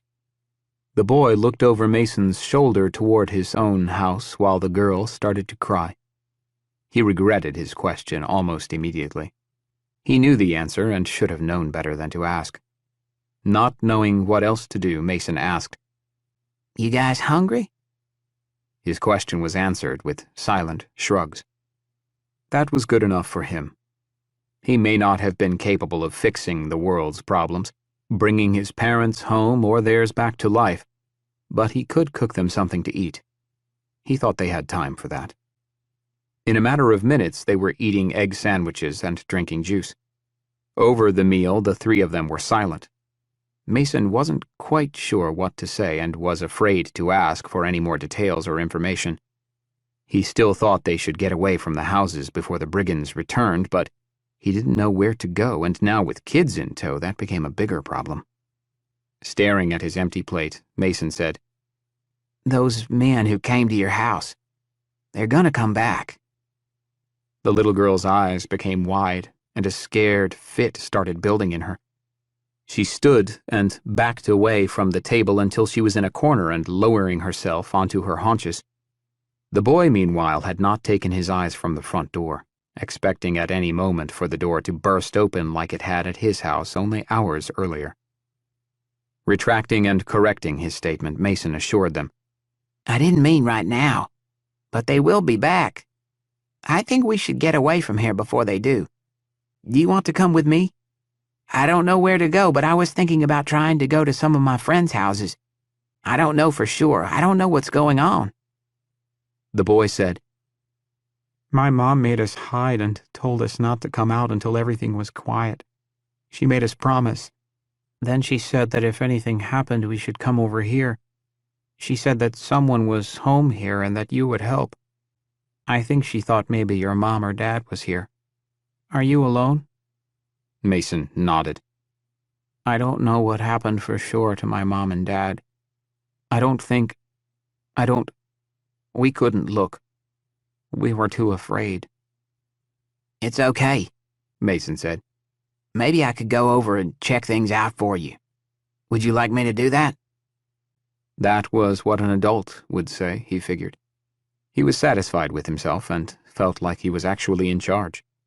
The girl leapt forward from the counter and wrapped herself around Mason's waist, pleading for him not to leave them alone. He tried to soothe her fears and reassured her that he would be returning, but she refused to release him. Her brother came to the rescue, prying her little arms off Mason and encouraging him to hurry back.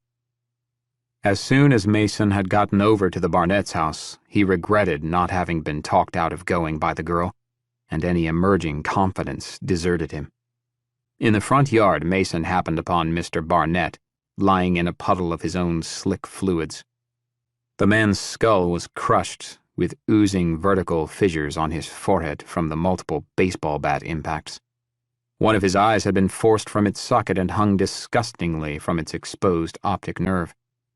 His right arm was broken and twisted horribly behind his back as if it contained no bones at all. One of his legs was similarly shattered. His body was shapeless and broken to the point of barely being recognized as a human body. Mason stood over the man, staring down at him, unable to take his eyes away from the horrid display. Never in all his worst imaginings could Mason have envisioned something so disgusting. When the man moved, ever so slightly, and then a whisper of a voice not much louder than a breath escaped, Mason jumped. He couldn't believe the man could possibly still be harboring life. Mason wanted to ignore his revulsion and kneel next to the man to hear him better and provide some human solace, but he just couldn't. The sickly, salty smell of blood and death was very nearly overpowering to the young man. He withstood the urge to turn away, but he couldn't approach him. He'd never seen anything so sickening in his entire life. It was hard to imagine the violated, misshapen lumps of flesh had ever been the skull of a human being. Nausea rippled up and down his spine, tickling his gag reflex like a feather down his throat. The man, whose gray hair was matted with clumps of blood, bone, and what appeared to be brain matter, asked louder, "My family." His efforts produced a shallow, wheezing, blood-choked cough. Mason forced his words past his rising disgust. "I have your kids. They're safe." Despite his disfigurement and agony, Mr. Barnett's face twitched, and a pained smile found its way across his bloody, swollen lips. Mason watched the man's one good eye shudder, a tear forming, and then the man's iris dilated and he was gone. Mason wandered into the house expecting to find the worst. He found Mrs. Barnett in the living room. She had been ravaged over the period of several hours until no longer of any amusement to her attackers. She had been stabbed to death, the knife still protruding from her chest. That was enough for Mason. He retreated from the house and ran back to his, tears filling his eyes the entire short trip back. The kids were standing in the kitchen where Mason had left them, the girl still clutching tightly to her younger brother. The boy watched Mason when he entered the house, and looked away when he realized the news Mason had to deliver was nothing but bad. The boy, Ethan, could see the resigned sadness in Mason's red eyes. There was no need to ask. The same could not be said for little Frances, asking repeatedly where her mommy and daddy were. Her questions, along with her voice, steadily rose in tempo and pitch until she was screaming unintelligibly at the top of her shrill voice. Spent, Frances fell to the floor and wept, her despair beyond consolation. The clock was ticking. Time was in shorter supply than Mason knew, but still they hadn't departed. He didn't want to admit it, but Mason had no idea what he was doing. Several times he tried his phones, both his cell and home phone, but nothing was working. He was nearly frantic, trying to decide what they should take with them, when the crack and pop of two-stroke motorcycle engines cut into the quiet. They had come back, and Mason didn't think they would be spared this time.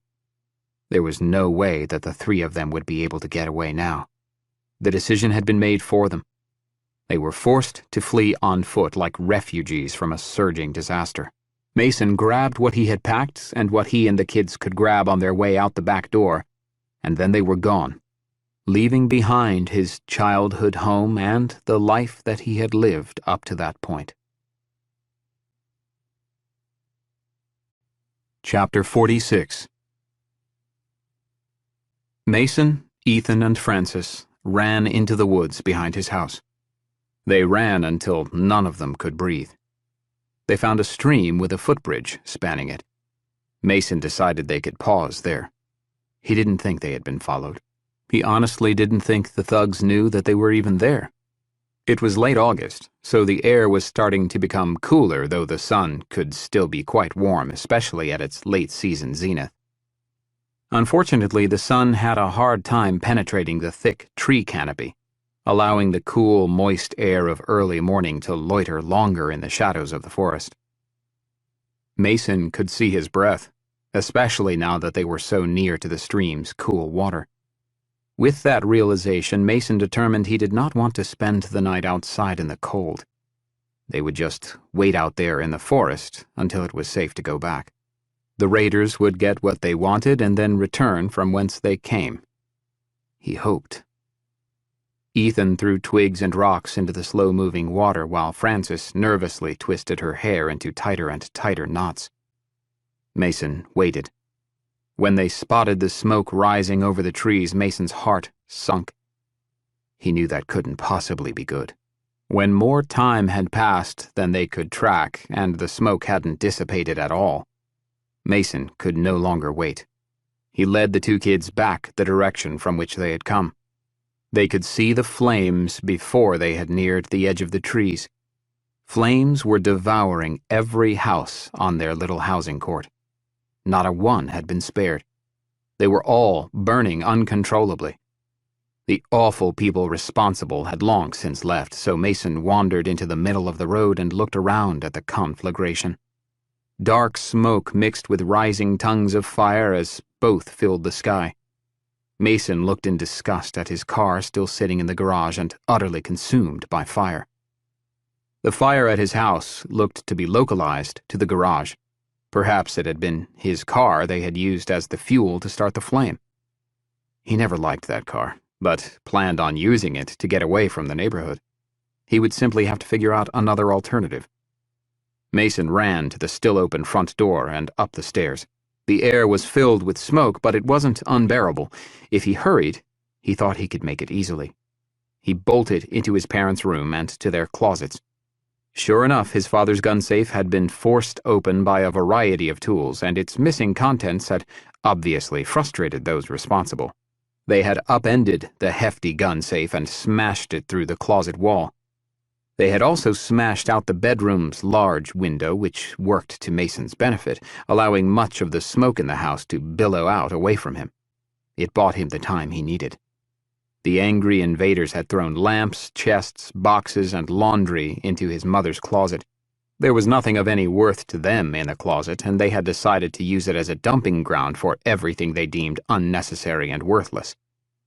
Mason picked his way through the debris and found the undisturbed ceiling entrance to the attic. He opened the hatch and pulled down the filled duffel bag and bundle of guns in a matter of seconds. He was thankful for the ineptitude and inefficiency of the thieves. By then the fire had grown out of its place in the garage and was working its way up through the house. Mason already had a different plan to get out. He climbed through the broken window and onto the solid awning below. He crawled to its edge and dropped down to the ground. He walked away from the house, struggling to carry all the firearms and the bag of ammunition and pistols, but he figured a way to make it happen. He plopped down on the front yard, the heat from the blaze warming his back and neck uncomfortably. Ethan and Francis remained in the middle of the street looking over at the house that they used to call home. Mason led them out along the road, always careful and alert. They didn't want to run into those same men out in the open with nowhere to hide. Mason wondered if perhaps it was men like these causing all the problems in Anchorage. He wished he knew what was going on. Mason's family lived along the Kenai Spur Highway, north of Kenai but south of Nikiski. It was a road hemmed in on both sides by thick trees and the occasional small business or church. Mason had always thought there were an awful lot of churches where he lived. Not that he wouldn't be interested in some old-fashioned Christian charity, as his mother would say. Truth be told, Mason would just have preferred not having to make any decisions at present. He hoped he was leading the three of them somewhere safe, but then again he thought he should have been safe at home. Looking over his shoulder, he could still see trails of black smoke billowing above the tree line. It was a fairly bitter reminder that he couldn't go home ever again. As one, the three of them stopped dead in their tracks when they heard the unmistakable crack and pop of gunfire coming from not too far down the road from them. They shared a worried look and wondered what they should do. Mason finally suggested that they head toward the sound but stay out of sight. After all, it was people, and maybe they would find someone capable and willing to help. A short way south on the highway they spotted a gas station further down the road. In the parking lot and around the small island of gas pumps, a harried crowd of people buzzed to and fro like an angry swarm of agitated hornets. There was a white pickup truck parked awkwardly in one corner of the lot, as if it had been stopped there and abandoned by its driver who had neglected to close the door. It looked to Mason like 3 or 4 of the people overwhelmed and piled atop another person who disappeared amidst a vicious storm of pounding arms and fists. A big Ford Crown Victoria spun out of control on the pavement. Mason could have sworn he saw another 2 crazed people holding tightly to the side of the blue car as it came to rest. Was that a scream he heard? It was, but it didn't sound like a woman's voice. That was a man he was hearing. That sound, more than any he had ever heard in his life, worried him to the core. It was that sound which forced him down and out of sight. He didn't want to know what would make a man make such a pitiful noise. Mason led them further off the road until he was fairly certain they couldn't be seen, but he still had a partial view of the pavement. He didn't know what to do now. Things were going from bad to worse. What was making those people act so crazy? On the road to their left, another vehicle, this one a bigger truck of some variety, screamed by wildly and was gone, heading north as fast as its engine could drive it. Behind it trailed a trio of snarling, crazed people sprinting tirelessly after the truck. Mason quickly pulled one of his pistols from its holsters, his hands shaking with fear. Those three people looked anything but normal. They didn't necessarily act like human beings in the few seconds he was able to see them. They were like wild animals tracking prey. He and the two children shared a worried look with one another, but no one moved. Frances chewed her lower lip frantically, her fear consuming her. Mason could see the screams starting to build deep inside the girl. They needed to get away because the same scream was slowly building within himself as well. I think we... Mason's eyes opened wide, but his mouth slammed shut. Only a few feet away stood a woman wearing a convenience store uniform. It appeared as if maybe she had run away from the gas station nearby. She must have been lying near the road out of sight, because she was just suddenly standing there with her back to them. Mason thought he saw something on her arm below her elbow. The woman stood motionless for a few seconds. Well, she stood mostly motionless. Her head jerked violently a couple of times like she was having a fit. When she started to shudder from head to toe, Frances said tremulously, Mason? Mason looked down at the little girl and shook his head, a look of terror entering into his eyes. Before any of them could move, however, the woman spun around and was rapidly approaching them. Mason raised the pistol, pulled the trigger, and... nothing. By that time, Frances was screaming loud enough that everyone and everything in the parking lot up the road heard her. Mason, his hand trembling doubtfully, tried to process in his mind how to make the gun fire. He found the safety and was pulling the slide to chamber around, but the woman was already upon them. Her teeth bared like fangs.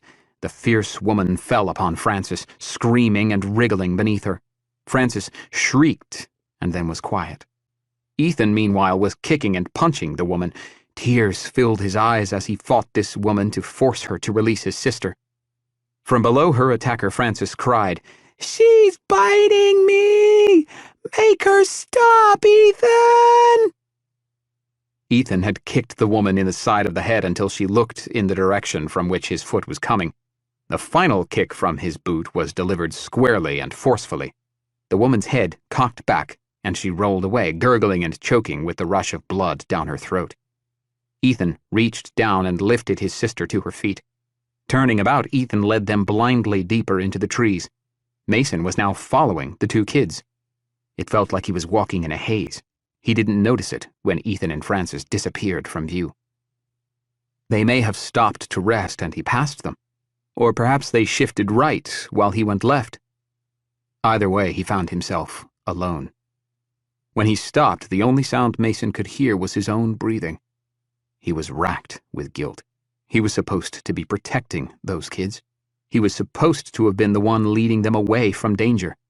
He was the one carrying the guns. He was the older one. He was the responsible adult. Driven by his shame, Mason retraced his steps, hoping he would stumble upon the two kids. He'd find them and never let them leave his sight. He would do better. He didn't like to let people down. After walking for quite some time without passing anything that looked familiar, Mason determined he was lost. He could very well have gotten turned around during his retreat into the forest. He had no idea where he was or in which direction he should go.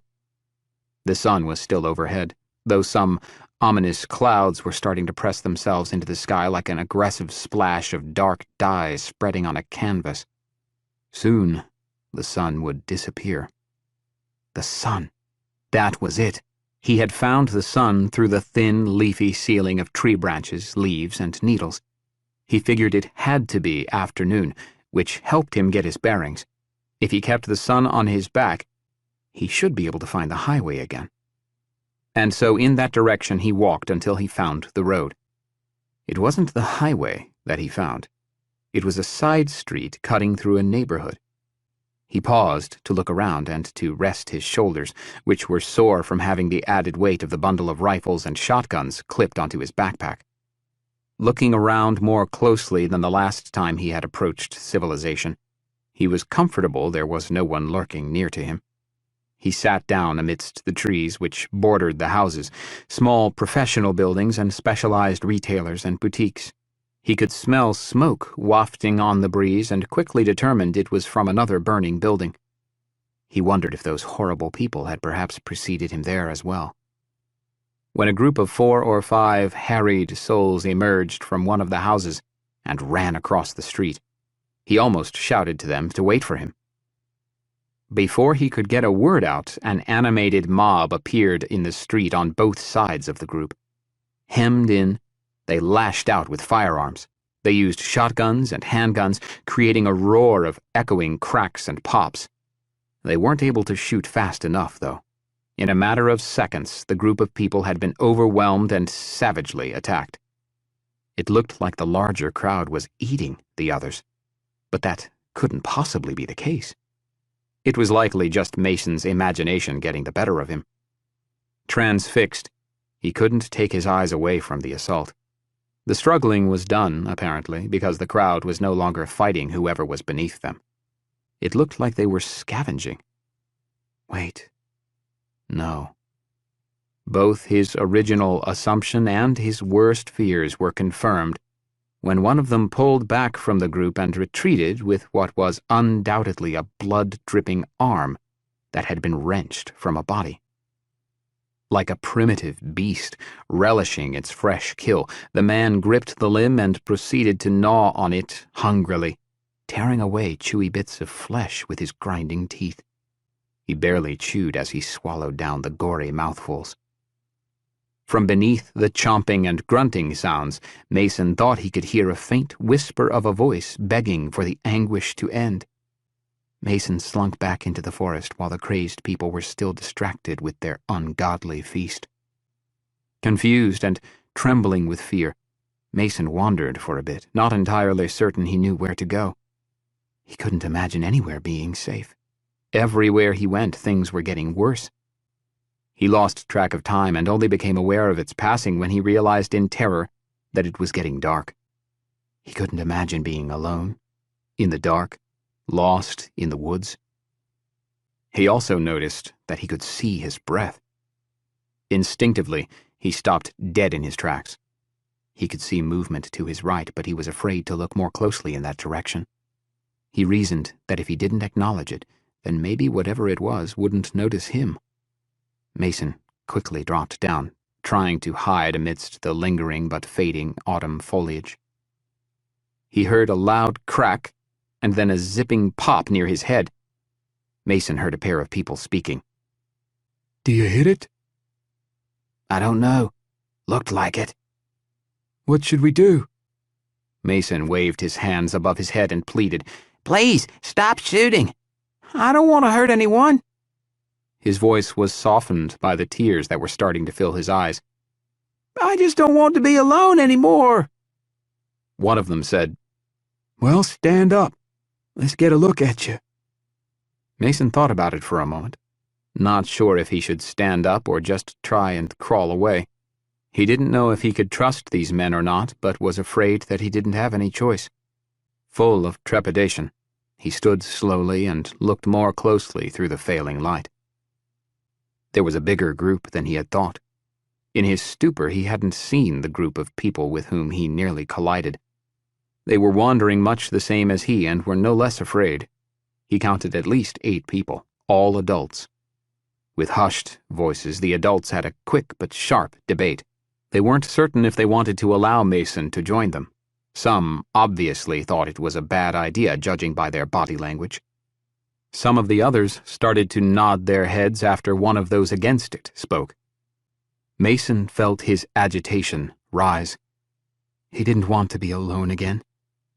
Then he remembered his bargaining chip. "I've got these," he said, and lifted the bundle of rifles and shotguns. Chapter 47. Mason was allowed to join the group, which hiked a little further into the woods until they came to a clearing. Just as he had thought, having someone else decide things for him and simply following along behind was much better. They set up a makeshift camp in the clearing, lighting a fire and pitching the handful of tents they had. No one knew what was going on in the cities with the suddenly crazed people wreaking such havoc. It was decided they would wait for the authorities, the government, the army, to bring order and take control of the situation. It was just a matter of time, really. With the addition of the fire and then a quick meal, the tension that everyone harbored lessened somewhat. The night was starting to feel like just another camping trip. Mason didn't stray too far away from the fire and kept the duffel bag full of pistols and ammunition and his own backpack next to him. A few of the adults engaged him in conversation, but it was all superficial talk.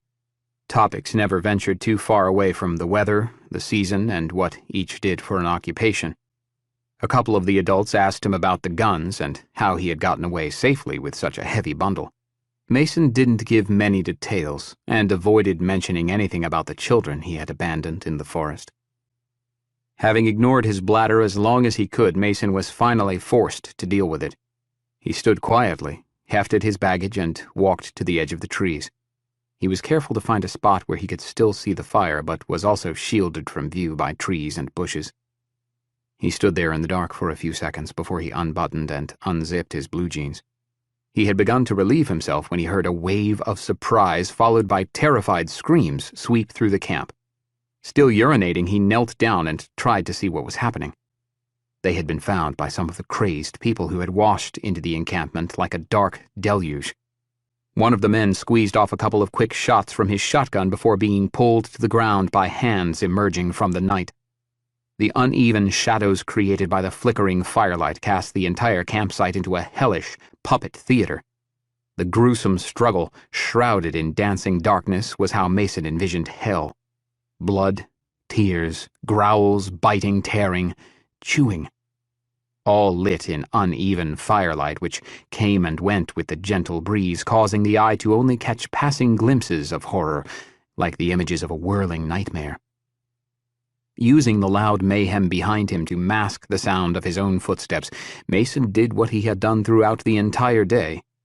He fled.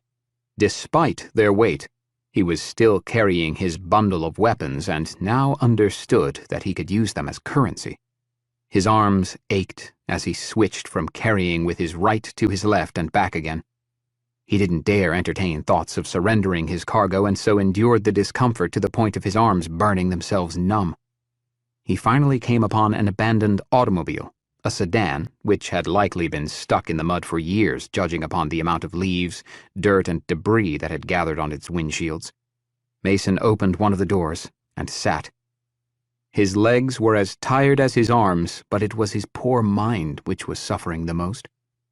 Mason tried to process all he had seen on this very long day, but was finding himself unable.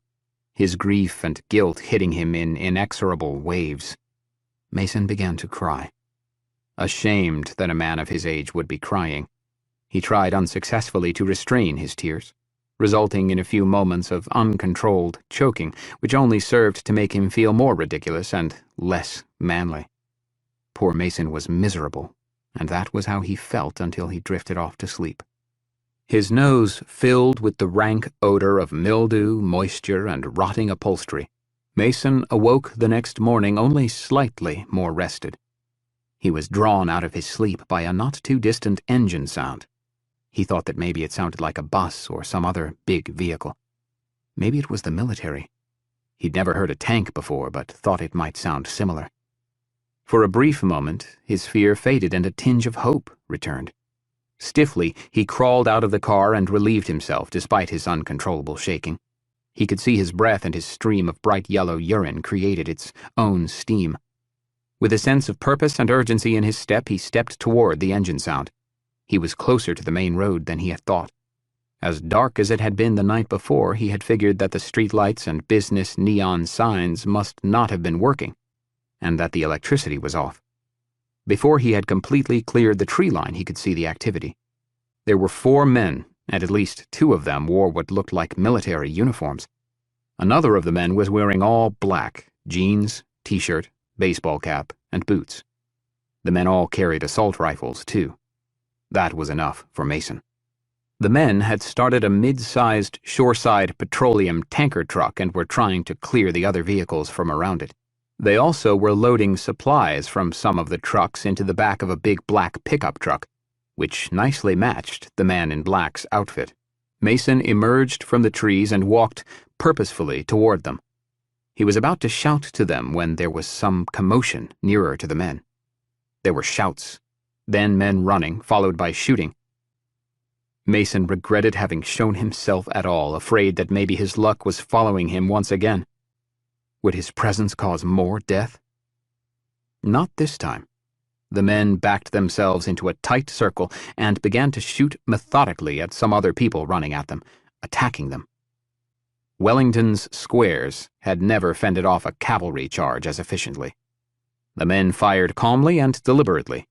While one reloaded, he would back himself into the circle and then re-emerge to allow another to do the same. In a matter of seconds, their dozen or so attackers were all down in the open parking lot. Satisfied that the danger had passed, the men set about their work once again. Mason, his resolve bolstered and afraid that they might get done and leave without him, shouted to them tentatively at first. "Hey! Hey!" He was running across the road before he realized what he was doing. One of the men heard his voice over the grumble of the diesel engine and thankfully waved him over. Arriving breathless but excited to be in the other men's company, Mason stood for several wordless seconds, while the man who spotted him spoke with the man in black. Mason was quick to show both of them the bundle of weapons he was carrying, hoping that perhaps it would be enough to buy him space in one of the vehicles they would be driving away from there, although the shotguns and hunting rifles paled in comparison to the hardware each of the men carried. Mason was also figuring out that these men weren't necessarily military. The 2 men that appeared to be donning military garb were actually wearing hunting outfits with military belts and web gear atop them. If they were military, they weren't government military. That didn't matter to Mason at the moment. The man dressed in black stepped closer to him and asked, "Where you coming from, kid?" "North, the edge of town, but not quite to Nikiski," Mason quickly responded. "Family?" Mason shrugged his shoulders and was going to tell the man about his parents' absence, but there was no point. He shook his head. "I'm all alone." "Not anymore." Chapter 48. Luckily, Mason had joined the militia shortly after the fall, as Colonel Bear had taken to calling the times through which they were living. As a result, he was considered one of the originals, before others started to flock to the ranch. He wasn't granted any rank of which to speak, but being part of the core group had its perks. Somehow Mason had survived the debacle at Skyview High School when so many more hadn't. He was one of the first to find a spot on the roof of the school. He sat in his perch and fired his .223 Remington semi-automatic rifle into the onrushing hordes of undead, doing very little to stop or even discourage them from their onslaught.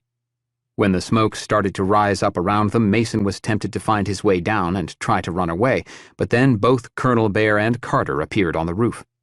Order was quickly restored, and their defensive measures became much more effective again. By the time the sun had arrived again in the morning, they had killed hundreds of the walking dead. Enough so that they could entertain possibilities of getting back down from the smoldering building. That had been just a couple of days earlier, and now Mason was finding himself walking through the remnants of another building in the still ruins of another city in Alaska. Their team worked their way through the fancy hotel, dispatching the few remaining zombies prior to the arrival of the balance of the militia. Carter thought to himself that the colonel's arrival was just about perfect. His oversized Humvee slowed to a stop only a few feet from the inn's front entrance. The big vehicle grumbled and growled, its engine revved twice before being set to sleep. The driver's side door swung open, and the colonel nearly fell out of his seat as his substantial weight shifted. His feet reached the pavement, and he stood, the all-terrain vehicle bouncing and shuddering, apparently thankful to be rid of the colonel's girth. The men with him climbed from the Humvee and joined the colonel on the sidewalk. They looked around triumphantly at their conquest and nodded to one another. Carter, still sitting in the dining room and looking out at the colonel, asked Mason, "Did you get the red carpet ready?" Not adept enough to differentiate between when Carter was being serious or kidding, Mason was concerned that he had neglected to fulfill one of Carter's orders. Carter's smile and the sinister sneer coiling in his eyes convinced Mason otherwise. When Colonel Bear entered the inn, Carter didn't bother to stand. He did announce that the hotel was cleared, more or less, and that there were ample rooms available upstairs for all of them to get a good night's rest. He lifted the now half-empty bottle of Jameson. "And lucky for us, the bar is open." Raising his eyebrows questioningly, the colonel asked, "Do you think that's a good idea?" Colonel poured another glass for himself before he responded. "You're probably right. We should stay sharp." He tipped the glass into his mouth. "This shit could really take our edge off and rot our brains." He poured another glass, purposefully. Not acknowledging Carter's insubordination, Colonel Bear said, "Make sure we have pickets posted, and they stay sober. You and your men did a good job getting us here. Why don't all of you take some time to rest first? Do please find me after I've gotten settled and give me a full report." Sensing that he had poked the bear a little too much, Carter stood and snapped to attention, with not the slightest hint of disrespect as he stood there as rigid as a board, waiting for the colonel to release him. The colonel thought to himself, "Now that's better." That was what he expected from his troops, especially his primary lieutenant. He returned Carter's salute and then walked away. The cars were parked along the narrow street immediately in front of the inn, and guards were posted to keep watch. They needed the vehicles so that they could stay mobile. They couldn't afford to be without transportation.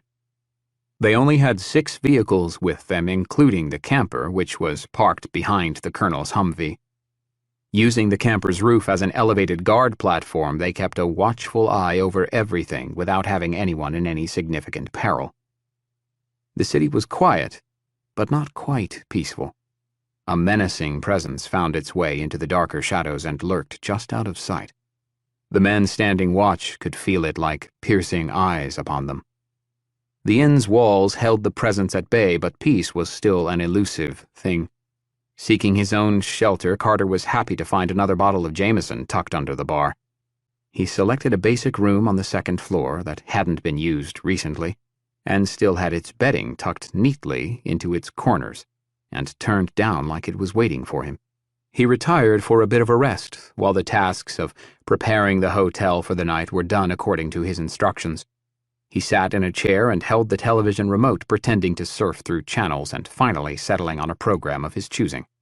He poured several glasses of whiskey before the first knock on his door. When he stood to answer, his legs felt a little wobbly, enough so that he had to pause for a moment to steady his balance. He also noticed the creeping buzz from the alcohol and lack of food.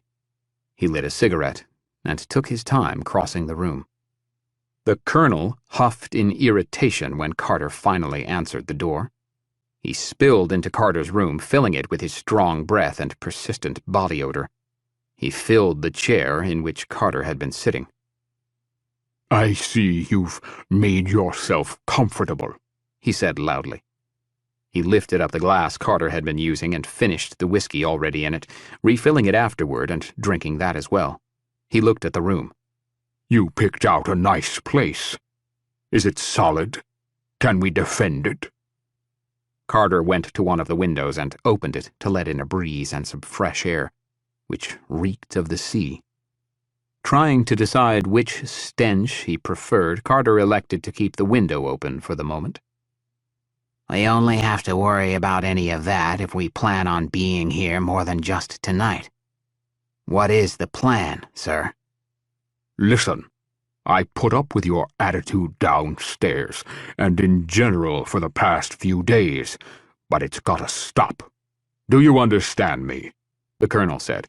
I just asked you a question and expect it to be answered. The alcohol must have been doing its job, because Carter felt immensely relaxed and peaceful when he answered. Sorry, sir. I think Sullivan's death is still, well, it may have been just an excuse for his behavior, but Carter did think that he was being especially difficult with everyone since he found out Sullivan had been murdered in cold blood. The colonel was enjoying the young man's contrition. When the colonel next spoke, he used a voice that he reserved for only the most serious of talks. It was a voice and a tone that Carter rarely saw. Those shits who came into our home and killed our brothers are here. I can feel it like I've never felt anything. And as God as my witness, I shall exact vengeance upon them for their transgressions. They shall pay for their sins. We will be here for as long as that takes. Understood? Carter nodded. We'll set up headquarters here in the hotel, and then find those sons of bitches. I don't think there is anything to worry about in this place, Carter said. It's taller than all the buildings around it, and it's got a great view of all its approaches. It's got no blind corners, and we've got roof access. We have the high ground. The building has been swept, but I think it would be wise that no one goes anywhere alone. Sensing the colonel's doubt, Carter added, I understand all of what you said, and I completely agree with you. We need to get those bastards. But still, we shouldn't need to stay here for long, and it had a pretty decently stocked bar. I figured we would keep everyone happy if they had a buzz. We stay the night, and then we go back to the ranch tomorrow maybe after we find and kill those fucks. This is just temporary, right? We're not planning on staying here for too long, are we? The colonel sat in thought for a few seconds. He was not thinking about any of Carter's questions. He was trying to figure out how to best find the sons of bitches he was hunting. He had a hard time thinking about anything else at present, which was unusual for him. In his former legal practice, he needed to be able to predict the opposition's plays before they made them. He needed to be nimble in his thoughts and responses. Colonel Bear was feeling clouded and confused. He was thankful Carter seemed to have things well in hand. He wanted to listen to all Carter had said, but found following his answers too much of a chore. He trusted Carter's judgment and decided it was time for him to find his own accommodations at the fine establishment at which they would be retiring for the evening. He poured another glass of liquor and then struggled his way out of the chair, moving back and forth to give himself leverage to rise. Finally on his feet and out of breath, the colonel finished the glass of whiskey and then walked out without a word. When the colonel departed, his odor remained much longer than Carter was willing to accept. Finally deciding that it was the chair in which the colonel had been sitting, he made up his mind to move it out of his room. He wheeled it through his door and to the hallway. That didn't suit his intentions either, so he pushed the chair down the length of the hallway and hurled it down the staircase. The chair's landing was anything but climactic to him. He'd hoped the chair would explode with a loud crash and pieces flying in every direction. Instead, the chair hit the floor with the crash he wanted, but it bounced across the lower hall and out of sight, causing a stir with the people standing down in the lobby keeping watch and gathered around the fire for heat. 3 pairs of eyes peered around the wall and up at the source of the disturbance. Carter silently met the accusing, reproachful eyes with his own cold glare. He shook his head in disgust, and then turned on his heels to go back to his room. With 2 more drinks in his system and boredom starting to creep its way into his mood, Carter staggered across his room to answer the door when there came another knock. When he opened the door, Kit was standing in the hall. She held up another bottle of something he didn't recognize and opened her jacket to reveal her bare chest. Kit was a little older than Carter and not the most beautiful woman, but she was in great shape and more than willing for some adult entertainment. He stepped aside and let her join him. It would make his increasingly unwilling stay in Whittier a little more tolerable and help pass the time. It had been a little while since he had last been with a woman, and the prospect of that kind of action elevated more than just his mood. More than an hour into his indulgence of the flesh, Carter was interrupted again with another knock to his door. He contemplated ignoring it and staying atop Kit, but the knocking became more desperate. "I'm not done yet, for Christ's sake," Carter growled. Kit positioned herself to accommodate Carter's new angle, but she was becoming increasingly less comfortable and disinterested. She smiled up at Carter with the clear signal of, "I'm done," written on her expression. She pulled one of the pillows from behind her head and laid it across her bare chest, which glistened with sweat, some of hers and a lot of his, despite the cooler temperature in the room. Carter crawled off of her and walked to the door without grabbing his shorts or anything else to cover himself. He threw open the door wearing nothing more than anger on his face and the remnants of fading passion everywhere else. Ilya's cheeks flushed red with embarrassment as soon as the door was open. He refused to look down but was dumbfounded, unable to find his words. He had been sent by Colonel Bear to get Carter. Carter finally barked. "What?" Colonel Bear, he sent me to... He wants you to... "What the fuck are you trying to say?" Carter shouted. "Can't you see I'm busy? Can't I have a moment to myself? Can't you people figure things out for yourselves for a change?" Skins, Ilya stammered. We've got skins on the street. Looks like they're coming toward us. The Colonel, he wants you... Getting better control of his temper, Carter said, "Tell him I'm on my way." He slammed the door and stormed back into the room, picking up his underwear and black jeans. To Kit, he said, "Looks like we'll have to finish later." Kit rolled her eyes but made certain Carter didn't see her gesture. She asked, "What do you want me to do?" "Get dressed and get ready to fight. Do you think you were just going to lay around here and wait for me?" Kit had hoped that perhaps she would see a little lighter duty if she made herself available for Carter's pleasures. She knew it was a long shot, but she had hoped to sleep in a bed rather than down in the lobby on the main floor where most everyone else was expected to sleep. She didn't want to have to sleep in that big room filled with all the odors and sounds that men make when they sleep. It didn't look like it was going to work out that way after all. She found her clothes near the table in the corner of the room and, once dressed, she exited his room and was told where she was needed. Chapter 49. The light was on its last legs when Carter arrived at Colonel Bear's side. I sent a couple of guys out to look around, the colonel said. See if they could find any evidence of the murderers. They're not back yet, and those skins down there are between our men and us. We need to sweep the street to let our boys be able to make it back. We can't afford to keep losing people. Carter rubbed his chin. "How many are there?" He wanted to ask why the colonel had sent men out this close to night, but knew better than to question the colonel's orders or his motives. I've counted 7, and they're moving slow. They may not know that we're here yet. "I think they know that we're here in Whittier, but they may not know that we're looking down at them right now. If we do this right, we can get out there and put them down without causing too much of a stir. Then maybe we can get some rest tonight." The colonel summoned his commanding voice and ordered, Make it happen. I don't care how, just get it done. Worry about your freaking rest on your own time.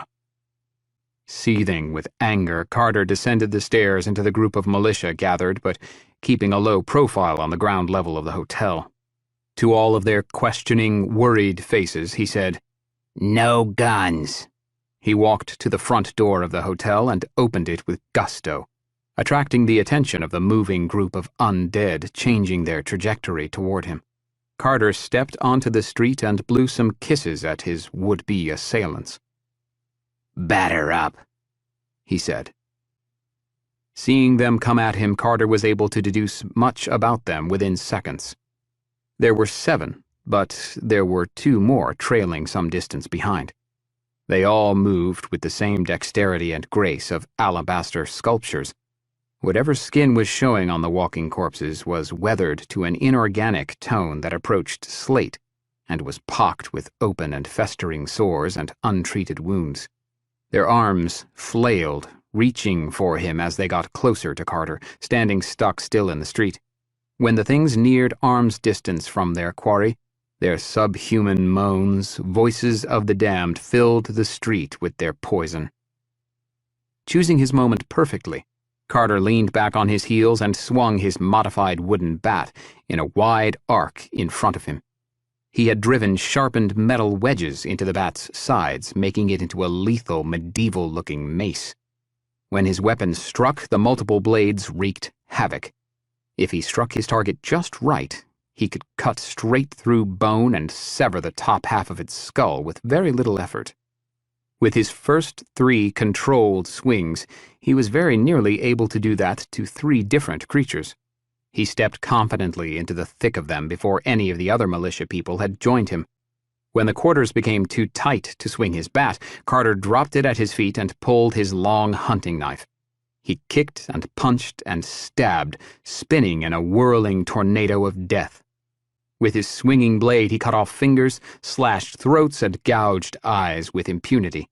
Nothing could get close enough to threaten him with harm. He was a weapon unleashed. The other militiamen had moved to help Carter, but he was more than holding his own against this mob. The extra people merely cleaned up the mess Carter had made by finishing off the few knocked down and grievously wounded but not yet dispatched. They waded into the fray, worrying about becoming a casualty to Carter as much as to the undead. One of them would hit one of the creatures in the back and then step away to avoid Carter's subsequent attack on the same target. The brawl, because it was over too quickly and too lopsidedly to be called anything but, ended with Carter standing in the midst of 7 truly dead, broken bodies. He found his bat at the bottom of the splattered blood and lifeless limbs, and then went back inside, throwing over his shoulder, "There's 2 more skins out there. Can I trust all of you to be able to handle them without me?" Walking back through the hotel entrance, he didn't give the gawking stares any attention.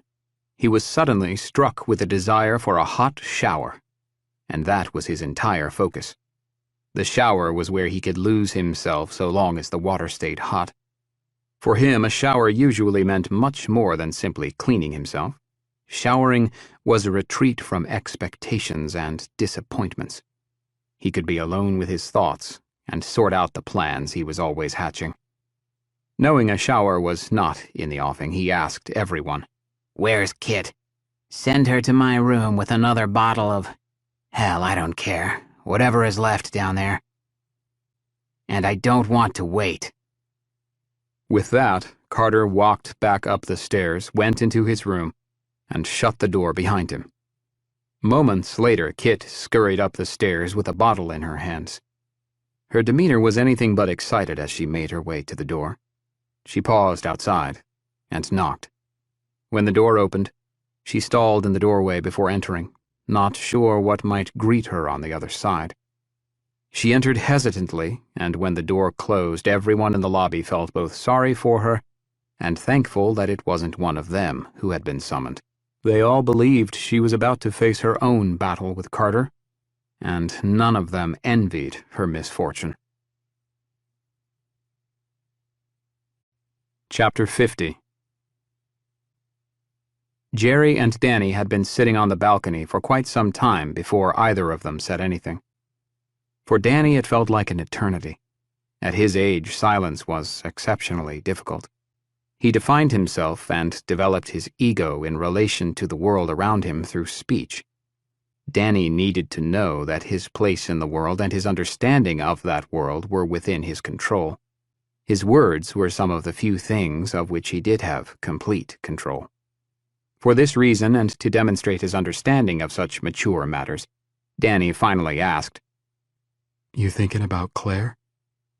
He didn't look directly at Jerry when he asked his question, but angled his head so that he could see Jerry's responsive demeanor. Jerry was quiet for a few seconds more, but nodded his head. He finally answered, "Yeah, that's all I'm able to think about when it's quiet like this." Hoping to say something worthwhile, Danny said, "She was brave for us and kept us safe, right up until they took her away." Danny tried to quell the rising pain in his chest, but was unsuccessful. Jerry looked ahead. He didn't fix his eyes on anything specifically, choosing to not see the forest for the trees. He laid his hand on the back of Danny's neck in a paternal gesture of warmth, support, and love. He knew the boy was trying so hard to show that he cared. Jerry appreciated his efforts. He was, well, happy wasn't the correct word, but he felt something positive in knowing Claire had been brave for the children. Perhaps her bravery had helped to save the kids' lives. It wasn't much, but it was something, and it was enough for him to remember her as she was, rather than when he had last seen her on the table of that converted shop classroom. She had been tortured and murdered viciously by a monster of a human being. The militia had taken her from him, and for that he would never be able to forgive them. His raw hatred for the militia would likely become just another festering wound with no cure and no hope to address it, as the militia was left in disarray and under assault by an army of the undead. Jerry could only wish that the undead had done their terrible work and wiped the monsters from the planet. Sitting next to Danny in the cold, open air, Jerry felt, for that brief instant, some peace begin to settle back over him. He finally looked over at Danny and smiled at the boy. He was about to thank Danny for his astute comment, but saw that Danny was distracted by something in front of the lodge. Jerry followed Danny's eyes and saw a woman, or what had once been one before she had turned. She was undoubtedly a Zeke.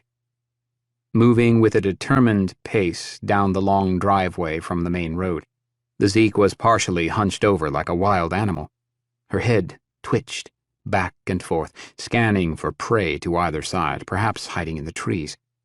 The infection driving her actions could sense food near her, making her incensed with wrath. Like a hunting shark, she propelled herself forward. Jerry nodded to Danny to ready his rifle while he did the same. "It'll be easier to get her from a distance before she gets up to the door. We won't have an angle then. Might make it so that we'd have to go outside to deal with her." Danny looked down his rifle's narrow barrel, trying to line the iron sights on his moving target.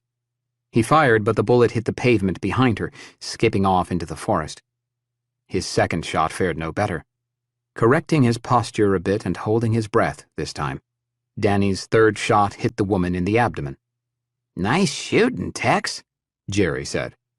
He pulled his own trigger and brought the target down. Jerry had the benefit of a hunting scope and knowing his rifle, but there was more to it than that. Jerry was finding that he felt more and more in his element over the recent days. After the initial shock and fear of the apocalypse faded, he started to get comfortable in his new role.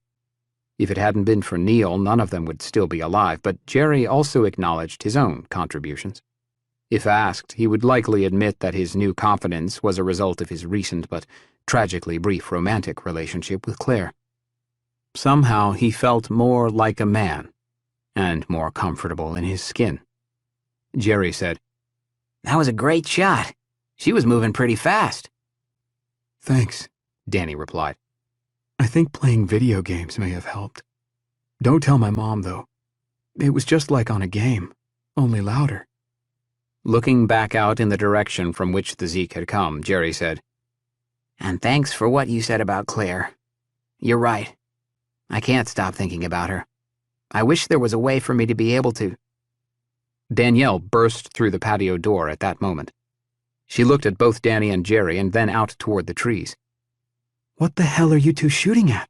she demanded. Pointing toward the body on the driveway, Danny said, "We got one. I shot her. Jerry got her in the head, but I shot her too." "It's okay," Jerry said. "There was only one of them. Sorry, we should have come and said something, but it just happened. There was only the one, so I think we're okay for now. I sure as hell hope Neil gets everyone back here before it gets dark." Danielle looked down intently at the corpse, trying to determine if she knew the person. There was no use. It could have been anyone. "What are Betsy's and Mia's plans for tonight if the others don't make it back before it gets dark?" Jerry asked. "It hasn't come up yet," Danielle said. "I think we're all just planning on—" "It's always good to have a backup plan. You never know what could be thrown your way these days." With that, Jerry twisted himself around in his chair to face Danielle. He smiled at her and pointed out, "I guess I don't have to tell you that we've got plenty of room, do I?" Danielle, momentarily distracted, asked, "How did you know?" "How did we know what?" "How did you know she was one of those things? How could you be certain? How do you know that she wasn't coming here for some help? Maybe she was in trouble." Danielle was nearly in tears by the time she had finished. Her experience in this new world had been very limited. She hadn't seen the wholesale slaughter and unimaginable atrocities that had become commonplace for Jerry and Danny for several months now. She didn't know. Yet. Jerry stood and then led her over to his seat close to the iron brazier containing the warming flame. She sat, her eyes still glancing on occasion out at the mystery body. Warming his hands over the fire, Jerry tried to think how best to begin. He knew that all of this was new for Danielle, but it was important that she be informed. If she had any hope of surviving in this brutal new world, she would have to know everything about it. "The first thing you need to understand and accept is that those things, they may look like people and maybe even people that you know, but they aren't people. Not anymore. You have to believe me when I say that. It starts with the bites. Anyone who gets bitten turns. Anyone. They become one of them. Once that happens, there's no coming back." Danielle nodded her understanding. "Yeah, I saw that happen with a friend." Once they've turned, there's only one way to stop them. You have to destroy the brain. You can shoot him in the chest, cut off an arm, or even chop him in half, and they'll keep coming at you. There's no stopping them other than a shot to the head. If you don't, they will kill you and eat you without even a thought. If you get bitten, then you'll do the same. It's a shitty reality, but it's what we've got." "How do we tell, though?" Danielle asked. "For sure, I mean. How do we know for sure if someone has become one of them?" "It's in their eyes," Danny said. "They don't look human anymore." Remembering Cameron, Danielle knew to what Danny was referring. She'd seen wild animals at sea and on land whose eyes didn't harbor such hunger. "You can tell. Trust me," summed up Jerry. Chilled by Jerry's and Danny's words, Danielle couldn't control her goosebumps. She wrapped herself tighter in the blanket draped over her shoulders, seeking more security as well as warmth. Jerry could see Danielle shiver and rubbed her shoulders in an innocent gesture to help her warm up. Whether he knew it or not, Jerry's touch warmed her deeper than she had been in a very long time. Like most guys, he was oblivious to her behavior. He didn't think anything of it when she laid her cold cheek against the top of his hand, nuzzling it softly. Of course, Danielle did not know anything about Jerry's very recent, heartbreaking loss, which would help her to better understand his obliviousness. She hadn't necessarily thrown herself at him, but she had already changed direction on her pledge to herself to keep her distance from him. She couldn't stay away, which she knew was the better option for her to pursue. She rationalized it to herself by suggesting that she found him interesting. She found him strong and quiet, smart but reserved, and young but mature. He had also survived several months on the road, battling those things day in and day out. She could only imagine what he had seen and survived in making it to Whittier. She wanted to hear what he had to say. Chapter 51. One more house and then we have to head back. Okay, Neil? William knew how quickly the light disappeared this time of day, and how dark the enveloping trees could make it. We can always come back out tomorrow. Neil couldn't remember for sure how many houses they had searched. Most had been empty, thankfully. The most recent house, a mini mansion, had been the scene of a recent and still winding down battle. There were bodies in the yard, some with trauma to their heads and others with ghastly wounds on other parts of their bodies. One of those hurt began to twist and move as William approached it. Neil wanted to tell him the only merciful thing he could do, whether this person was already the undead or would shortly become so, was to put it out of its misery with a forceful blow to the back of its head. Neil stepped up next to the man and did it for him. He brought his bat down with a furious swing onto the back of its skull, crunching bone and brain. Neil was no Babe Ruth. The process was not a clean, single swing that dispatched it. The thing's arms shot out in opposite directions from its sides several times, and it eventually stopped moving after several stomach-turning impacts. Neil whispered to Emma, "We'll probably see some action here." And to Jess, "Stay calm and remember to breathe. Don't waste ammunition and don't shoot unless you have to." Jess loosened her tight grip on the firearm. She was beginning to think that perhaps she had made a mistake in coming along. She didn't think it would be like this at all. She thought it would be just a nice walk to meet the neighbors. Who could have known it was going to be this hard? Did Neil? Did Emma? Personally, Jess had no idea, and regretted her ignorance. She looked at the two of them again, leading the rest of them into certain trouble. She was awed at their fearlessness. Emma still had her assault rifle, but Neil was only carrying his bat at the moment. He'd holstered his pistol, and his jammed assault rifle was left with a pile of bags they'd filled with supplies and then hidden off the road. Neil wasn't necessarily armed well, and yet there he was, in the front as usual.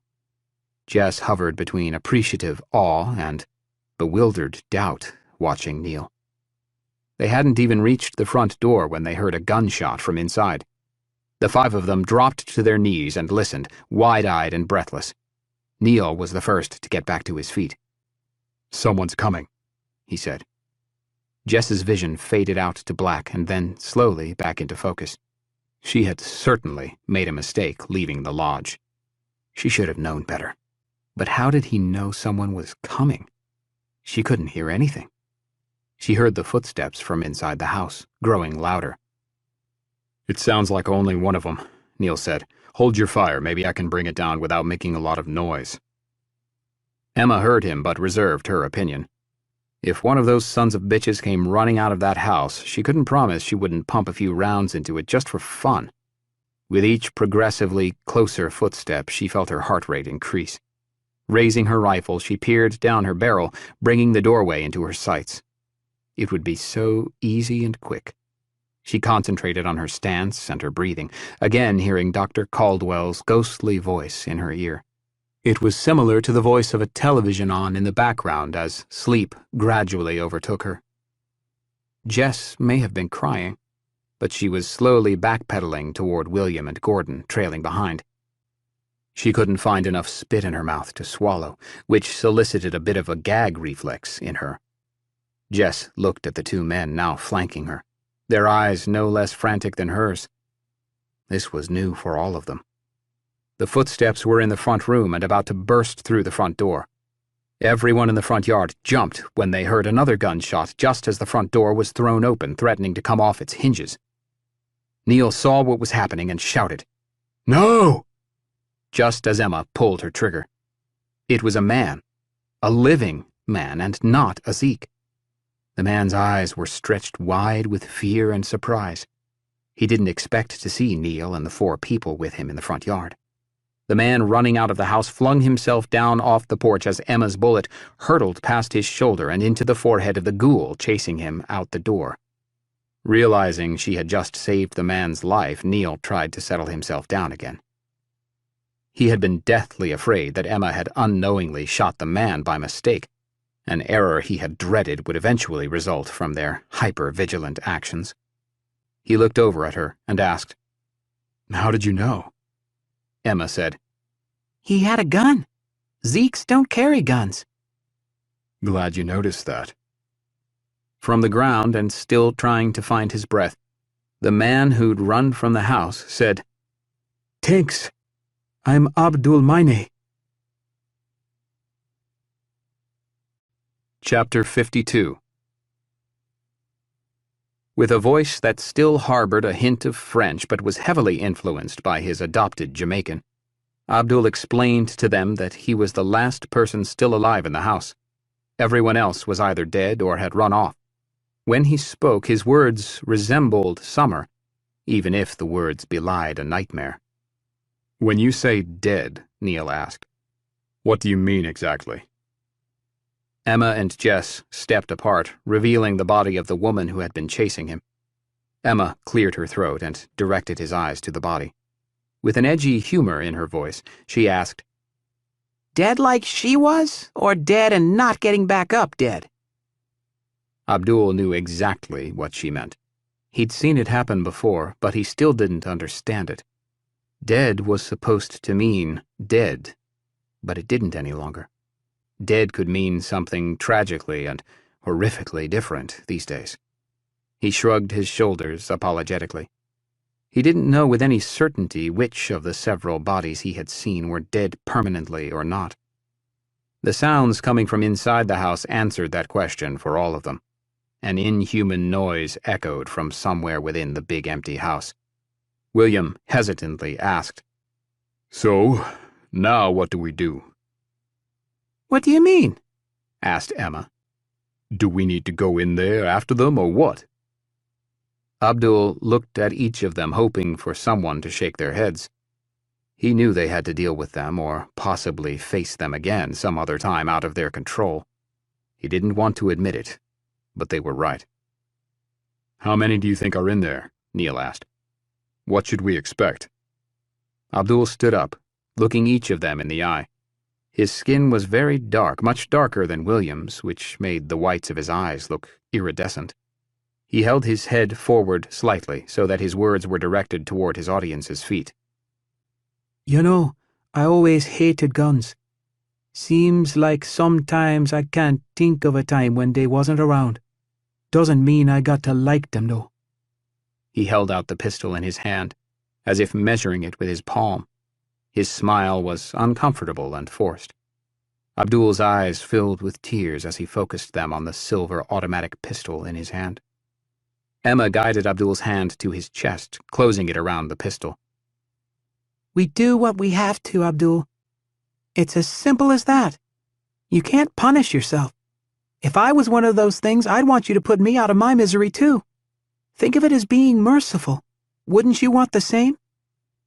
Abdul knew the woman was right, but he found it difficult to dismiss the guilt he was feeling. Shooting people was not something he had ever thought he would be forced to do, regardless of the circumstances. He knew deep down he had no choice but to shoot. He couldn't remember how many there had been. He had been upstairs reading a fun book about vampires by Christopher Moore and listening to Bob Marley.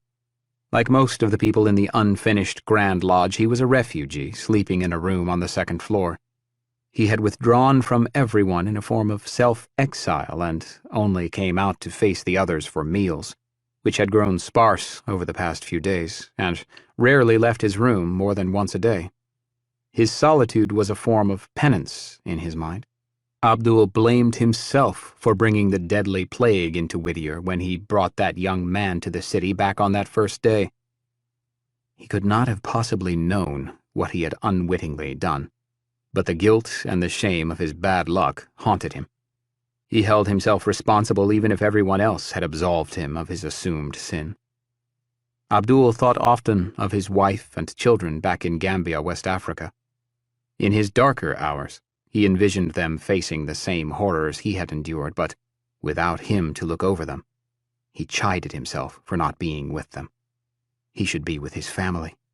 Ironically, it was his social isolation that saved his life. He had missed the opening skirmish in the front yard and was only made aware of the battle raging downstairs when a crash loud enough to shake his floor alerted him. He'd turned off his music and crept to the door. The hallway was filled with screaming and running people. He couldn't pick out any specific voices. It sounded like it was everyone in the house. Abdul tried to build up his courage to open his door and join the fray, but he was unable to do anything more than lock his door and move furniture in front of it as further insurance against a breach. He thought about climbing out the window and making a run for it. He had the speed of a gazelle and trusted in it often on the soccer field. He opened his window and then looked down, seeing the bodies as well as the feeding. Digging their fingernails into flesh, two of the things were hunched over a single carcass, peeling skin from it as if it were a banana.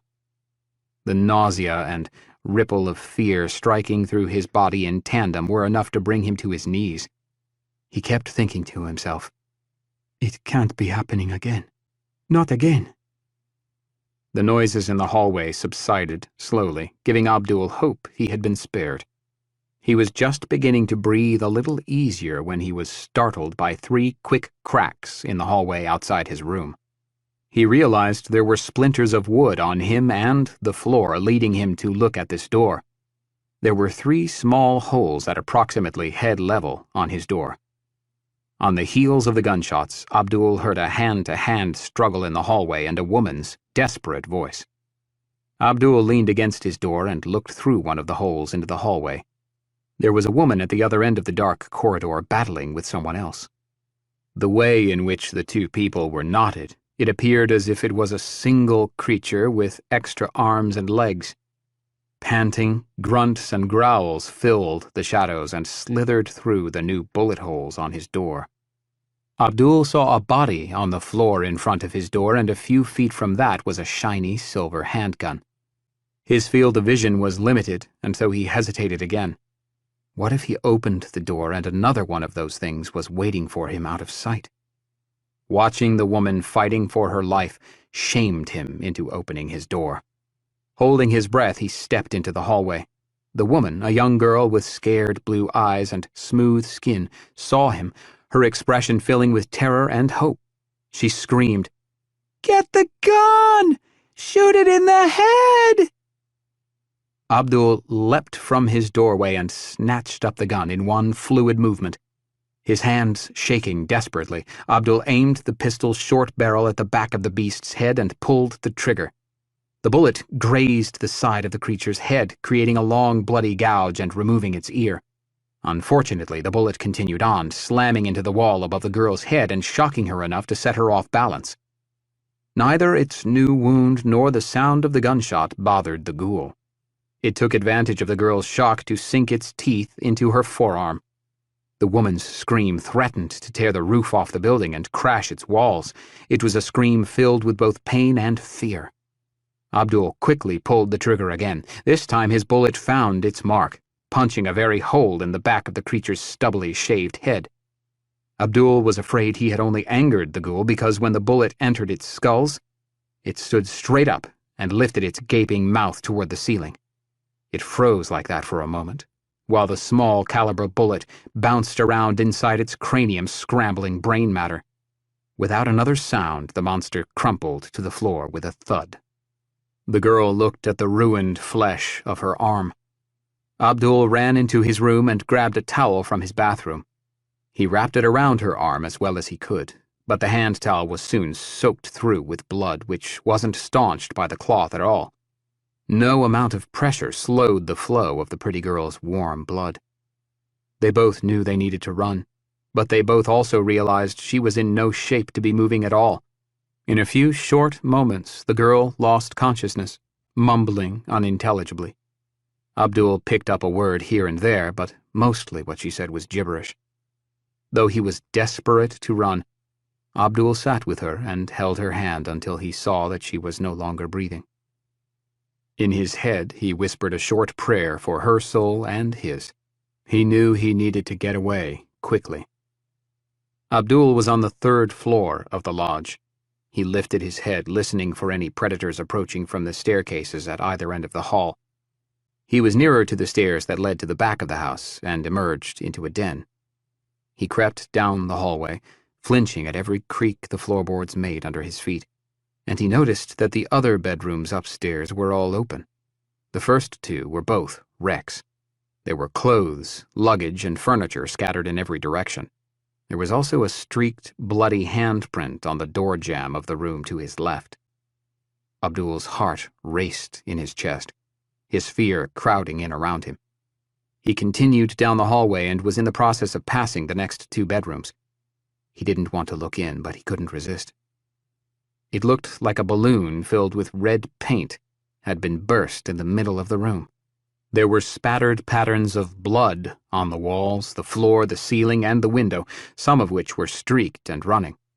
The mattress lying directly on the floor and draped in a white sheet looked like something used in a 19th century military field hospital on which amputations would have been administered. Abdul couldn't believe it was possibly real. There was so much blood. He couldn't imagine any body holding such a volume of red fluid. His eyes caught sight of movement on the opposite side of the mattress, which stopped him cold in his tracks. A person, a woman, he thought, was stooped over another lying on the opposite side of the mattress. If the motion didn't chill his heart, the sounds she was making did. She grunted, chewed, grunted again, and swallowed. Abdul could only imagine what she was eating, though he dared not. Abdul must have stalled for too long because she stopped gnawing tissue from her victim and stood, sensing prey near. Abdul stiffened, hoping perhaps if he stood still he wouldn't attract her attention. It was too late. In a flash, she bounded over the bed, tripping when her feet became entangled in the loose sheets and blankets. Her stumble was what Abdul needed to be able to flee. He never would have made it otherwise. He sprinted down the hallway and stopped for just a second to squeeze off a shot at her, but he was still moving and his hands were quaking as if he were suffering a violent fever. The bullet scorched wildly overhead, bringing down drywall and paint from the ceiling, but did little else. Abdul descended the stairs, taking 2 and 3 steps at a time. On a landing between 2 flights, there was another body over which he jumped and didn't take even a second to consider. He didn't know if it was a man or a woman and didn't care. He could only think to get away. In the hallway to the front door on the main level, Abdul jumped over and through a scattered mess of luggage, strewn clothes, and boxes. The hall was dark, which meant the front door was closed. If it was locked, he was dead. He'd never had luck with quickly opening bolted doors. He typically had to fiddle and fuss with the knob, twisting it both directions before finally turning it enough to open. Abdul's stomach turned, and a bitter taste of bile rose to the back of his throat. The nearer he came to the door, the more his dread increased. His pursuer was stumbling her way through the mess in the hallway, growling and hissing like an animal. Thankfully, the toe of a shoe kept the door partially propped. Abdul ripped open the door and threw himself out, surprised and relieved to see the well-armed people in the front, seemingly waiting for him. Chapter 53. So how many are there still inside? Asked Emma, never taking her eyes off the door. I don't know for sure, Abdul said. I know of at least 3 more bodies, but... Neil knew time was of the essence. Okay, he instructed. There are 6 of us now. 2 teams of 3 each. Emma, William, and Gordon. You 3 check the ground floor. Just sweep it for Zeke's. We don't have time enough to search for any more supplies. It'll be getting dark soon. We'll come back later. The rest of us will check the top 2 floors. No one goes anywhere alone. Got it? They hadn't even crossed the threshold of the front door before another of the ghouls greeted them. It was a young man whose right arm had been chewed down to his elbow. It moved in a stilted, bobbing limp due to a grievous injury to its right leg, which robbed it of all the muscle tissue and sinew around its ankle, leaving it to sag uselessly with each alternating step like a ragged, superfluous tail. With its partial limb it reached and clawed the air. Its eyes never blinked, but its mouth snapped open and closed in quick, sharp chomps. Behind him he left a trickling trail of red, some of which was pressed into the pattern of his lone boot. Jess, her fear just as powerful as it had been moments before, found enough courage to steady her hand, raise her rifle, and fire. This time, the bullet struck the monster in the upper chest, only inches below its throat, which also bore a gruesome wound. The gunshot wasn't enough to dispatch it, but the force of the bullet thrust the ghoul backward. Now, finish him, Neil ordered. Squeezing her trigger twice more, Jess hit her target with one of the bullets, striking the thing immediately to the left of its nose and just below its eye. The creature threw its head back violently, blindly spatter-painting the wall and ceiling behind in red. Its hand and stump flailed for a second, and then the lifeless creature collapsed on the hard, tiled floor of the entryway. Neil nodded and smiled at Jess as he acknowledged. I guess we're ready.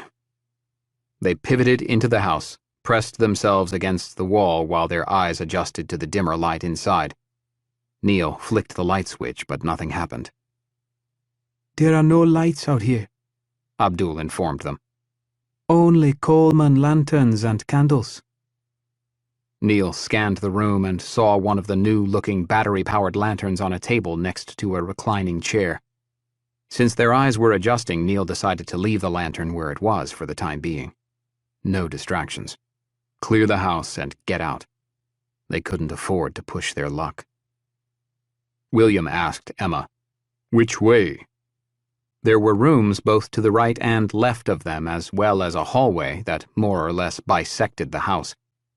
Emma repeated a mantra of her friend at Costco when she was searching for a checkout lane. Always go left. Emma scooted into the biggest room in the house and nearly tripped when she came to the edge of the recessed floor. She would have fallen had it not been for Gordon's quick reflexes. He grabbed the collar of her coat just as she started to teeter forward. Gordon had been in the house once before and knew of the floor hazards, but he was not thinking fast enough to stop her from taking the step. Gordon's grabbing her was sheer luck. Regardless, he got a thankful look and a smile from the younger woman, which made him feel young and vital for the moment. Feeling lucky she hadn't just suffered a broken ankle or worse, Emma breathed. Thanks. Any other architectural traps I should know about? I only got the nickel tour, which ended on that couch with a beer in my hand, Gordon said. Betsy got the full tour. We should have brought her, I guess. Do you know where that door leads? Gordon thought for a moment, and then said through the side of his mouth, Dining room, I think. The kitchen is beyond that. It's a big kitchen. I heard Betsy say something about that. The first room with the recessed floor looked well used, but not like a battlefield. It looked like people had been eating when the chaos broke. There were plates, silverware, and glasses of water on the furniture and the floor, but not the destruction associated with the struggle against the undead. The dining room was the next room over, and it appeared free of any signs of battle as well.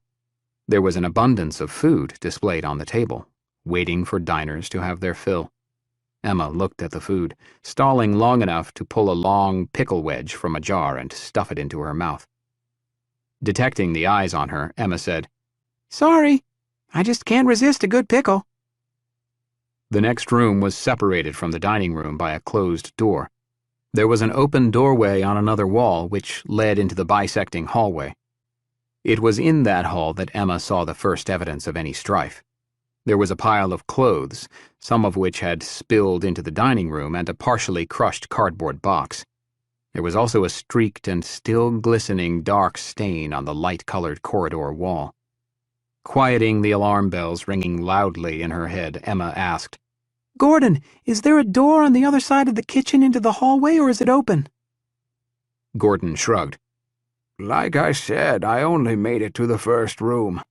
The place wasn't even done yet. I don't think the owners were here. It was just an on-site manager-type guy who invited the neighbors over when he received his furniture." Looking up at the ceiling as if it might have the answer, Gordon asked, "I wonder if that fella is around here somewhere."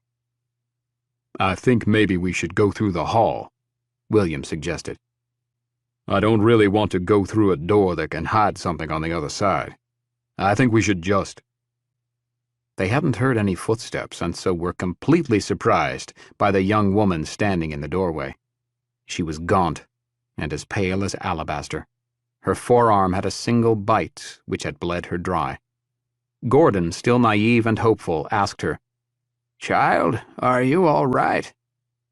Her response was aggressive and sudden, charging headlong into the room toward Gordon. He couldn't move or even speak. He was the deer caught in the headlights, frozen. The woman jumped and flew nearly horizontally at Gordon, hitting him like a human torpedo. Gordon, a surprised scream escaping his mouth, was tipped backward with the female ghoul latched onto his chest. He felt her bite through his down vest, his sweater, and the t-shirt underneath. The impact forced the wind out of Gordon's lungs with a painful grunt as the two landed and slid beneath the large cherry dining room table, breaking wooden legs from the table as they slid to a stop. Emma and William, stunned, quickly jumped into action. Emma tried to make her way to the opposite side of the table where Gordon had come to rest. There were chairs and empty boxes piled on that side of the table, so her going was slow. She was working herself into a frenzy. The chairs seemed to be working against her by snagging their legs together in protest. William decided to grab the pair of legs on top and pull with all his might. In so doing, he was able to pull both of the struggling bodies out from under the long table. Gordon was doing everything in his power to hold the gnashing jaws at bay, but was losing the battle. The old man's face was as white and frazzled as his hair. He was a picture of absolute terror. Emma pulled the black automatic pistol from her hip holster and fired. The demon's head pitched violently toward its right shoulder, neck bones crunching. Despite the hole on her head, there was very little blood from the wound. There was no final scream or growl from the dying predator. She went limp atop Gordon. Gordon demanded loudly, "Get her off me! Get her off me! Now, God damn it! Get her off!" William pulled the cold, lifeless corpse off of his friend. William saw all the down stuffing of Gordon's vest from the tear created by his attacker's determined teeth. He didn't see any blood, but could clearly see that Gordon's vest had been shredded. Gordon was breathing heavily, his lungs protesting. He fumbled in the down mess on his chest, his fingers finding their way into and through the hole through the insulating layers of clothing. William helped him up to a sitting position and cast a horrified look to Gordon's bloody fingers as they re-emerged. Gordon's eyes filled with fear, as William's filled with tears. William didn't have many friends, and had even fewer in the Shotgun Cove vicinity. Gordon was a rare breed in William's life. If all of what Neil had said about the bites was true, then William couldn't begin to consider the implications. All he could think to do was ask, "You okay?" "It hurts like hell, but it don't feel like much of a bite. Just kinda knocks the wind out of me." When Emma heard the word bite, she flinched a little. This was not going to end well. Her eyes betrayed her misgivings to William, shooting her a look of warning. She could sense the protective instincts William was feeling, but knew that ultimately they would have to do the unthinkable. She ignored her first instinct and nodded to William. "We need to get moving," she said sharply. "We don't have time. Sorry, Gordon." She wasn't entirely certain for what she was saying sorry. Was it the bite he had suffered or his eventual death at the hands of his friends? He wasn't naive. Maybe he knew what to expect. Putting her best effort into softening her tone, she asked, "Can you walk?" Upstairs, Neil led Abdul and Jess down the hallway toward the room in which Abdul had been hiding. They could see a body lying motionless toward the opposite end of the hall. Abdul thought about the young woman who had been killed by the creature. She was so pretty and fresh-looking, even in death. She was like a flower after a frost. Abdul stopped in his tracks without a sound. He couldn't see the girl. She wasn't there anymore. Neil and Jess stopped too, realizing uncomfortably that something had spooked their new companion. There wasn't time to contemplate it. From an open doorway on their right, the young woman burst forth. Her beauty was gone, having been supplanted aggressively by an ugly, predatory rage. Abdul was too terrified to speak, and his hands refused to respond to his brain's pleas to rise up. He felt completely vulnerable. The roar of a gunshot upstairs rippled through the entire house, rattling floors and walls. Emma stopped what she was doing and backed away from the kitchen's entrance, never taking her eyes from the open doorway. William jumped when the echoing crack startled him. Controlling his fear as much as he was able, William brought a glass of cold water over to Gordon, who sipped it slowly. Despite the fiery pain emanating from his chest like a blast furnace, Gordon asked playfully, "Wouldn't happen to have a beer and a smoke, would you?" "Let me see what I can find," William said. "Wait a minute, you smoke?" Gordon's smile struggled to remain on his face, following another searing jolt of pain. He looked in the refrigerator, which was still humming and producing electricity. There were no beers on the shelves or in the door. William was about to close the door when he decided to look into the crisper drawers. The first had a variety of vegetables: carrots, celery, broccoli, and asparagus. In the other, there were some wedges of deli cheeses, packages of tortillas, and beneath the lodge owner's layer of subterfuge was a trio of micro-beers and a pair of single-serving Sutter Home wine bottles filled with white Zinfandel. "I knew Norman wouldn't let us down." William stood away from the refrigerator and handed one of the beers to Gordon, but Gordon didn't reach for it.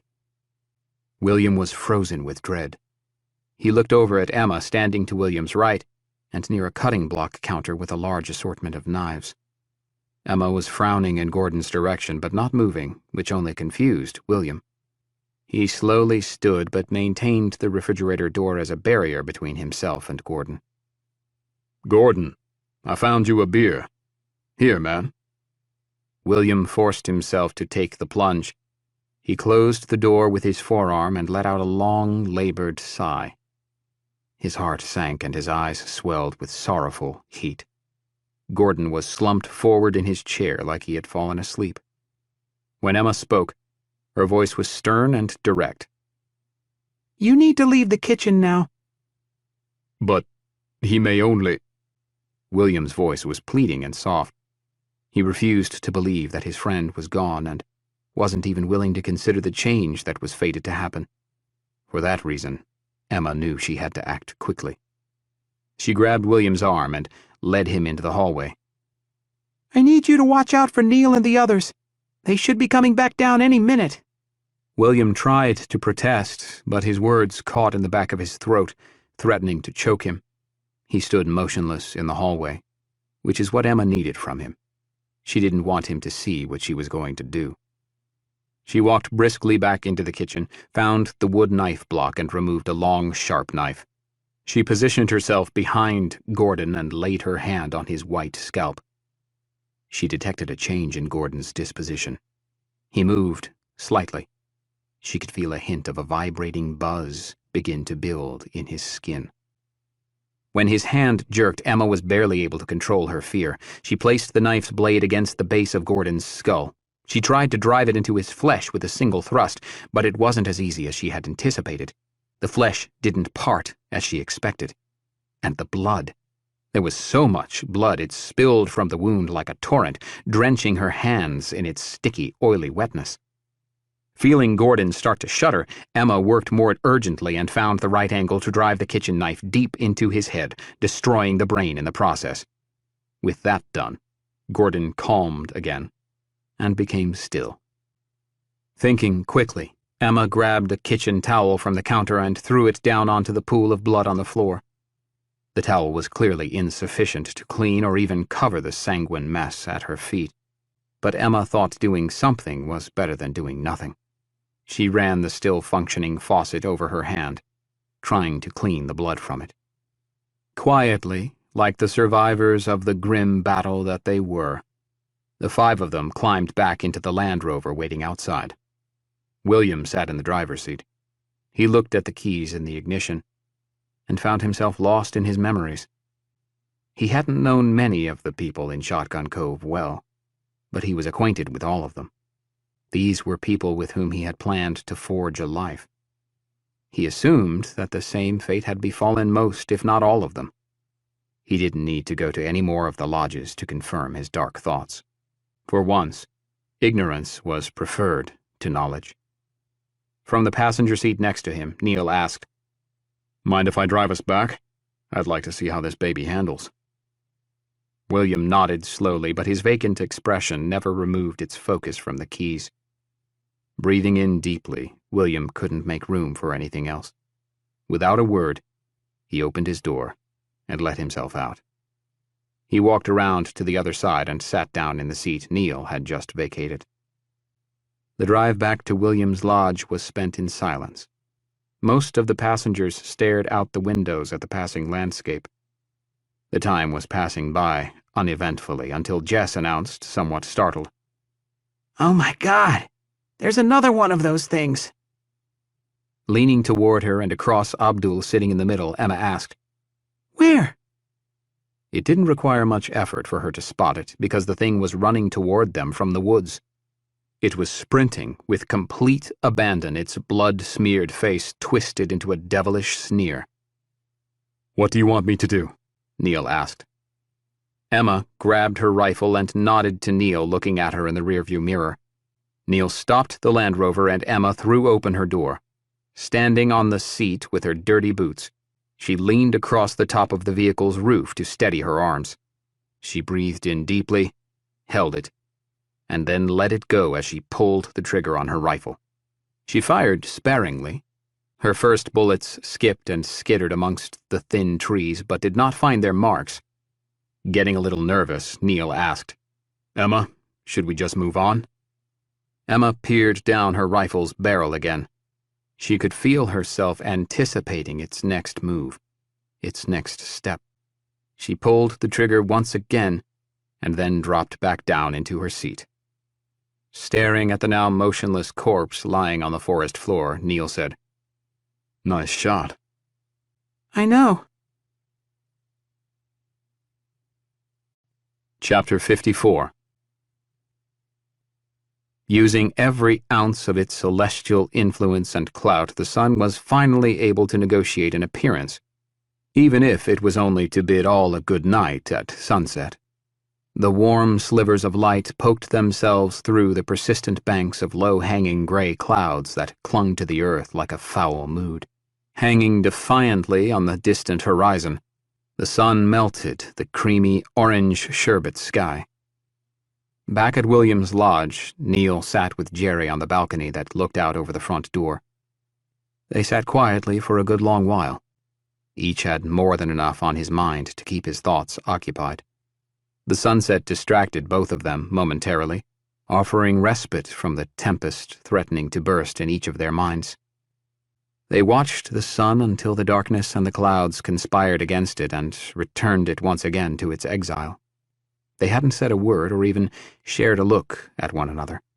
When it started to snow, neither really noticed. The snow came down in soft flakes that covered the open pavement of William's long driveway very quickly. The storm was stifling the flame, which flickered and struggled in the concrete and iron brazier between them. Trying to encourage the little blaze, Jerry stirred it with one of the narrow branches the fire was using for fuel. Little sparks like fireflies danced and flittered in the air above as if challenging the snow. "We should put up some kind of a roof if we plan on having someone up here all the time," Neil remarked. "No point in being miserable." "Is that all it would take?" Jerry asked. "We just put up a roof over our heads and we won't be miserable? I wish you would have said that earlier."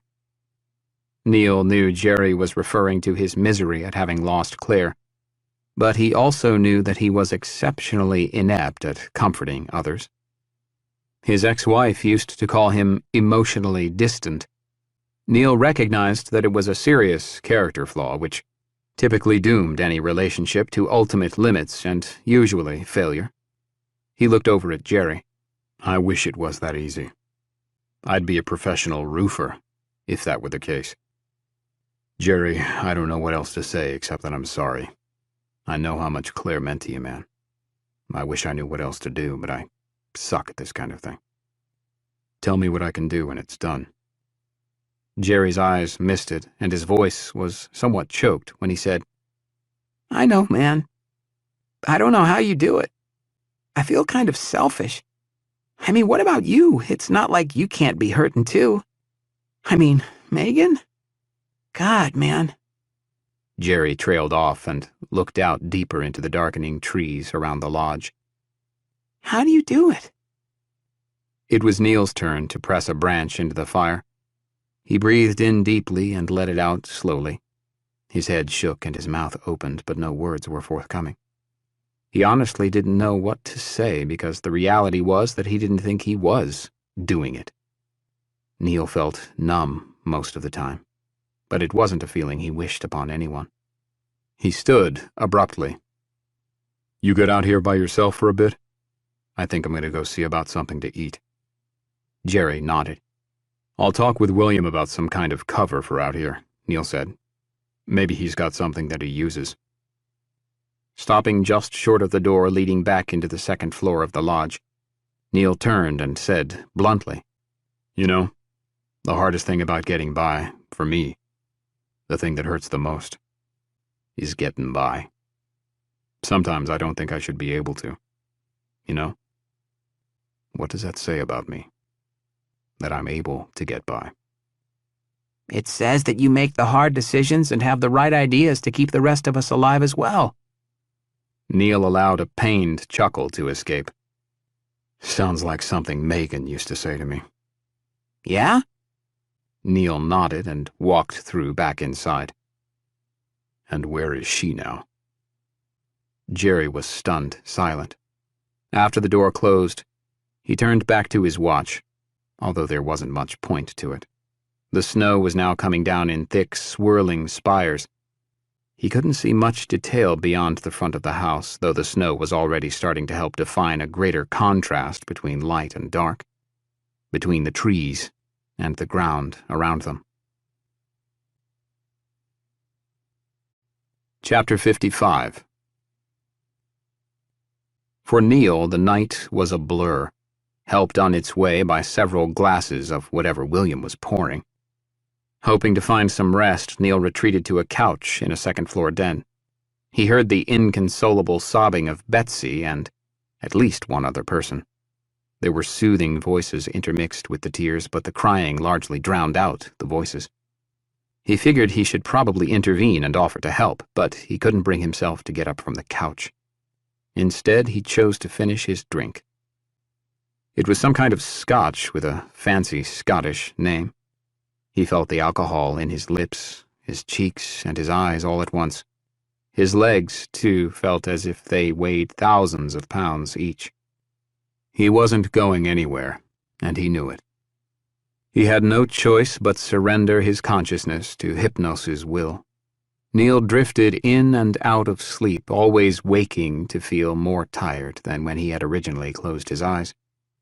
He couldn't shut his lids without visiting some horrible image from his memory. The sad reality for him was that even his recent happy memories were tormenting to him. At one point, he opened his eyes to see William walking away from him. Neil looked around and saw that his glass was full again.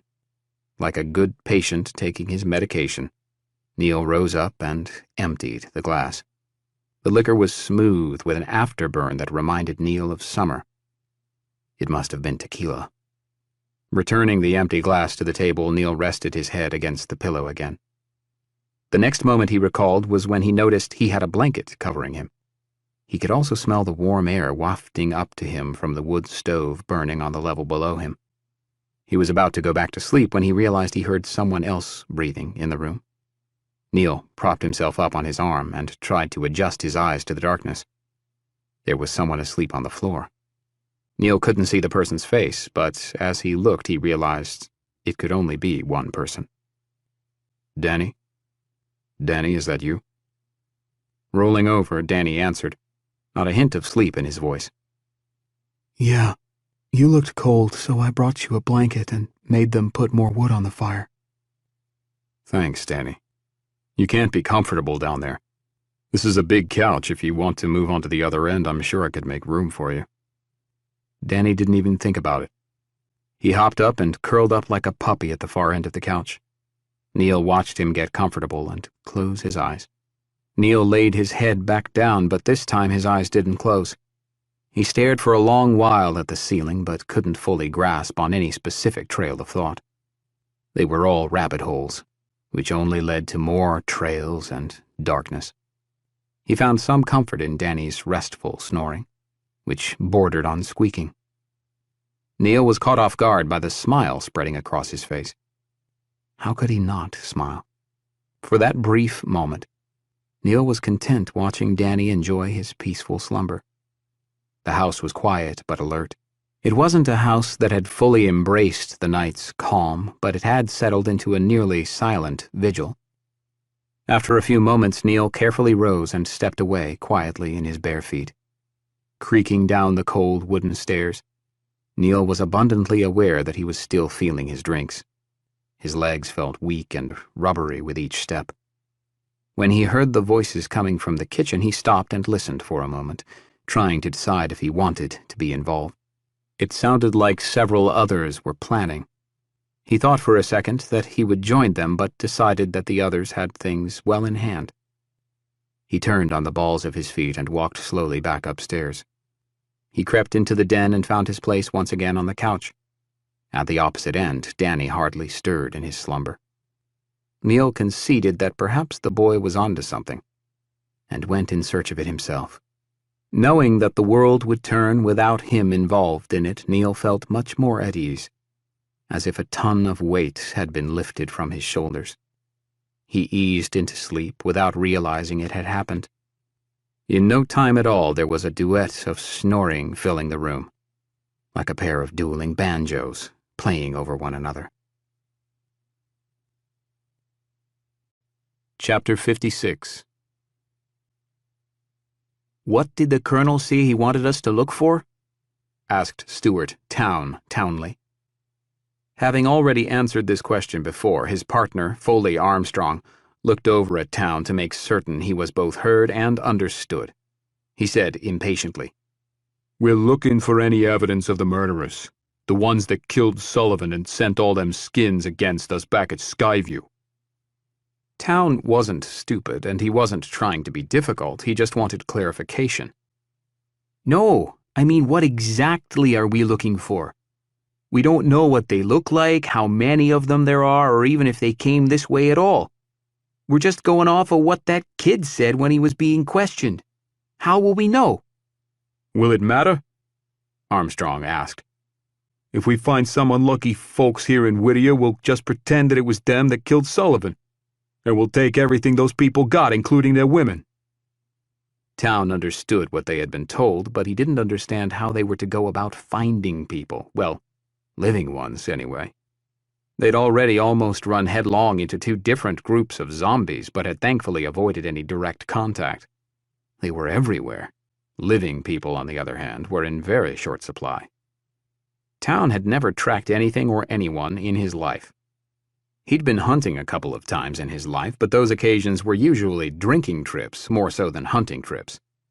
To his knowledge, Armstrong wasn't much better equipped than Town was to find a trail and follow it, especially with the day fading quickly and an eager evening trying to express itself. Trying not to sound like a complete idiot, he asked again, "But what are we looking for? Do you know?"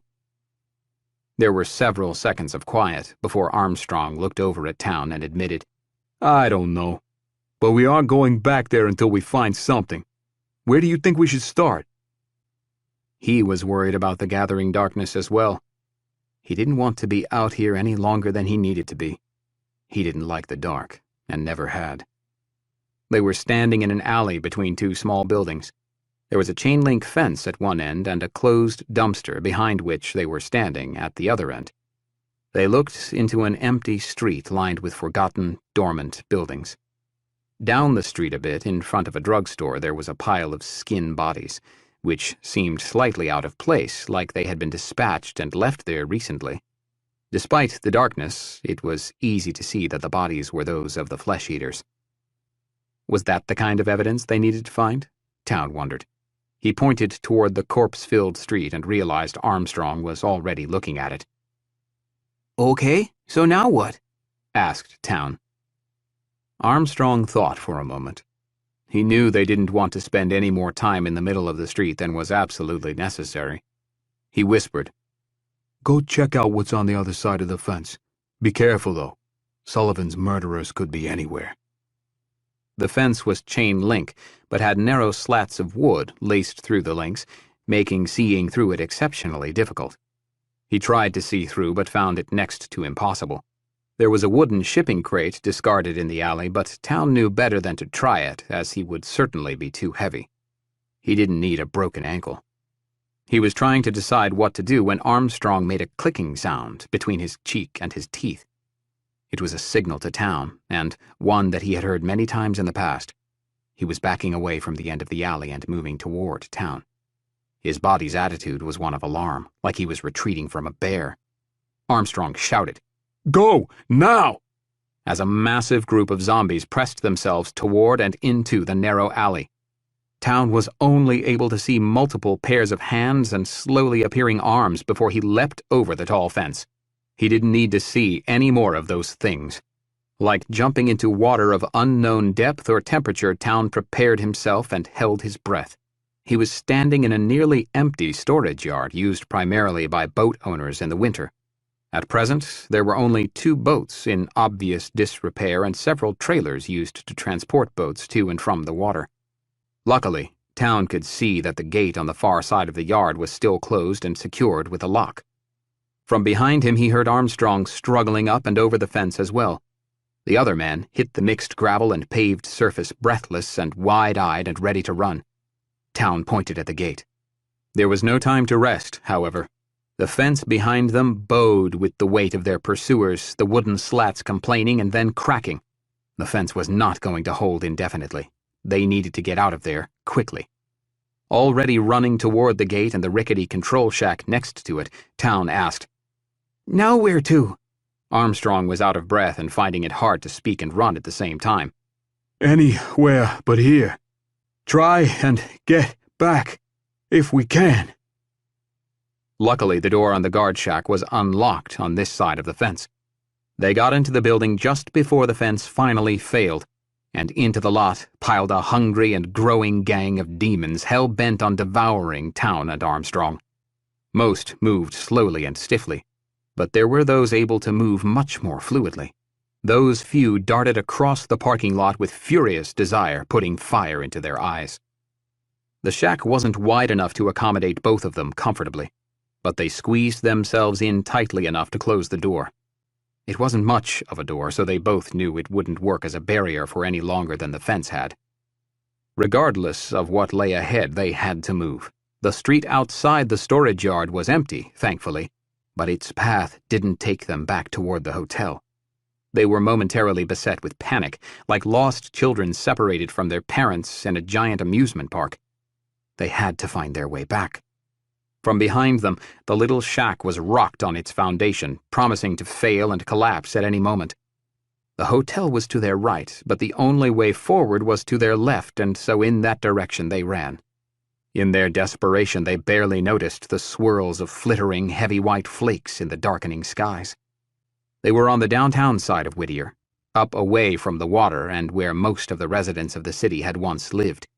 The buildings were sturdier, but they also produced longer, deeper, and darker shadows. They ran. They had no particular destination in mind, but the road took them up toward the dominating Begich towers perched over the rest of the city. They ran into the snow-laden gusts, both beginning to doubt their decision and looking back over their shoulders. The handful once pursuing them had grown to a clutch of close to 2 dozen. The demons didn't notice the worsening weather as they continued their hunt. The winds blowing into their faces carried the scent of prey on it and only excited them all the more. Their bodies quaked with spasms as the fiend's legs began to move quicker, the infection driving them with reserves of energy. The two men were struggling to breathe as their feet propelled them forward. They passed one cross street which headed left, but elected not to venture down it when they saw a group of undead loitering in the street outside another building, the color of a faded and weathered school bus about a city block away. It was then that both men noticed the snow for the first time. The twisting spires of white wreathed the wretched creatures in undulating waves of glistening flakes. Moving languidly like statues slowly coming to life, the granite-colored beasts spied the two men and turned to march toward them. Instead of going that way, Town and Armstrong pressed forward, which also led them up the hill further away from the inn. Town's worry was growing. He didn't know how much longer he could keep running. If he knew where they were heading, he might be able to trick his body into pushing itself, but without a clear goal in mind, he didn't know if he could maintain his pace. He was thankful the creatures were only moving at a speed slightly faster than an excited walk. He wasn't required to sprint, but he was running a lot more than he wanted to. Town thought back on his days playing youth football and the running he had to do then. He hated it as much in his youth as he did right now. Armstrong was faring no better. His chest hurt and felt like it was tightening with each step. He both cursed his lifetime of smoking and longed for a cigarette at the same time. Town was able to squeeze a question in between his panting breaths. "Why don't we shoot?" "Only draws more to us," Armstrong said breathlessly. "Keep running. We can hide in that big building." At the next intersection, they both looked left. This road led them to the front entrance of the large apartment building to which they had been running. The narrow road was teeming with skins, like a summer stream full of spawning salmon. Seeing the two men, the horde turned and started to move toward them, the same raw hunger in their eyes as that burning in the eyes of those behind the men. Armstrong and Town, their worry reaching a crescendo, shared a frightened look with one another. They had no choice now. They had to keep running. The road bent to the left and skirted between the school on their right and the back of the Begich Tower on the left. As before, the road was choked by corpses, some motionless and lying in the street and others drifting toward the two men. They were running out of options. Their heads were starting to swoon from oxygen deprivation. Walking through the school's diminutive playground, Armstrong and Town felt strangely like giants. They maneuvered through the jungle gym and miniature slide, both meant for little kids, and ran around to the back of the school. Unfortunately, more of the same awaited them behind the school. Already moving toward the two men, a mass of feral, undead creatures were only several steps away from where the duo stood, gasping for breath. Armstrong had had enough. His legs were in full revolt, refusing to move another step. He had no choice but to use the .45 caliber Colt automatic pistol he had been carrying.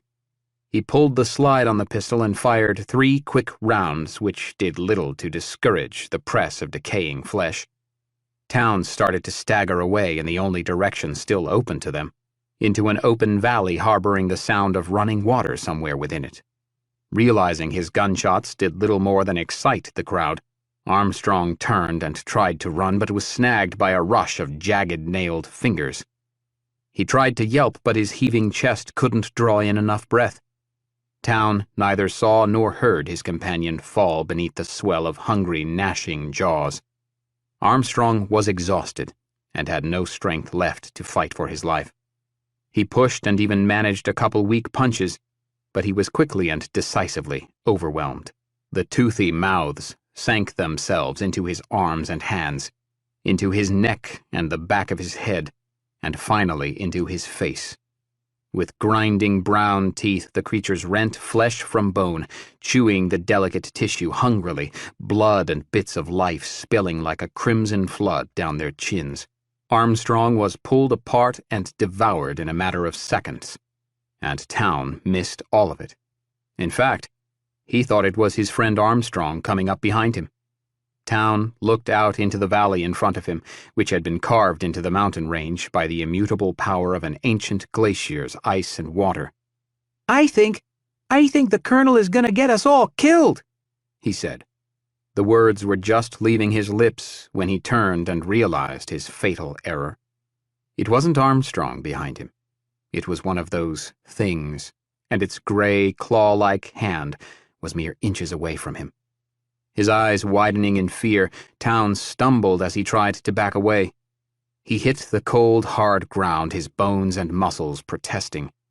He was never able to get back to his feet. He did manage to roll over onto his hands and knees, pleading, "No, no, no, no, no, no," over and over. Town tried to crawl away, but he, like Armstrong, was fated to fall prey to the gray horde. He too was gulped down in horrible, grunting mouthfuls. Excited by the feeding frenzy, the fiendish host of hundreds of ghouls stood as one and turned their attention to some new sounds and smells in Whittier. There were lights, too, coming from down in the portion of the city near the water. Chapter 57. Irritated at having been disturbed when he was just starting to settle into his room, Colonel Bear asked, "You heard what?" The militiaman, a wiry, dark-haired man of perhaps 35 and whose face was pocked with the remnants of an adolescence filled with acne, was visibly shaken by the colonel's question. Perhaps it wasn't the question itself, but the rancid-smelling breath on which it floated. The colonel's odor filled the room behind him and had rushed into the hallway when he opened the door. "Colonel, I think we heard gunshots." "You think you heard gunshots?" "Yes, sir." "And?" The man standing in the doorway looked around for anyone capable of intervening, but there was no one within sight. He had no choice but to answer. "We thought you would want to know. We thought that maybe it was Armstrong in town. Maybe they might need our help." With a cruel grin, the colonel said, "And that's the problem." Confused, the man asked, "That they need our help?" "No, that you thought. When I want you to think, I will tell you when and what to think. Understand me?" "Yes, sir." Without another word, the stung militiaman slunk down the hallway and disappeared down the stairs. Colonel Bear stood for a minute longer while he stretched his aching back. Then he threw on his malodorous, camouflaged jacket and walked laboriously in the same direction. When he passed Carter's door, he knocked loudly 3 times, but kept walking. In the lobby, with only the flame in the fireplace for lighting, the colonel conferred with another of his men, a loyal toady named Earl. They pointed and rubbed their chins, sharing words that only the 2 of them could hear. Carter walked up a few minutes later, smelling of hard alcohol and cigarettes, and asked loudly, "What the fuck is going on?" Earl, his eyebrows arched high enough to intimidate the famed gateway to the west in St. Louis, sneered. "We got some skins out there coming toward us." Not amused, Carter shot back, "And?" "We don't know how many there might be. We need to all be ready," said the colonel. Earl added, "Town and Armstrong haven't got back yet, and we heard some shots a few minutes ago." Carter, who had opposed the idea of sending men out late in the day, ignored Earl entirely, turning his attention wholly on Colonel Bear. "We lost 2 more?" The colonel nodded and acknowledged that he understood Carter's question. He wasn't asked about the men specifically, but about men generally. Only a handful of days earlier, Colonel Bear had commanded a sizable force of semi-trained but fairly well-armed militia. That had all changed suddenly, and now they had only about 20 men and women with them. They still had plenty of guns, but they were starting to run low on ammunition. Having lost 2 more of their number was not as novel or inconsequential as it had been in the recent past. They could no longer absorb losses without concern. Fully awake and focused, Carter understood the urgency and was ready to take control. He didn't want to start their defensive line at the inn. That would be their fallback line. He would like to meet any threats further out to mitigate and blunt the force of their attack if possible. the creatures wouldn't assault with any guile or planning. Like every time before, the skins would come at them head-on, in relentless waves, until the militia's line broke, or all of the walking corpses were dead. Again. Chapter 58. Cody needed to get some fresh air that wasn't thick with body odor and flatulence. He was with Colonel Bear's rear guard on the far side of the Whittier Tunnel and still awaited word that they could join the others in the city. It had been more than a day since they had been left, and Cody was starting to wonder if the colonel and the rest of the militia were ever coming back. It was their job to ensure no one followed the colonel into, and no one preceded the colonel out of, Whittier. Cody knew the job assigned to them, but found it exceedingly difficult to stand watch with Oscar's corpse dangling lifelessly in the middle of the area they needed to patrol. Cody hadn't known Oscar well and couldn't claim that he much liked the guy, but the man didn't deserve to be hanged. Cody didn't remember signing any enlistment papers agreeing to be mindless drones, fodder to be sacrificed at the colonel's will. Before the skins showed up, he had been out in the field near Sterling with his partner on a utility easement job when their radio started to squawk about disturbances. Details weren't shared, and they were fairly remote, so the two of them kept working. When they came back to their truck, the dispatcher was gone. Alarmed and clueless, they drove back toward Soldatna but ran into trouble immediately. The highway was jammed with cars, but many of them were abandoned, some still running. Neither could guess what could have happened to cause all those people to walk away from their vehicles. Not in 100 lifetimes could either of the men have known. They thought they saw some people here and there, but some instinct convinced them to keep driving. Cody maneuvered their utility truck along the shoulder, taking it as slowly as his agitation allowed. Slowing because of a tighter-than-normal angle, the two men were afforded the opportunity to see the first evidence of something having gone afoul. An RV on the road above them had been recently abandoned, as evidenced by the doors standing open.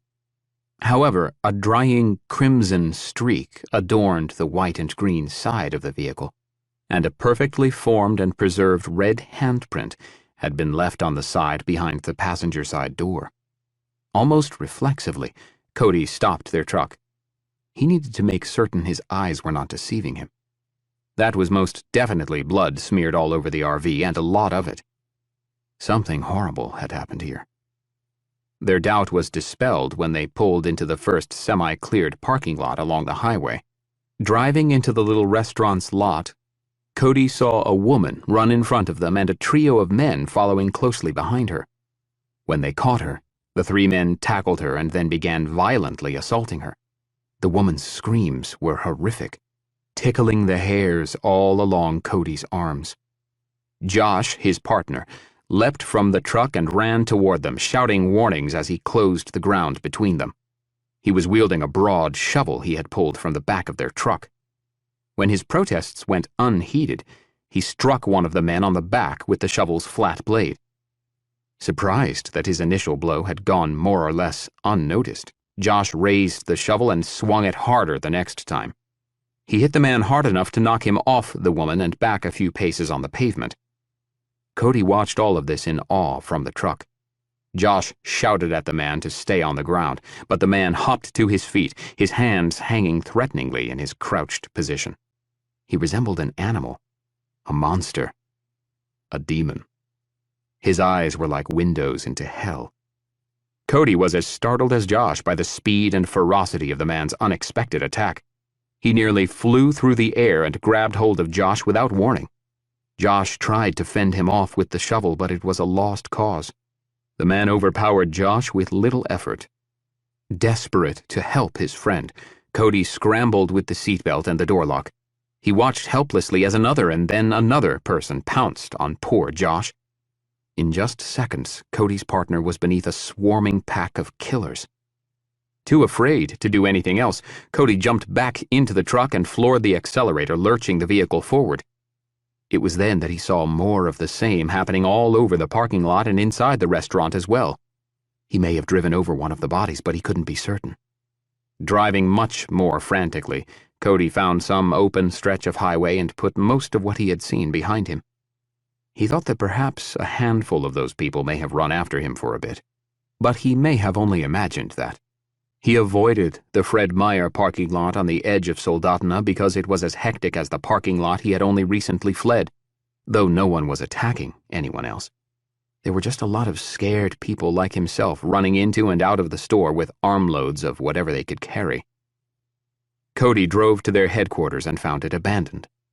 Everyone had already left him, just like he had left Josh. He was still sitting in his truck in the parking lot when another truck of armed men pulled up on the street near to him. One of the men in the truck spotted him and waved him over. That was all Cody needed to see. He climbed out of his truck, grabbed his lunch and his coat, and ran over to the other truck, which was already starting to roll before he had climbed into a back seat. He was told that the end had come and that they were getting out of town. They had a safe place where they could go. Whereas everyone else he had encountered had been scurrying fearfully, these men were calm and collected. They were on a mission and acted accordingly. They took him to some place called the Ranch, where he was taken in and made to feel safe. His becoming a soldier was something that happened without his having been aware. Regardless, he still didn't think he had signed on to be another man's tool.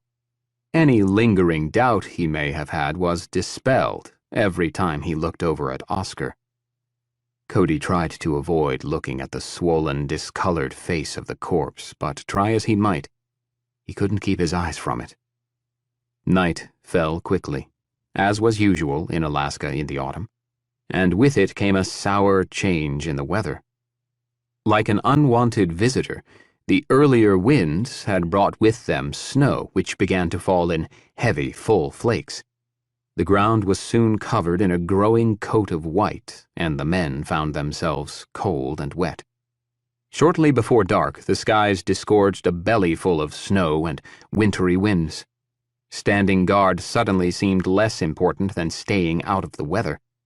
The power shack, not much more than a thin-walled shed on a concrete slab, was as appealing as a sanctuary as anything. They could have all fit into and stayed warm in the truck left behind for them, but none of them wanted to sit in Oscar's shadow, whose deeper darkness persisted despite the absence of any light which could cast it. They retreated into the shack and started a fire in a metal trash can to try and stay warm, though the meager flame produced more smoke than heat. Finding themselves out of the cold winds was improvement enough. The four of them gathered around the fire and passed around a jug of cheap wine one of them had found some time ago. The alcohol content of the wine was just enough to make everyone's cheeks rosy and their body temperatures rise. They didn't speak much, and when they did, it was only superficial talk about past professional sporting matches, the big games that all of them had seen. They weren't really talking with one another. They were merely filling in the silence that would have been hanging around them otherwise. The strong winds hurling the snow against the shack's thin metal walls did their part to vanquish the quiet, but it wasn't a consistent, white noise which might encourage calm. The winds came in violent gusts which rocked and shook the small structure and raised alarms in all of their heads. After they had finished the wine, the conversations largely came to a close, and a profound silence shrouded all of them, interrupted occasionally by the buffeting winds outside. The air became more and more stale in their tight confines until the smell finally became overpowering. Luckily for Cody, the storm sounded like it was starting to fade somewhat. The time between gusts was lengthening, encouraging him to start considering options. Unable to hold his urine any longer, Cody stood and exited the shack. He stepped around the back of the shack and opened the fly on his pants. It felt good to be in the open air despite the cold, and just as refreshing to be emptying his bladder, which steamed as it exited his body. It went on without end. If ever there were a time when he should have written his name in the snow, it would have been then. He had plenty of urine with which to write.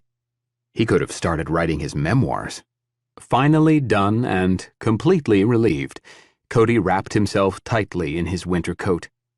He figured he would have a look around before going back into the shack to rejoin the others.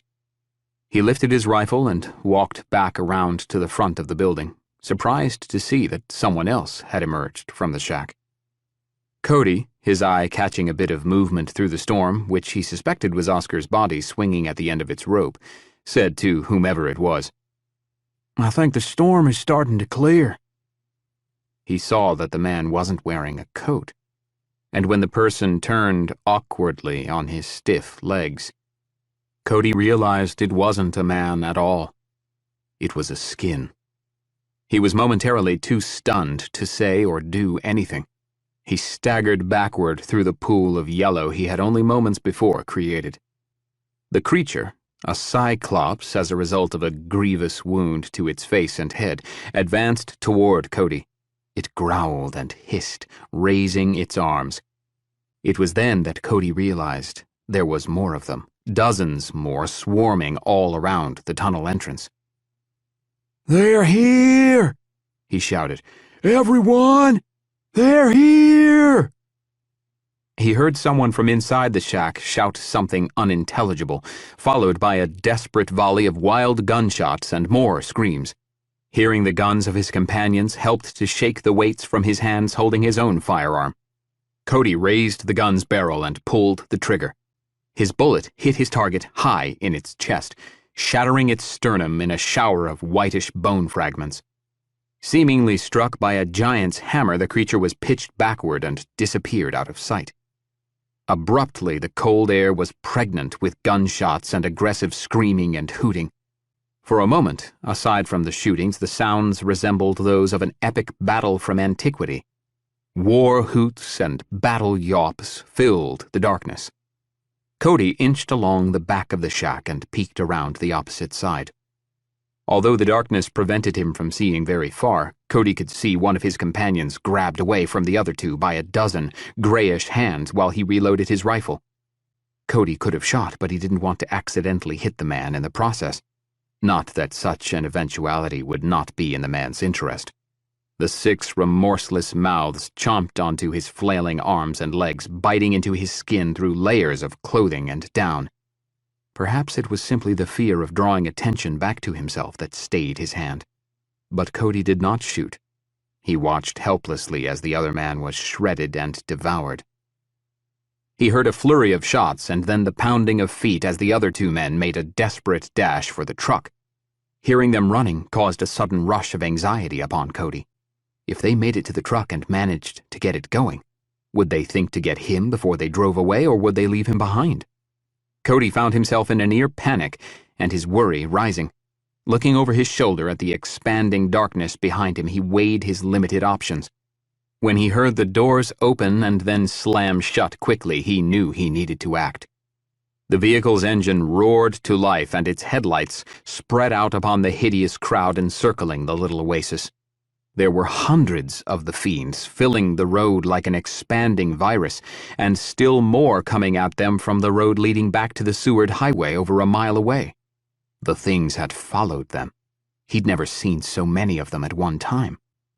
The vehicle's tires screeched and produced a cloud of whitish smoke when his comrades made their play for safety. He had to decide. If he jumped out at them and they didn't stop for him, he was doomed. Holding his breath, he started to run out when he heard another gunshot from within the SUV and then the sound of breaking glass. The headlight beams panned wildly from right to left as the truck careened out of control while Cody watched in horror. In the halo emitted by the vehicle's interior dome light, Cody could see that there were more than 3 heads inside.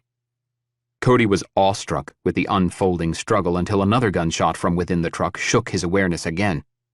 To Cody's surprise, the truck regained control and squealed its tires again, barreled into the tunnel and disappeared from sight, its echoing engine noise and bright headlights quickly fading into the gloom. Though he could no longer see it, he could still hear the crude eating sounds by the pack of creatures still feasting on his fallen companion. They sounded like jackals scavenging meat from the festering bones of a kill on the savannah.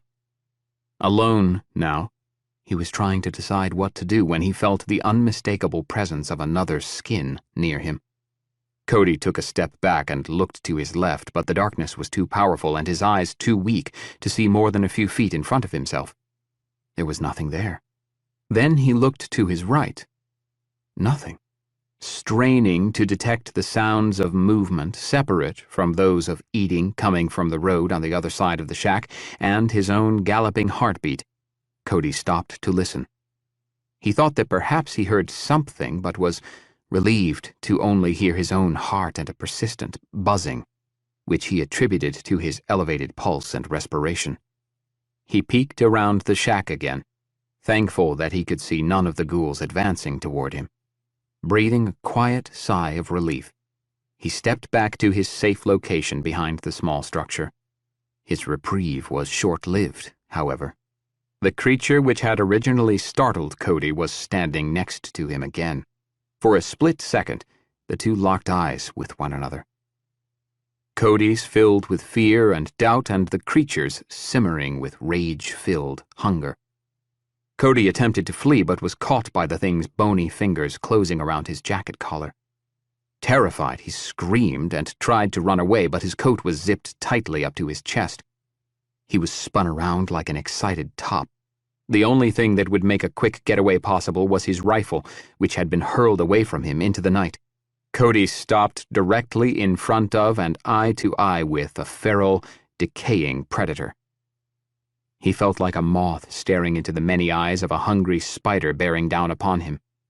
With its gaping mouth coming down at him, Cody did the only thing he could think to do, which was kick up and out with his right foot. His knee struck the creature squarely in the groin, but it did not produce the effect for which Cody had hoped. Other than the sheer force of the strike, the creature was unswayed. Fortunately, the force was enough to loosen its grip on Cody's coat. With a solid tug, Cody freed himself from its clutches and turned to run. Unfortunately, he ran headlong into another of the ghouls, tripping both himself and the uncoordinated creature. The two fell to the frozen ground in a twisted, struggling heap. Cody was holding his breath and clenching his jaw as he fought. The thing was slow, but persistent. When Cody felt like he had gotten the upper hand with a push or a repositioning of his body, his attacker readjusted and came at him from a different angle. When he felt another set of hands on his right leg, Cody found his panic rising to a feverish pitch.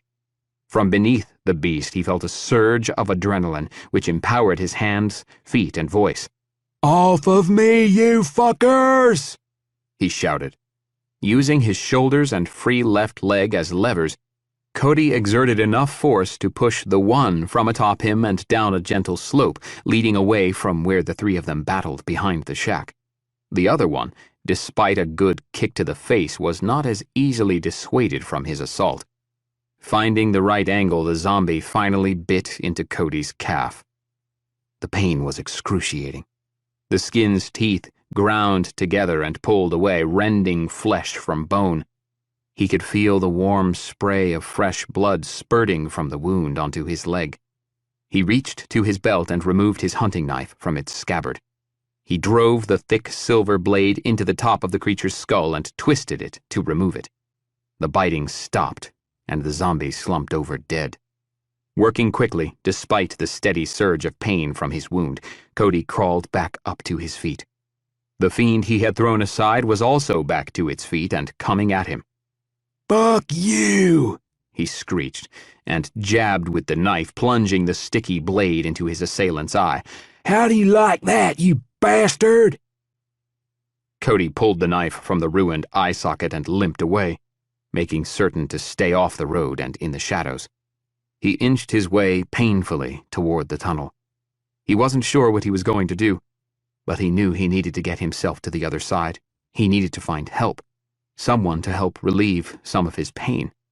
Maybe someone still in Whittier had found a cure for the biting sickness.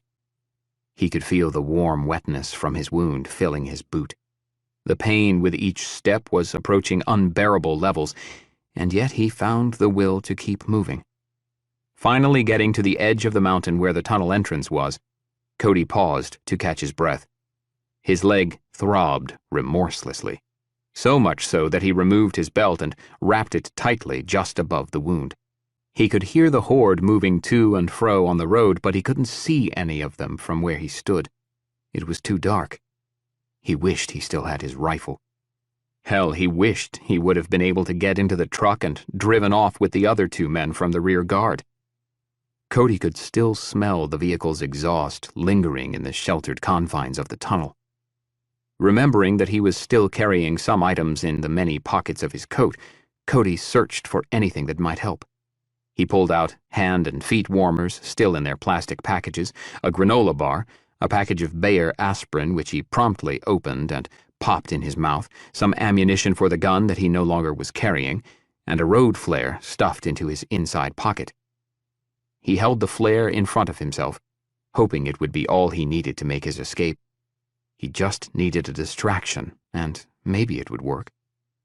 Knowing that his time was limited, Cody sparked the flare to life and threw it as far as he could in the opposite direction from the tunnel. Looking up from his hiding spot, he could see in the flare's red glow a large crowd forming around the flame. He had no time to wait. Cody walked up onto the road and then ran toward the tunnel, which was as dark as a starless night sky. He felt like he was stepping into a black hole where light and matter were devoured by the darkness.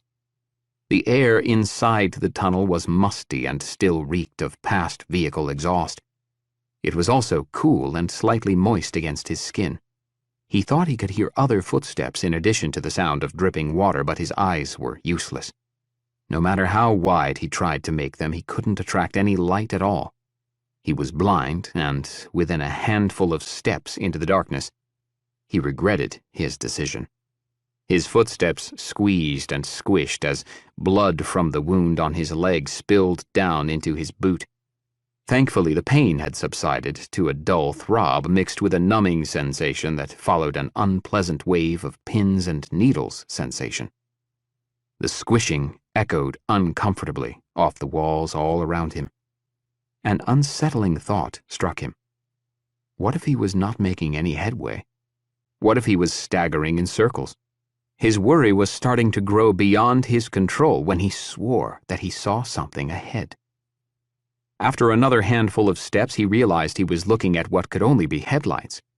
They were facing away from him, but the luminescence was grand.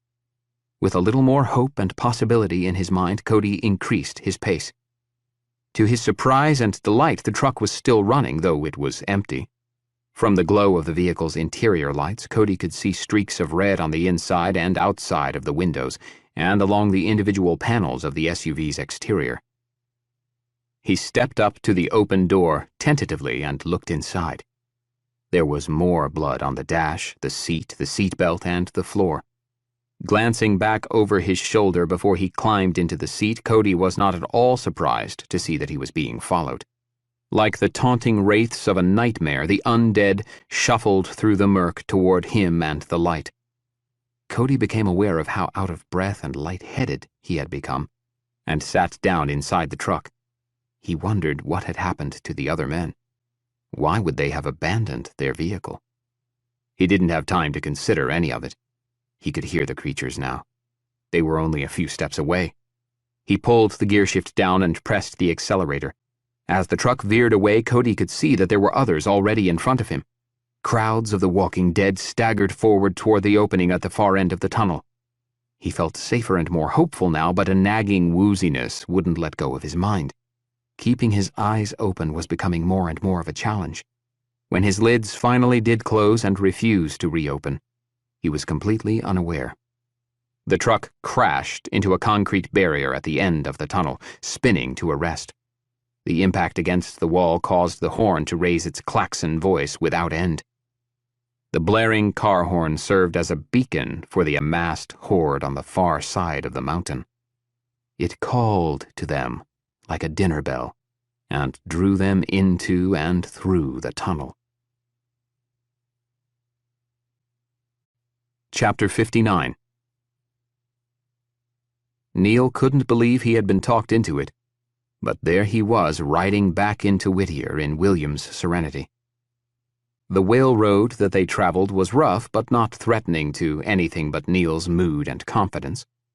The weather had cleared after the snowfall, though the skies were still somber and gray. They passed a few rocky promontories rising up from the cold, watery depths below. The mossy piles of rocks were like inhospitable islands populated only by hardy birds. Perched in the countless sheltered pits in the aquatic boulders, the birds were oblivious to the elements. Neil couldn't take his eyes from the feathered critters as the boat passed them, a brave few rising up against the raging elements only to return again to their sanctuary. The beautiful boat skipped along the white-capped surface, rising and falling into some of the troughs created between waves. His familiarity with the personality of the local waters helped William to pick and choose the paths between Shotgun Cove and Whittier Harbor. When Neil decided to go out on the boat's aft deck, he was surprised to find that ice had started to form on the railing and other exposed surfaces. Neil was afraid that if he stood in one place for too long, the ice might form on him, too. The cold air against his face helped him to focus, and focus was what he needed. He had chosen not to be a part of any planning and now found himself at the mercy of plans made by others. Apparently, much of the discussion while Neil slept was introduced by Jess. She suggested that perhaps they should use William's boat while they were still able, given the approaching weather, to explore other areas away from Shotgun Cove. She reasoned that maybe there were still people elsewhere and the boat made it much easier to get into and out of places. Everyone knew Jess's ultimate reason for the suggestion. Her daughter, she believed, was still out there somewhere. If she could convince them to take to the water, then maybe she could get closer to finding her daughter. When pressed by the others for her true intention, Jess was unabashedly honest. She fully admitted to wanting to eventually use the boat to find Sid. For now, however, she attested that it was simple practicality. Surprisingly, both Emma and William agreed with Jess. William did so because he was more comfortable on the water than on land. He felt that perhaps it was in this way that he could contribute. He could lead them to fish or steer them to anywhere the tide cared to carry them. Emma agreed based on much deeper, resonating sentiments and emotions. She was tired of running. She was through with the fear and the doubt. They could be much more aggressive from the water and reach further. From the water, maybe they could start striking back. They might stand a chance of reclaiming some of what had been lost. There was a not too subtle growl lurking behind all of what she had said, and all of them could sense it. Danielle, needing a supply of insulin in order to avoid all the complications up to and including death, reluctantly agreed as well. Danielle had absolutely no interest in venturing back into the hell the world had become, despite her own pressing need. Her own limited experiences in the land of the dead had convinced her she needn't frequent those festering neighborhoods ever again. Danielle was also a realist, and knew that she, above all the others, would need supplies that could only be gathered from the former places of men, and she was unwilling to lay that burden on others' shoulders. She could and would do her part, given her need. Neil could think of 1,000 reasons why he wouldn't have chosen to leave William's well-stocked, warm, dry, and isolated lodge. Before he could offer any protest, however, Neil listened to a quiet voice in his head, which suggested that he should listen to others' ideas. The voice was accompanied by a somber parade of faces of those who had died as a result of Neil's ideas. The sorrowful procession of memories ended poignantly with Megan's empty death smile looking up at him as he placed the last stone over her body. At that moment, Neil decided he would just release control and go with the flow. Using the time to his own personal advantage, he retreated to an upstairs bathroom to shower. Everyone noted his silent departure from the table as the discussion went on. He couldn't remember the last time he had felt anything so glorious. The hot water was as scintillating a sensation as he had experienced in his entire life. It was as if every nerve in his body was stimulated simultaneously. The first burst of hot water took away his breath and his vision went dark for a moment. And in that darkness, all of the pleasure of that moment faded into the building guilt he was feeling for his joy. His stomach turned over on itself and his shoulders felt like they had traded places with Atlas. He spent several stunned minutes letting the water spray against his face and trail down his body. He was no more animated than a zombie as he stood there, and would likely have stayed that way for much longer had Jerry not interrupted him. "Everything okay, Neil?" Jogged from his stupor and realizing the water was cooling precipitously, Neil turned off the tap and looked out from behind the flowery yellow shower curtain. "Emma made me come ask about you," Jerry said. Feeling somewhat refreshed, if not completely at peace, Neil nodded and caught the towel Jerry threw to him. "I'm good. I'll be out in a minute. What's the plan?" Closing the door and talking to Neil through it, Jerry answered, "As soon as you're ready to go, I think we are going to go into Whittier Harbor.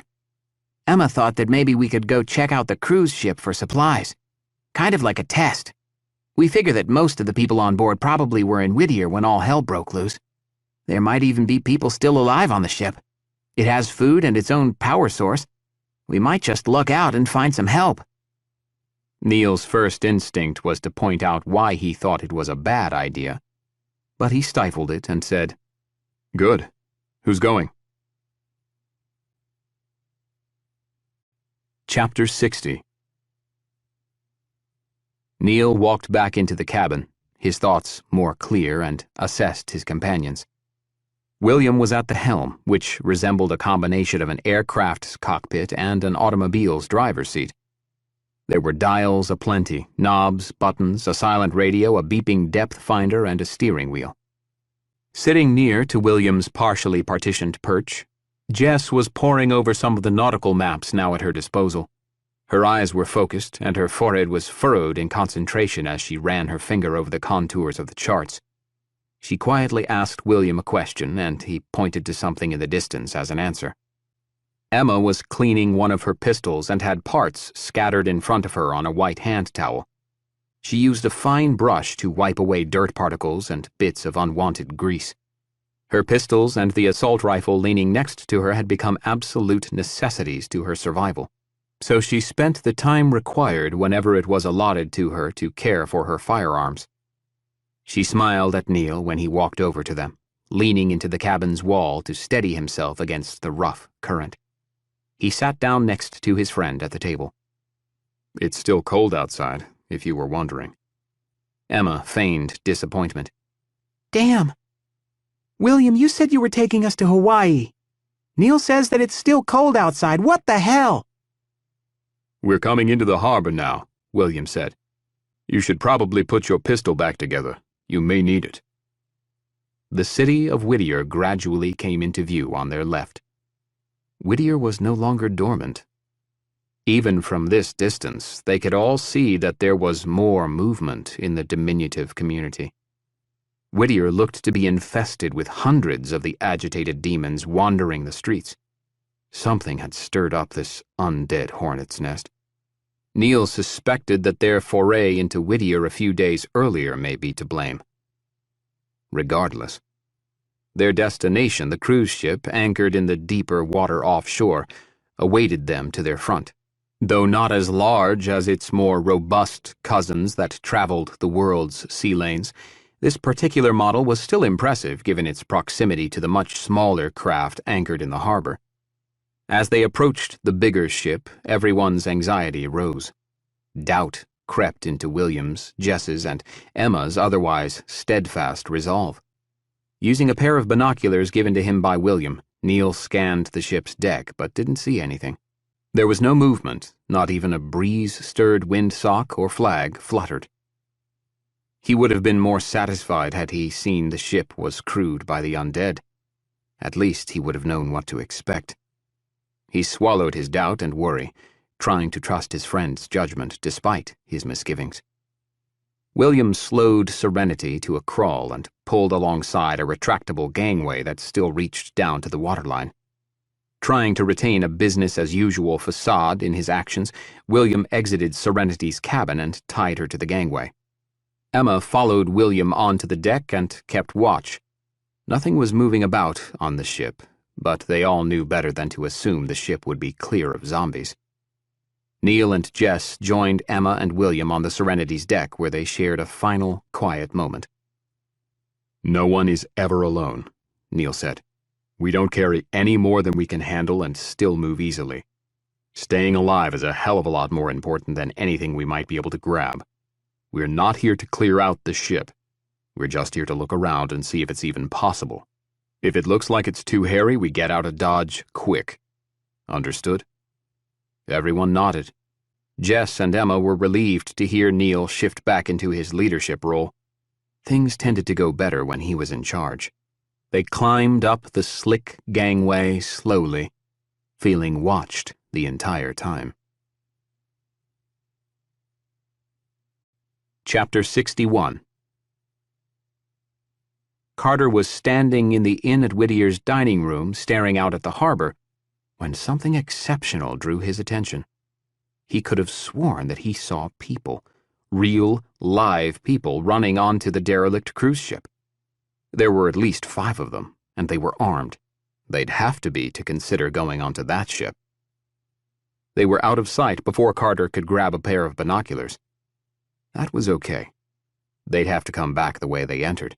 That was, of course, if they came back at all.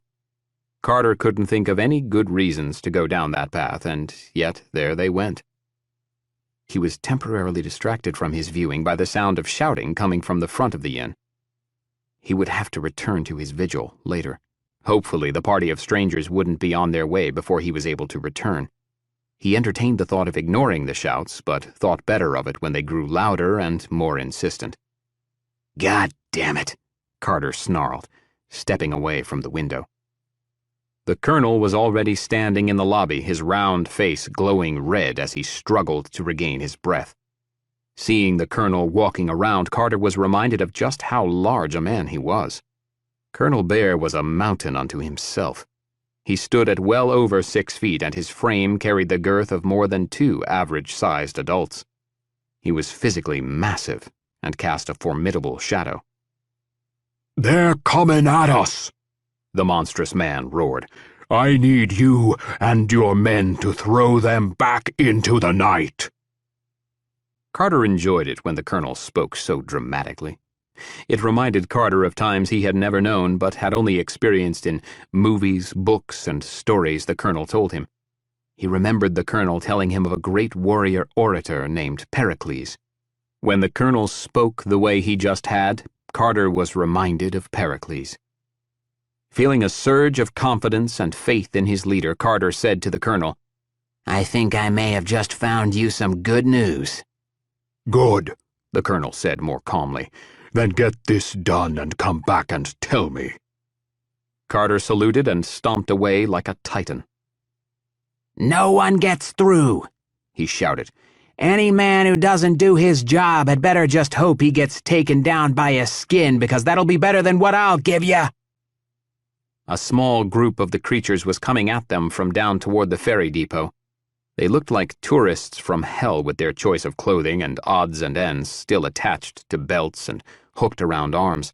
They must have died clutching those meager possessions as if they would somehow protect them from the inevitable. Now they were doomed to walk eternity encumbered with the useless junk. Carter was more than willing to help them out of that hassle. The snow had stopped, leaving the ground slippery in spots. Most of the accumulated snow had gathered where it had been blown against the sides of buildings or vehicle tires. The wind was sharper, cutting through Carter's black jacket and chilling his bones. "We take out these few first, and then deal with the next group," Carter instructed. "Save your ammo. We may need it." His wooden bat still sporting the crusty gore and tissue from his last encounter, Carter twirled the weapon around as if warming up for his turn in softball. The sharpened wedges of steel driven into the business end of the bat belied its actual purpose.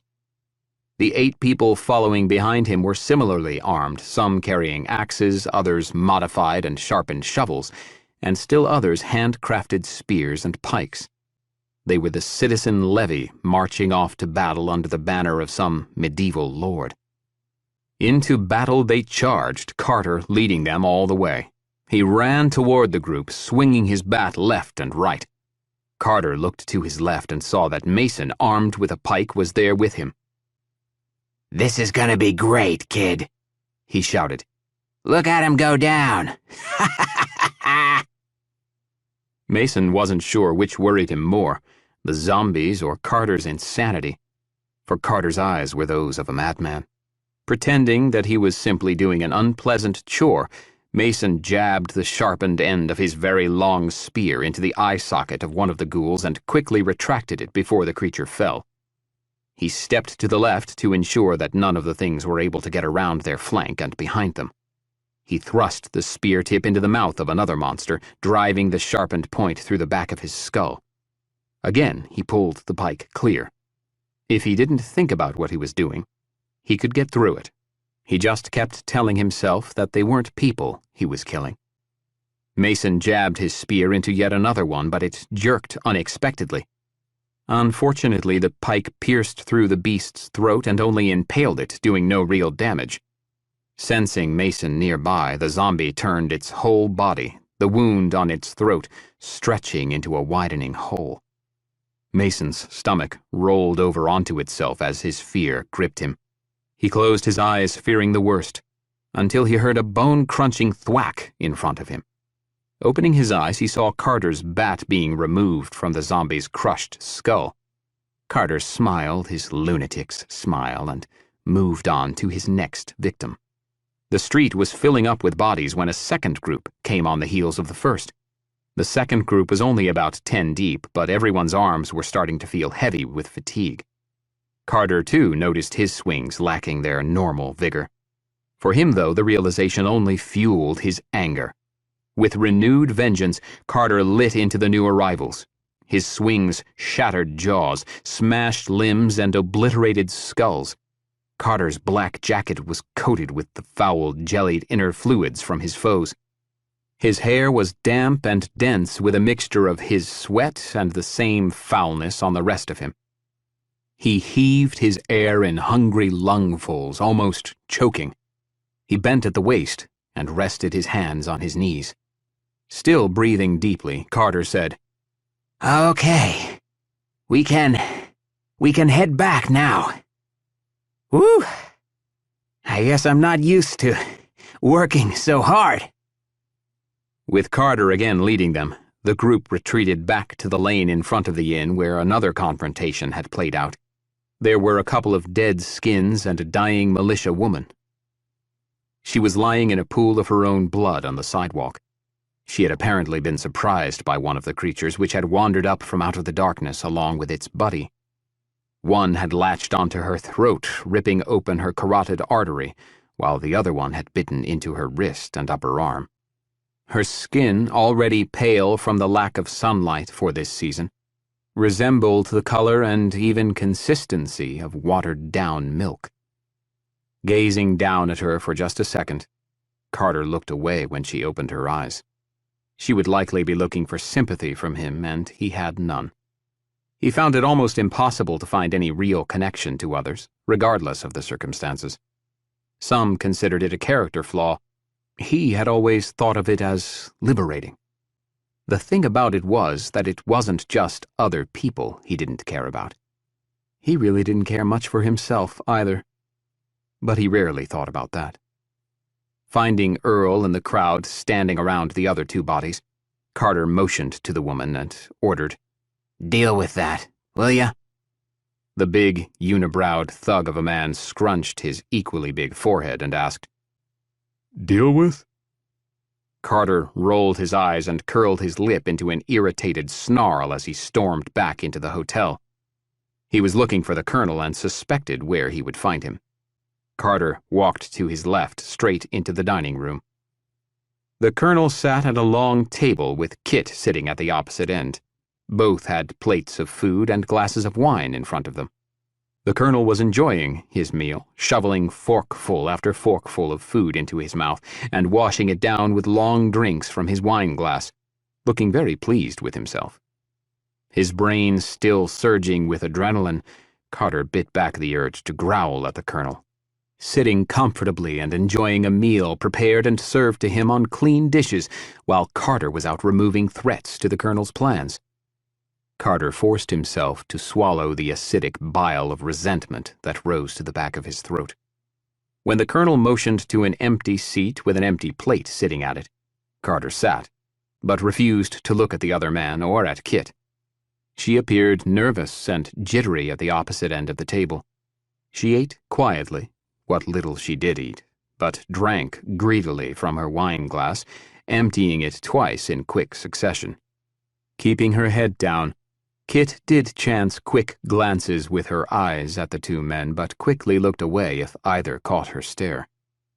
The Colonel finally said pleasantly, "Dear, will you please give us men some time to discuss plans?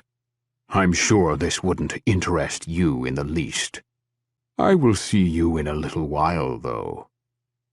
Kit swallowed her most recent bite and dumped the contents of her glass into her mouth, hurriedly stood, and skittered away from the table. She left the room, and Colonel Bear returned his attention to Carter. "Hungry?" asked the Colonel. Not so much, really. "Thirsty?" With his serpent's grin in full flourish, Carter answered, Depends on what's to drink. The Colonel picked a string of meat from his front teeth. "As luck would have it," he said, "I think I have what you want." He produced a bottle filled with fiery brown liquid. "Don't know if this is your brand, but I thought it would do." Carter lifted his tumbler and tilted it toward the Colonel, who pulled the bottle's cork and filled the glass. "Please tell me about the surprise you have for me," the Colonel said. "But first, have you dealt with the problems out front?" Carter poured his glass's contents into his mouth, savoring the burning the alcohol created when it came into contact with the open sores on the insides of his lower lip. The pain helped to center and focus him. Yeah, we cleaned up the street a little, but that won't be the last of them. I think they know we're here now. They're gonna keep coming at us. This isn't gonna end. Rolling that over in his mind, the Colonel nodded his head, acknowledging that he understood. "And the other?" Carter then related to Colonel Bear that he had watched a boat pull alongside the derelict cruise ship. When he saw the people climb out of the fishing boat and board the monstrous ship, he thought that perhaps one of them was a woman he might have recognized. He thought that she might be a survivor from Skyview in Soldotna. He even went so far as to suggest that perhaps she had been working with the outsiders that attacked them. If it was her, and she had worked with them, then it stood to reason that the people with her were probably the ones for whom they were looking. Carter enjoyed several glasses of whiskey while he talked. The Colonel split his time between listening intently to Carter's observations and refilling Carter's glass. Chapter 62. I didn't know it would be this dark, Jess remarked. She tilted her flashlight to make certain it was working properly. It barely did anything to mitigate the oppressive darkness into which they were walking. "Yeah," Neil said. "It kind of takes your breath away, doesn't it?" Maybe we should quiet down a bit? Emma said. No point in drawing them too. She cut her comment short when she spotted the duo of ghouls appearing in the tight hallway from one of the several open doors. See? She whispered. The beasts' duet filled the narrow corridor with an aggressive buzz that tickled the backs of all of their throats. Not facing their prey yet, the two sniffed the air like hungry predators trying to get a fix on their quarry, their beastly profiles casting themselves on the walls as wicked shadows. Slowly they pivoted themselves so that they were facing the four humans, glowing red in the darkness with delicious life. Neil and Emma marched down the hallway, armed and driven by deadly intent. Neil was carrying his faithful blue aluminum baseball bat he had used countless times to dispatch the undead. Emma had become more accustomed to using her rifle as her primary weapon, but she had recently acquired another option, which had caught her attention at William's lodge. It was a long fire poker that William typically used at his outdoor fire pit. The tool was a single piece of solid cast iron that had been honed to a sharpened point and boasted an equally sharp hook close to the same end, adding additional heft to its hitting power. To Emma, the poker resembled a weapon from the age of armored knights. She hadn't been given the opportunity to use it yet, so she was excited for the chance. She stepped ahead of Neil and swung her new weapon in a wide arc, sinking the hook into the side of one of the creature's heads. Afraid that it was irretrievably stuck, Emma pulled desperately and nearly fell backward when the heavy poker came away very easily. Recovering quickly, Emma spun around and hit the second zombie with the full force of a freight train. The former woman's head came apart like over-ripened fruit, leaving from only her chin down still intact. That may be the most disgusting thing I've ever seen. William's facial expression, a sagging grimace, proved his point. Emma chuckled. I don't do a lot of that sort of thing. I usually watch you do it and then clean things up with my rifle. Jeez, that can really take it out of you. You don't have to hit them that hard anymore, Neil said. I think their skulls are really starting to get brittle. Most of the ones we're seeing have been dead for quite some time. We should put a better handle on that thing when we get back, make it easier to hold and swing. Emma smiled and said wryly, Yeah, this probably wasn't how designers envisioned these things being used, I guess. The all-purpose tool, no home should be without one. William looked at the clawed hammer in his hand and wondered about his choice. Did he want to let those things get that close to him? He shuddered at the prospect. He would have to do something about that. They would just have to figure something out with the flashlights. Her voice cracking, Jess asked, How far down is the infirmary? Neil answered, 2. The four of them continued down the hallway, closing every door they passed to ensure against surprises. Coming to a set of stairs that led further into the ship, Neil remarked, We should have brought Jerry or maybe Danielle. Why? William asked. Emma understood Neil's reasoning and agreed with him. She said, The Zeeks, they make a pretty distinctive sound. Yeah, William said. When we were on foot back in Whittier, when you guys happened along, we heard it. It's their moan. It's worse than a banshee wail. Looking over the stairway's railing and into the gloom, Emma said quietly, Younger ears are sensitive to an underlying buzzing. William nodded. Yeah, I heard it too. The more there are and the more agitated, Neil said, the louder the moan gets, and so does the buzz. We can hear it too when they're in groups. It's different with Jerry and I suspect Danielle too. Danny saved our butts more than once out on the road when he felt whatever it was. We think that as we get older our ears lose that sensitivity. We could really use Jerry right about now. Emma snarked. Hindsight's a bitch. Yeah. Let's go, Neil said and started down the stairs into the pitch. The air in the lower deck was stale and musty, reeking of the grave. It was much cooler as well, though the air was still almost stagnant. Perhaps most striking was the darkness, however. There was virtually no light at all. Their flashlights were foreign, alien in the black void. Looking at a placard he had taken from the wall, Neil whispered, According to this map, we go to the end of this hall and down the next set of stairs. The infirmary will be right. He cut his words short when they heard the scraping of lethargic feet across the cold floor. This corridor was narrower than the one on the deck above, and there were more doors. William was shaking so much he couldn't hold the light steady in his hands. The light skittered on the walls as if it were too afraid. He tried to control his breathing and calm his fears, but his efforts produced little in the way of effects. The terror in his veins was as wild and untamable as a wild mustang. If whatever was out there would just show itself, William could get past the nearly crippling fear. Waiting, anticipating, dreading. All were more poisonous than facing the monsters in the dark. He exhaled a stilted breath and came to an abrupt stop. From multiple doorways on both sides of the hall, first arms and then heads and legs, and full bodies spilled into the corridor. oozing like the rancid wave of foulness that it was.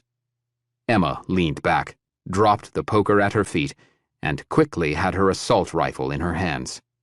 She growled, "Fuck this!" and began firing. The creatures were coming at them 3 abreast and filling the flashlight's beams several ranks deep. Emma's first rounds brought down 2 Zeeks from the front rank and 1 from the second. Stifling her fear, Emma brought the rifle to her shoulder and aimed the M4, firing well-placed rounds into several gray foreheads. Her bullets plowed into them like a strong wind through tall grass. The beasts fell left and right, their legs tangling themselves with those still walking forward. Emma could feel her heart rate rising considerably and her jaw tightened. Her breathing, too, was starting to change. Emma thought she was starting to enjoy this. She devoured the rush like candy and yearned for more. She was surprised at herself, but there was no denying her burgeoning passion for the fight. She made no effort whatsoever to mask her pleasure from others. Through the lazy wisps of smoke and barking thunderclaps her rifle was making, Emma shouted, I need to reload! Your turn! Neil raised his own M4. He was more practical and businesslike in his approach. His face didn't change much as he squeezed off round after round. Emma watched him in awe. He wasn't doing this because he enjoyed it. Neil did it because it was needed of him. It may have been an odd moment, but Emma felt a sudden rush of respect for Neil. She saw what Megan had seen, what had attracted Megan to Neil in the first place. He was a good man and a good friend. Smiling warmly over at him, she said, Okay, I got this. Neil once again stepped back and allowed Emma to go to work. Firing surgically and conservatively, Emma and Neil killed more than 36 of the monstrosities until the floor was carpeted with still bodies. Picking their way carefully through the carnage, Neil swept all around their feet with his own flashlight, ensuring they wouldn't be fatally surprised. Emma had her poker again and was jamming its sharpened point into any suspicious-looking skulls. Anything that looked like it still harbored the torturous life of the undead was dealt a firm and vicious jab. She wasn't sure if she was killing any of them or not, but she was certain that none of the demons would be killing her or any of her friends. William and Jess watched all of this from behind Neil and Emma, stunned at the efficiency and ease with which the two of them essentially killed close to 40 people. Under any normal circumstance, their actions would have been nothing short of psychopathic and evil. As it was, both William and Jess were thankful for their companion's abilities. They know we're here now, Neil cautioned. We have to move quickly. Keep up. They moved down the hallway further into the darkness, closing doors as they went. There was no time for looking around. Neil wished he could see more, but was thankful for the light they had. He couldn't imagine wandering through this maze in absolute darkness. Standing near an open door, Neil reached forward to grab the door handle and retreated with a gasp when a shriveled skeleton of a hand touched his own. A wave of terror gripped him from his groin to the back of his neck, locking his jaw and drying his mouth in an instant. Jesus! He fell backward into the opposite wall and slid down until he was seated on the floor. He looked over at the still open doorway and gasped as well when the little child zombie slithered out of the dark room. Its legs had been gnawed all the way up to its thighs, but the feast had ended when the little ghoul reanimated. It appeared as if it had been a boy about the same age as Danny, looking at the wriggling, inhuman body with its pulpy, rotten stumps. It was easy to spot other wounds he had suffered in his agonizing death. He was missing a few fingers, and his face bore gaping wounds still detectable despite the setting in of mortal decay. The pitiful creature pulled itself along on its legless frame with its frail, emaciated arms. It was hard to believe that the thing had once been a human child. William couldn't take his eyes off of Neil, while Jess couldn't pull hers away from the sickening fiend. When Emma's poker swung out of the darkness, smashing the zombie's skull and scrambling its infected brain, everyone but Emma jumped. She leaned forward and finished shutting the door, having to kick the lifeless carcass deeper into the room in the process. We need to keep moving if we want to make it out of here alive, she said. Maybe we should just call it a day and get back, Neil said from the floor. What? Emma demanded. We're almost there, for Christ's sake. Why the hell would we turn back now? I don't know, Emma. Who knows how many more of those things are down there waiting for us? Hell, that's probably where all of them are anyway. People brought onto the ship from Whittier when all of this started were probably taken down there, right? I mean, there could be hundreds. Emma looked at Neil sharply. So we came here for nothing? Neil was about to answer when he thought he saw something from further down the hall. He picked up his flashlight and pointed its beam in that direction. None of them could tell for sure what they were seeing. There was just so much surging movement, it was hard to get a fix on any one thing.